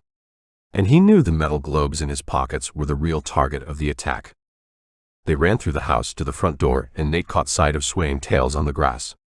They skirted the edge of the building, shocked by the sudden quiet after the panic inside. And yet that silence hid the true danger. "Are reavers here, Sophie?" he said as he paused at the corner of the building and tried to make out movement in the gloom. In truth, it probably made little practical difference. Scorpions would kill them efficiently enough.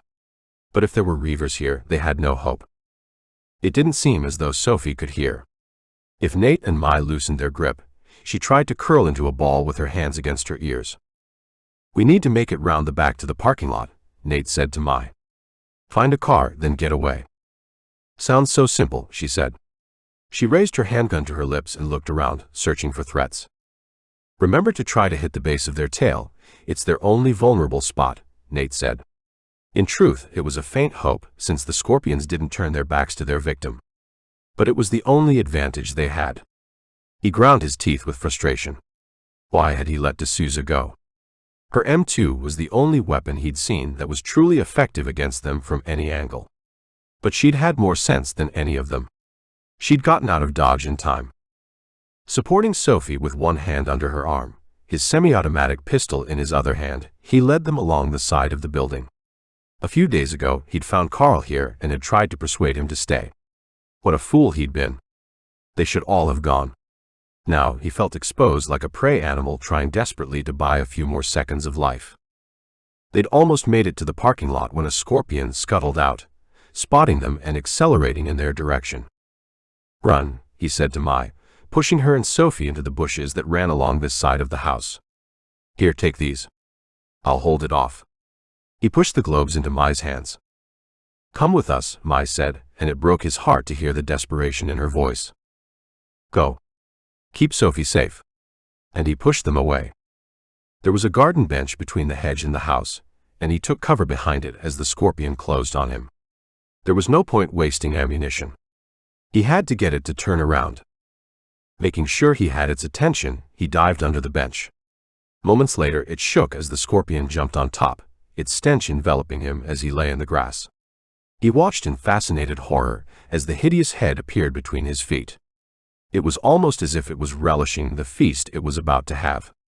As if it was licking its lips. He looked upward, peering through the slats, and brought his weapon up. Just as it was about to strike, he fired. Once, twice, 3 times. It yelled in pain and rage, but he hadn't hit its vulnerable area, so it flopped onto the grass and then began to crawl under the bench. This was his chance. He pulled himself out from underneath, got onto all fours and crawled quickly around until he could see the scorpion's back end. He'd hit it for sure, and 2 of the rear appendages looked damaged, but it was still deadly. As it reacted to his movement, the rear end moved, exposing the place where the tail joined the body. He fired into it, and on the second shot it collapsed, all life extinguished in that moment. He had no time to calm his racing heart. He looked to where Mai and Sophie had disappeared into the hedges, and a cry went up from behind. An ululation of triumph. He'd been spotted. 100 yards away, a reaver stalked around the building, its stag-like protuberances swinging back and forth as if it were calling to its minions. "The prey is here. Come." He had no choice. If he ran into the trees, it would follow, and he'd lead them to Mai and Sophie. So he'd make a stand here. It may only buy his wife and child a few minutes, but he would do it for them. Scorpions appeared from behind the reaver, forming an arc around it as if they were scared to get too close. It began to walk toward him, the middle set of legs waving apparently pointlessly in the air. Like the arms of a T-Rex. It might have looked ridiculous, almost comical in other circumstances. Like being hunted by a clown. But right here, right now, it chilled him to the core, and he stood, like a rabbit frozen in the headlights of an oncoming truck and waiting for the inexorable end. It raised its forearms, and a cry of triumph bounced off the walls of the house like a mocking audience. "Dad." He spun around to look at the tree line. Sophie was there, striding toward him. In the dim light, the skin of her face and hands seemed to glow as she walked, an arm toward him and toward the monster behind him, as the scorpions held back, their tails suddenly still. "Go back, Sophie," he called out. Was his sacrifice going to be entirely in vain? Had the minutes he sought to buy her become seconds? Beyond her, Mai burst from the bushes. She tried to grab Sophie, but fell back as if she'd been electrocuted, sprawling on the grass with a scream. "What the hell is going on?" Nate said to himself. This was too bizarre, like living through a nightmare. "Keep away, Dad," Sophie said. "Let me do this." "You must run." "I'm not leaving you." She didn't answer. She walked past him, and he felt the air crackle like it was full of static. Her hair rose and hung in the air around her as if someone had emptied a whole can of hairspray. "Soph," he said. He was begging. He didn't know what was happening. He was an irrelevance to the chief actors in this drama, the reaver and his daughter. The one a living threat of violence, the other defenseless and innocent. He watched as she walked past him and came to a halt facing the reaver. All sound ceased. All movement stopped. The audience, scorpions and humans, waited like servants at a feast to see what would happen next. How long did they wait and watch? The seconds stretched out, and Nate turned to look at Mai. She had gotten onto her elbows and was watching with the same fascination as he was. Their eyes met, and Nate gave a tiny shrug. He felt the weight that had settled on his limbs when the reaver had appeared dissipate, and the vice around his head loosen. He was free to act, free to shoot. And yet he just watched. Sophie stood tall, her hands by her side as she gazed on the reaver. It looked back, and Nate could smell the hatred in the air, almost feel the struggle of wills as the intended prey turned and faced its hunter. As he watched his daughter, she began to shake.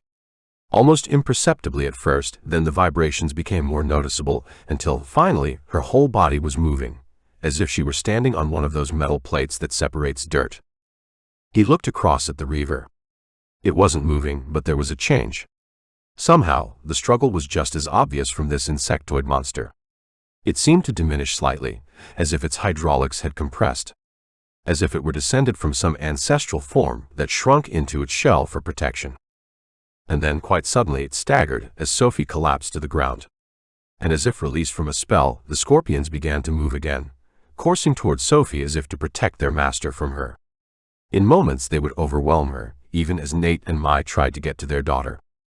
The hideous nightmare, this deadly encounter, would be over shortly. She had challenged the reaver and maybe bested it, but it had its legion of monsters, like hounds attacking a cornered wolf that had taken a bite out of the hunter. But if she was going to die, then Nate was determined he would join her, so he ran toward her, even as Mai tried to catch up with him. And then the dusk was torn apart by the explosive crack of automatic gunfire, and the roar of an engine being pushed to its limits. Nate looked beyond the reaver, which had half collapsed, and peered beyond the waving tails of the charging scorpions, and he saw something moving.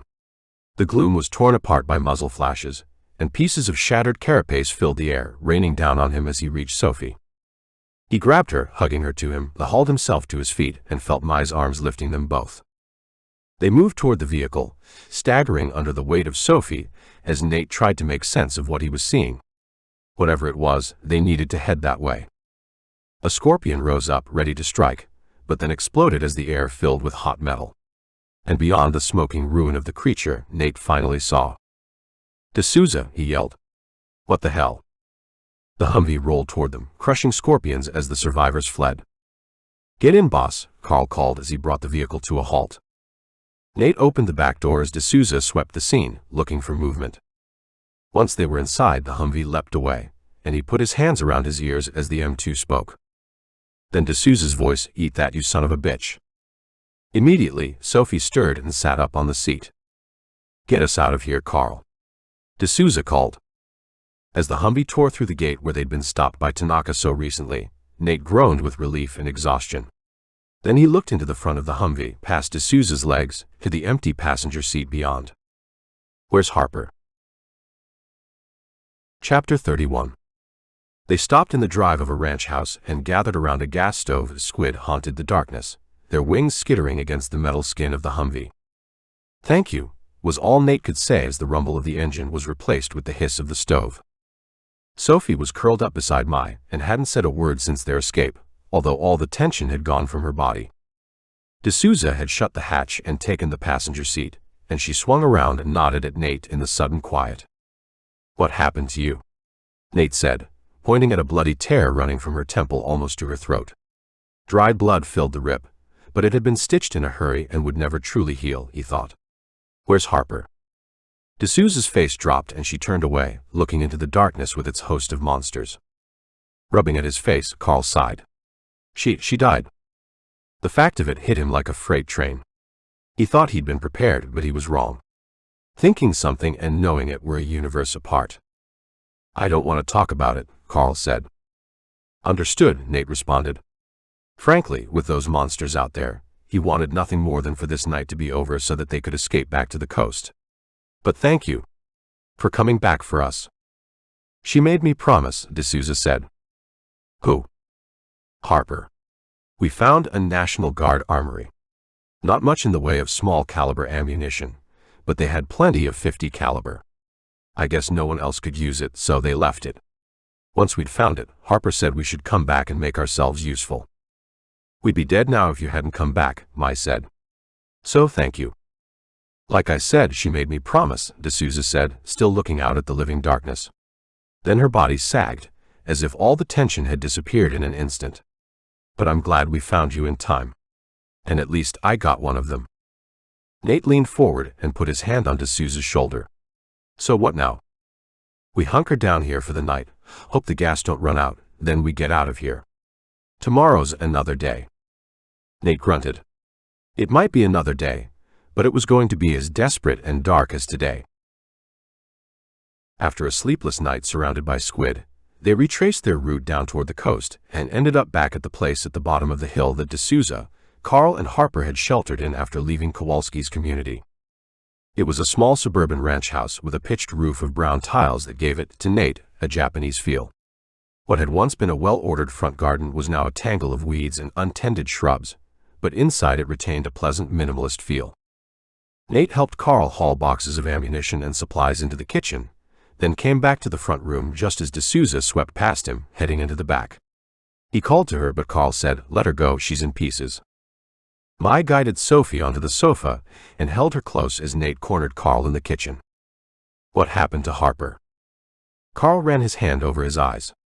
We found the armory. Al couldn't believe they had some .50 caliber, so we took as much as we could fit in the Humvee.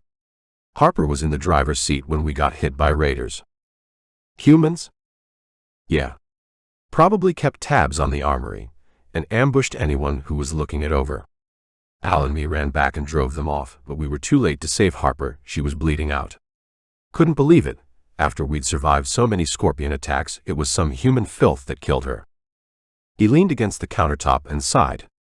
It was like a kick in the gut, but it was harder for Al. She and Harper, you know. Yeah, Nate said. I know. But she'd got Al to promise to help you out. So we buried Harper in the backyard, loaded up the M2 in the Humvee, and we set off. She's hardly said a word to me since it happened. She's broken, Nate. Scares me, to be honest. Nate reached forward and hugged Carl, wiping his eyes as he withdrew. First order of business, we've got to eat and drink. Have you got any supplies here? Yeah, we stockpiled what we could. No one lived here, so we found a fair bit, and we checked the neighbors. Most of them had been raided or, well, we couldn't go in them unless we were starving, if you get my meaning. But what are we gonna do, Nate? What's next? Nate smiled. Deep within Carl's heart, he still nurtured a little hope. Let's worry about that once we've eaten, okay? Carl had set the camping stove up on the counter, and he found the largest pan, then proceeded to empty 3 cans of beans and 1 of chopped tomatoes into it. Leave her, Carl said, as Nate made to open D'Souza's bedroom door. She's got to eat, Nate said. He opened the door onto darkness, closing it behind him. Alice, he said. I'm so sorry about Harper. Will you come and have something to eat with us? Leave me alone. The voice came from his left, so he got onto the floor and kneeled up, so he was roughly at the same level as he guessed her to be. I miss her too. I don't want to talk about her. Come and eat, then you can rest here for a bit. I'm finished. If you guys have got any hope left, then you'd better get out of here. He should have gone and left her to it. It was what she said she wanted, and it would be a hell of a lot easier. But instead, he reached forward, finding the shape of her outline as his eyes adjusted to the darkness, and put his arm over her inert form, and he gently hugged her. I'm so sorry, Alice, he whispered, then his lips touched her temple. I'm here for you. She didn't respond at all, but neither did she push him away, so, after a few moments in which 2 friends shared their grief, he got to his feet and with a final look back at her unmoving shape, he left her there. Carl was in the living room, tucking into his beans and tomatoes, and Mai was trying to get Sophie to eat. I told you to leave her, Carl said. She doesn't want to talk to anyone. Nate ignored him, then sat next to Mai and stroked Sophie's arm. Wake up, Soph, he said. She's not asleep, Mai said, but I can't get her to eat or speak. Well, why not eat yourself? Nate said, gesturing at the steaming bowls on the coffee table. No point in you starving too. I suppose we have to wait for her to come round. How do we know she will? Nate handed a bowl to her. She's strong. The reaver did something to her, Mai said. Or maybe she did something to it. And so they sat, eating beans and tomatoes and watching over Sophie. But as their hunger decreased, so their desolation grew. They were sheltering from a storm that would, soon enough, overwhelm them. They'd escaped annihilation because their friends had come back for them, and perhaps they had a weapon they could use against the reavers. But they had no idea how to use it, and the physicists who could tell them were almost certainly dead now. And so Nate looked at his daughter, who leaned back, her head cradled by the couch, her eyes shut. While, in the room next door, his friend sobbed her grief into her pillow. Chapter 32. Nate and Carl patrolled the neighborhood after they'd eaten. It was quiet, with no sign of scorpions, reavers, or indeed humans. But the place had a watchfulness to it, so that Nate felt as though, at any moment, enemies could ambush them. Later that day, he stood silently by the pile of earth that marked Harper's final resting place. As he looked down at it, he kept the gates of his grief firmly shut. Maybe there would be a time for opening that dark door, but for now, he filed Harper alongside Evelyn in their caskets of his mind, to be opened if and when he ever found enough peace to be able to grieve properly. Whatever that meant. After all, everyone he'd known in his past life was almost certainly dead. His only connection with those years were two people he hadn't known existed until weeks before the enemy came. So he stood with head bowed. He didn't dare to roam the countryside of memory, so he thought of nothing, but simply allowed his mind to have a few moments' peace in this house of ghosts. He was shaken out of his contemplation by Mai's voice. "Nate, come quick." Within moments he was back in the front room, and Sophie was sitting up. "She's just woken up. She asked for you," Mai said. He sat beside her on the couch. "Soph, are you okay?" It seemed as though she was searching for him, as if she were blind, but then her eyes focused and she sighed. "Dad. Where are we? Where's Professor Kowalski? Oh my God. Where is he? Where's the reaver? You're safe for now. Carl and Al D'Souza came for us, got us out. The reaver's dead. Al made sure of that." Sophie nodded as she processed. I've seen. She swayed, then put out her hands, but rather than grabbing for him, she put them on either side of his head. And it was like being electrocuted. He fell back with a groan. He roamed darkness. He sniffed. Where was he? There was a humid smell that reminded him of damp grass clippings, and still he could see nothing. What was that sound? Click, click. Click. There was something here or nearby. And yet he knew that he was still in the living room in Santa Barbara. This wasn't real, it was more like a memory. Someone else's memory. Sophie's. She touched him, and the next thing he'd known, he was here. No, not the memory of someone else. It was something else. His vision cleared a little, and the darkness was now defined by shades of deep red, barely discernible. He could make out cylindrical shapes that he somehow knew were pupae, cocoons. Bile rose in his throat, and he slammed his palm over his face to keep the vomit down. Then he realized he didn't have a face or a palm. It was like a nightmare he couldn't wake from. Moving forward, though he didn't command his legs to walk, he emerged into a wide chamber and realized he'd been in a small room, one of dozens, hundreds, thousands perhaps, each with their own manifest of sleeping pupae. Was this a dream, or was it somehow a reflection of reality? Then he had it. A reaver's memory. He groaned, begging for sleep to release him. He didn't want to stay here, to wander the halls of something else's memory. What would be the point? Then he felt himself ascend, passing through walls made of some kind of organic paper-like material, and quite suddenly he was in the outside again, and it was dusk. His eyes adjusted to the relative brightness, and as he looked down, he expected to see the bleak, organic, primeval landscape he'd glimpsed on the other side when he'd entered the rift in Denver. But he didn't see the other side. He saw a city. The hive was here. Nate. Suddenly, he was back in the living room in Santa Barbara. Mai was there, shaking his shoulders and looking down on him. It took 2 attempts to sit up, and he found that he'd slipped onto the carpeted floor. Mai helped him up onto the couch, and he looked across to Sophie, who was watching him closely. Did you see it? Rubbing at his forehead, Nate shrugged. He was suddenly reluctant to talk about what felt like a particularly vivid dream, but a dream nonetheless. Dad. Did you see it? Sophie said. He looked at her and saw the yearning in her face, and he nodded. I felt like I was inside a kind of nest. I thought I was dreaming about wasps, but then I broke through the skin and looked down from above. Sophie sighed with obvious relief. I don't know how I was seeing it, but it came into my mind when I confronted the reaver. It felt like a memory, but then I realized it was happening now. How did you know? She shook her head. I don't know. It just felt like I was seeing it now, not a memory. My God, it was Seattle, Nate said as he focused on the view from above in his mind's eye. He'd felt that he knew the view, but then his mind had settled on a time years ago when he'd binge-watched the entire 11 seasons of Frasier, and every episode began with a cartoon representation of the Space Needle. He'd seen it in the dream or vision or memory, whatever it was, standing proud of the city with the sea behind it. And beside it, he'd seen the squat brown mass of the hive. Yes, that's what I saw, Sophie said. Then Nate looked across to where Mai was sitting, shaking her head. You've got to be kidding me.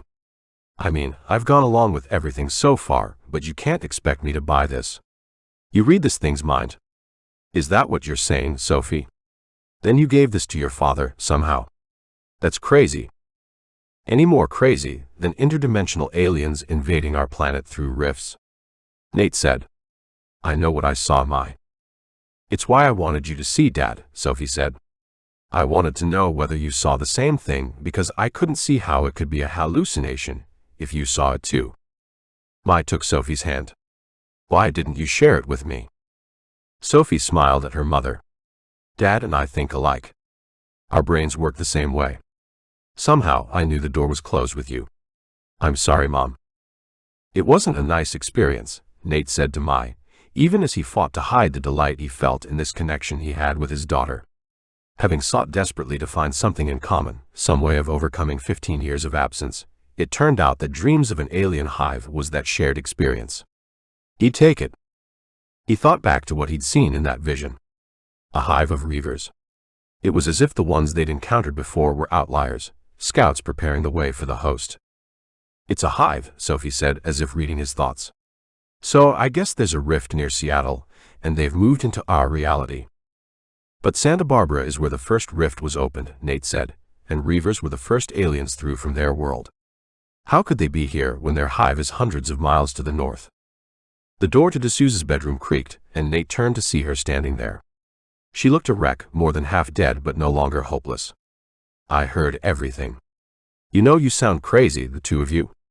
But you've been right every step of the way so far, however insane it seemed to be. You say there's a hive of reavers up in Seattle. Let's go blow it up. She came to sit down next to Nate. It's good to have you back, he said. I just want to get revenge before it ends. If I can do some good at the same time, then that's okay.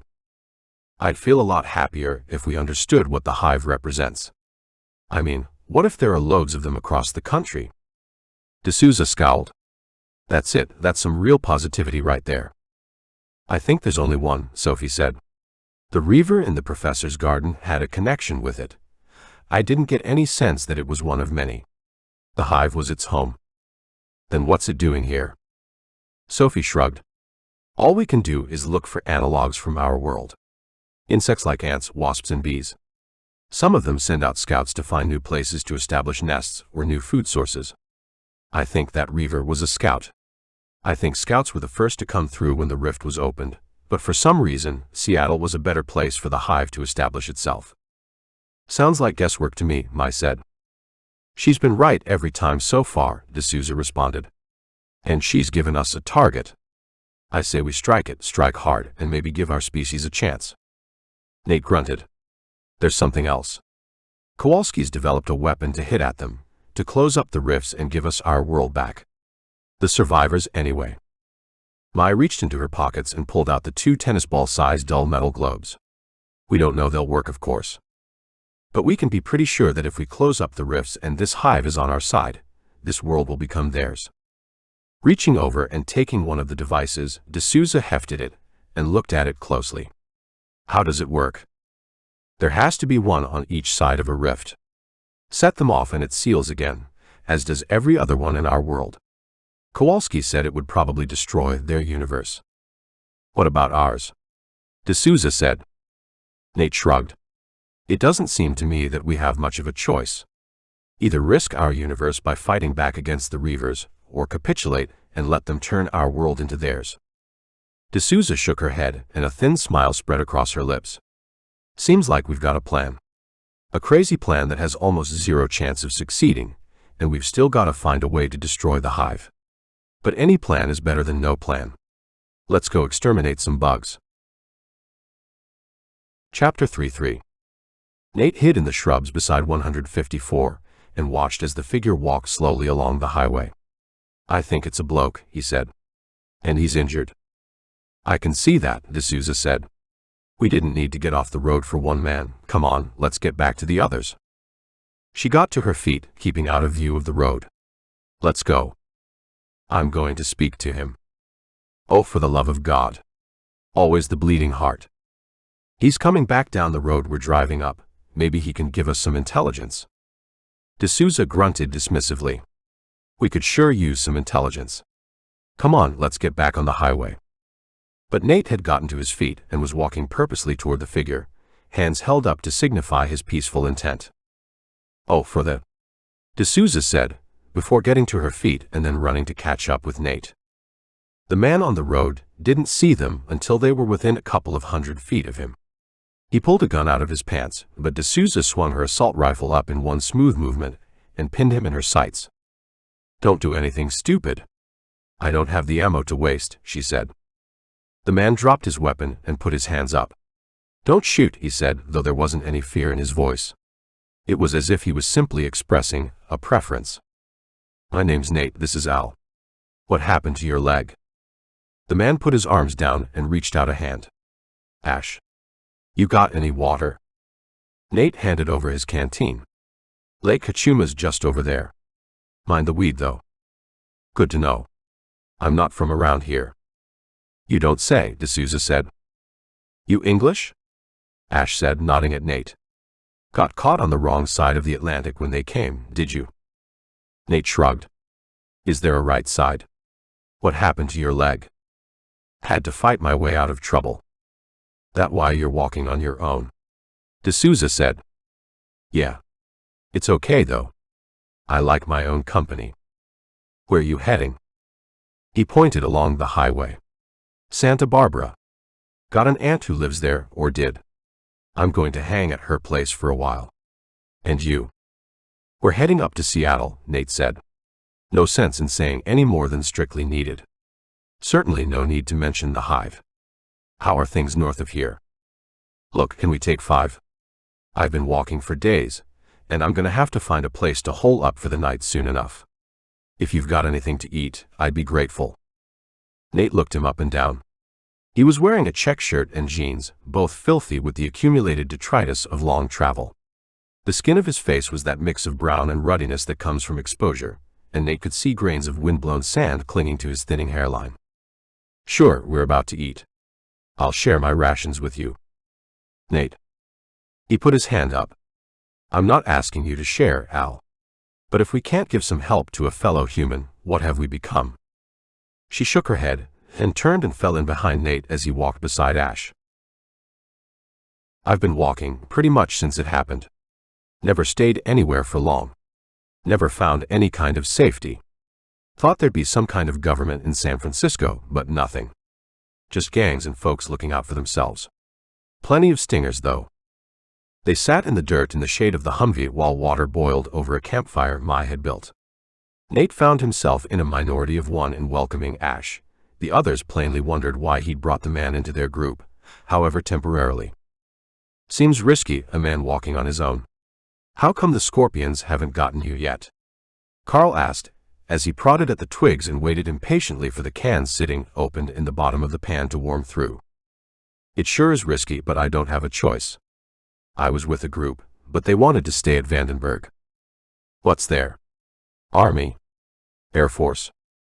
Ash laughed. "Not real military, no. Plenty of people in uniforms. Plenty of rules, but they got hit by stingers and I figured I was safer on the road than waiting for them to come back and finish the job. I'd steer clear if you want my advice. They'll take one look at this Hummer, and it won't be yours anymore." Carefully, Nate picked up his can of meatballs and poured half into his pan, then handed the remainder to Ash, though he'd dearly have loved to finish the lot himself. "So where are you going now?" "Thanks, brother," Ash said, taking the food. "I don't know. Keep hoping I'll find somewhere safe to hole up for a while, but I don't guess there's much hope of that. I reckon you guys will be all right. You can handle yourselves. But stay away from Vandenberg, that's my advice." Mai pointed her fork at Ash. "How do you survive at night? When the squid come?" "Squid? That's what you call them?" He swallowed a mouthful as he contemplated, then nodded. "I like it. Folks I've met just call them freaks. But I generally build a fire and take whatever I've got, booze, drugs, whatever. Anything to knock me out while it's dark. Ain't looking forward to winter, that's for sure. But then, I probably won't survive that long. What do you folks do at night?" Mai gestured at the Humvee. "We get inside. We've got a UV light when we can get it charged. It's amazing what you can sleep through when you get used to it." "Have you seen any reavers?" Sophie said. She was sharing a can with her mother, and suddenly seemed interested in the stranger. "Reavers? They look a bit like upright stag beetles. They're the bosses of the scorpions," Nate said. Ash looked puzzled. "No idea what you're talking about. You're saying you've seen these things near here? Maybe I'm going in the wrong direction. Hey, there's a thought. You guys got any room for another hand? I can make myself useful. What do you say?" "No," D'Souza said. Nate wasn't about to remind her that they'd had another hand until they'd lost Harper. Frankly, he didn't entirely trust Ash. There was something about the man. He'd regretted inviting Ash to eat with them as soon as the words had left his mouth. He couldn't put his finger on it, but something didn't add up about this lonely wanderer. "That's cool," Ash said, looking around at the others. "What do the rest of you think? Like you said, it's not good to be wandering the highways on my own." He looked at each of them in turn, but they all looked away until Nate held his gaze. "We're not looking for a new companion, Ash. I'm sorry. We'll give you some supplies, though. That's the best we can do, I'm afraid." Ash shrugged. "That's okay, I get you, I really do. It's a dog-eat-dog world, sure enough." He leaned back against the warm skin of the Humvee and sighed. "It's okay, it's cool," he said as if speaking to himself. "I'll be out of your way soon enough. But it's nice just sitting here for a while with other human beings, you get me?" Nate relaxed a little, pushing down on his guilt about leaving this man to fend for himself. Then quite suddenly Ash began to sing. He started by gently humming a couple of generic tunes, before launching into song after song. No one had asked him to do it, but no one stopped him. He had an exceptional voice, and Nate felt compelled to join him, adding harmonies and counterpoints as the day wore by. Eventually, they were all singing and laughing as they tried to navigate the complexities of Bohemian Rhapsody. It felt like the first time Nate had felt what it was to be human, in the company of others and not simply surviving. And so, when Ash got to his feet, brushed the dust off his jeans and announced he was heading off, he felt a genuine regret, and he sensed that from the others. Maybe if they took a vote now, they'd invite Ash along after all. "Well, it's been good to spend some time with you fine people," he said, "but I'd best get on my way. Need to find somewhere I can hide overnight." Nate and the others watched as he left them with a regretful wave. "Something's wrong," Sophie said. "My head." She swayed, and Mai sprang to her feet, wrapping her arms around her daughter. But as soon as Nate saw his daughter's expression change, he was calling to D'Souza. "Ow. Get the M2. As through the trees came the sound of skittering. "Get in the Humvee," he called. Then he took hold of Sophie's arm and helped Mai get their daughter on board. The vehicle filled with the thunder and fugue of rapid fire being sprayed, it seemed in all directions. Nate climbed into the front as insectoid fists thumped at the Humvee's metal skin. He started the engine and put it into reverse. "Hold tight," he yelled, then stabbed his foot down on the gas, bracing himself with the wheel, watching for movement in the mirror. Scorpions appeared in the windshield as he brought them back to the main highway. Then the Humvee shook as the enemy jumped on top, aiming for D'Souza. "I can't keep them off. Get us out of here," D'Souza yelled. Nate swung the wheel around and a scorpion jumped off the roof. Then D'Souza fell wordlessly through the aperture. "Take over," he said to Carl, then climbed into the back and pushed her inert body to one side. He stood up and grabbed the M2. He thrust it round just in time to strike a scorpion with all the momentum of flying metal, as Carl put his foot down and the Humvee lurched away. He was deafened by the roar of the machine gun and the feeling of power that vibrated through his arms as he poured rounds into the swirling mass. They were winning. He knew that somehow Ash had betrayed them, but how that could be, he couldn't imagine. He would plot his revenge later. First, he cut down every scorpion he saw, and the ranks of the attackers had thinned out when, without warning, the machine gun went silent. A single figure stood in the highway, one arm extended, commanding them to stop. And stop they did. Carl. Keep going, he shouted. Or did he just think it? Put your weapons down, a voice called out. Was it a voice? Whatever it was, he was compelled to obey. He let the handles of the M2 go, and he stood there, meekly awaiting the next order. He became aware of the sound of things scuttling along the road behind them, but he simply fell through the aperture and sat on the seat, ignoring D'Souza, who lay in a pool of blood, not moving. He didn't care about anything, so that was a mercy at least. In seconds, the scorpions would catch up with them, then they'd climb on the roof, then they'd be inside, and it would finally be over. He looked at Mai. She cradled Sophie, who sat there with her arms around her head, sobbing, "Make it stop, Mom. They're here." He glanced past them to where Carl sat in the driver's seat, just looking out the windshield. And beyond him, along the highway, stood the reaver. And his hatred and revulsion for the creature snapped him out of the spell. He got down and grabbed Sophie's hands. "Wake up, my darling. Wake up and help us." She snapped upward as if she was having a fit, her hands at her side. Mai let her go as she crouched to look through the windshield. "Carl, get ready," Nate called as he got to his feet, muscles aching as if he'd gained 200 pounds. He pushed through the aperture and into the open air. He looked backward and saw the scorpions, but they weren't moving. They'd stopped, just like at the professor's place, the mind that commanded them suddenly distracted by something unexpected. Then the reaver fell to the ground. "Go, Carl." The spell shattered, the Humvee lurched away, and Nate had just enough time to aim the M2 at the reaver's collapsed body, disintegrating it as the scorpions that had been chasing them scattered randomly into the trees. Nate dropped down again. And this time he saw D'Souza. "Al," he called out. "Nate," Mai said, grabbing for his arm. He turned to look at Sophie. Blood escaped from her lips. "I can't wake her up." Epilogue. It was like a sting, a moment's intense pain, and then a lingering ache as the mind sought for its source. South. Near the first rift. Was that significant? The mind grieved for the child whose existence had been snuffed out, causing the pain that had momentarily distracted it. The no-shells rarely struck back, and perhaps the mind had become complacent. She would instruct her children not to make that mistake again. Sometimes she wished they could be more than simply her servants. She wished she could commune with another voice, but this world had been silent since she'd awoken here and begun to build her nest. She was confused because it felt unnatural that she was alone, and then she'd heard the voices from her home, calling to her as if from a long way away.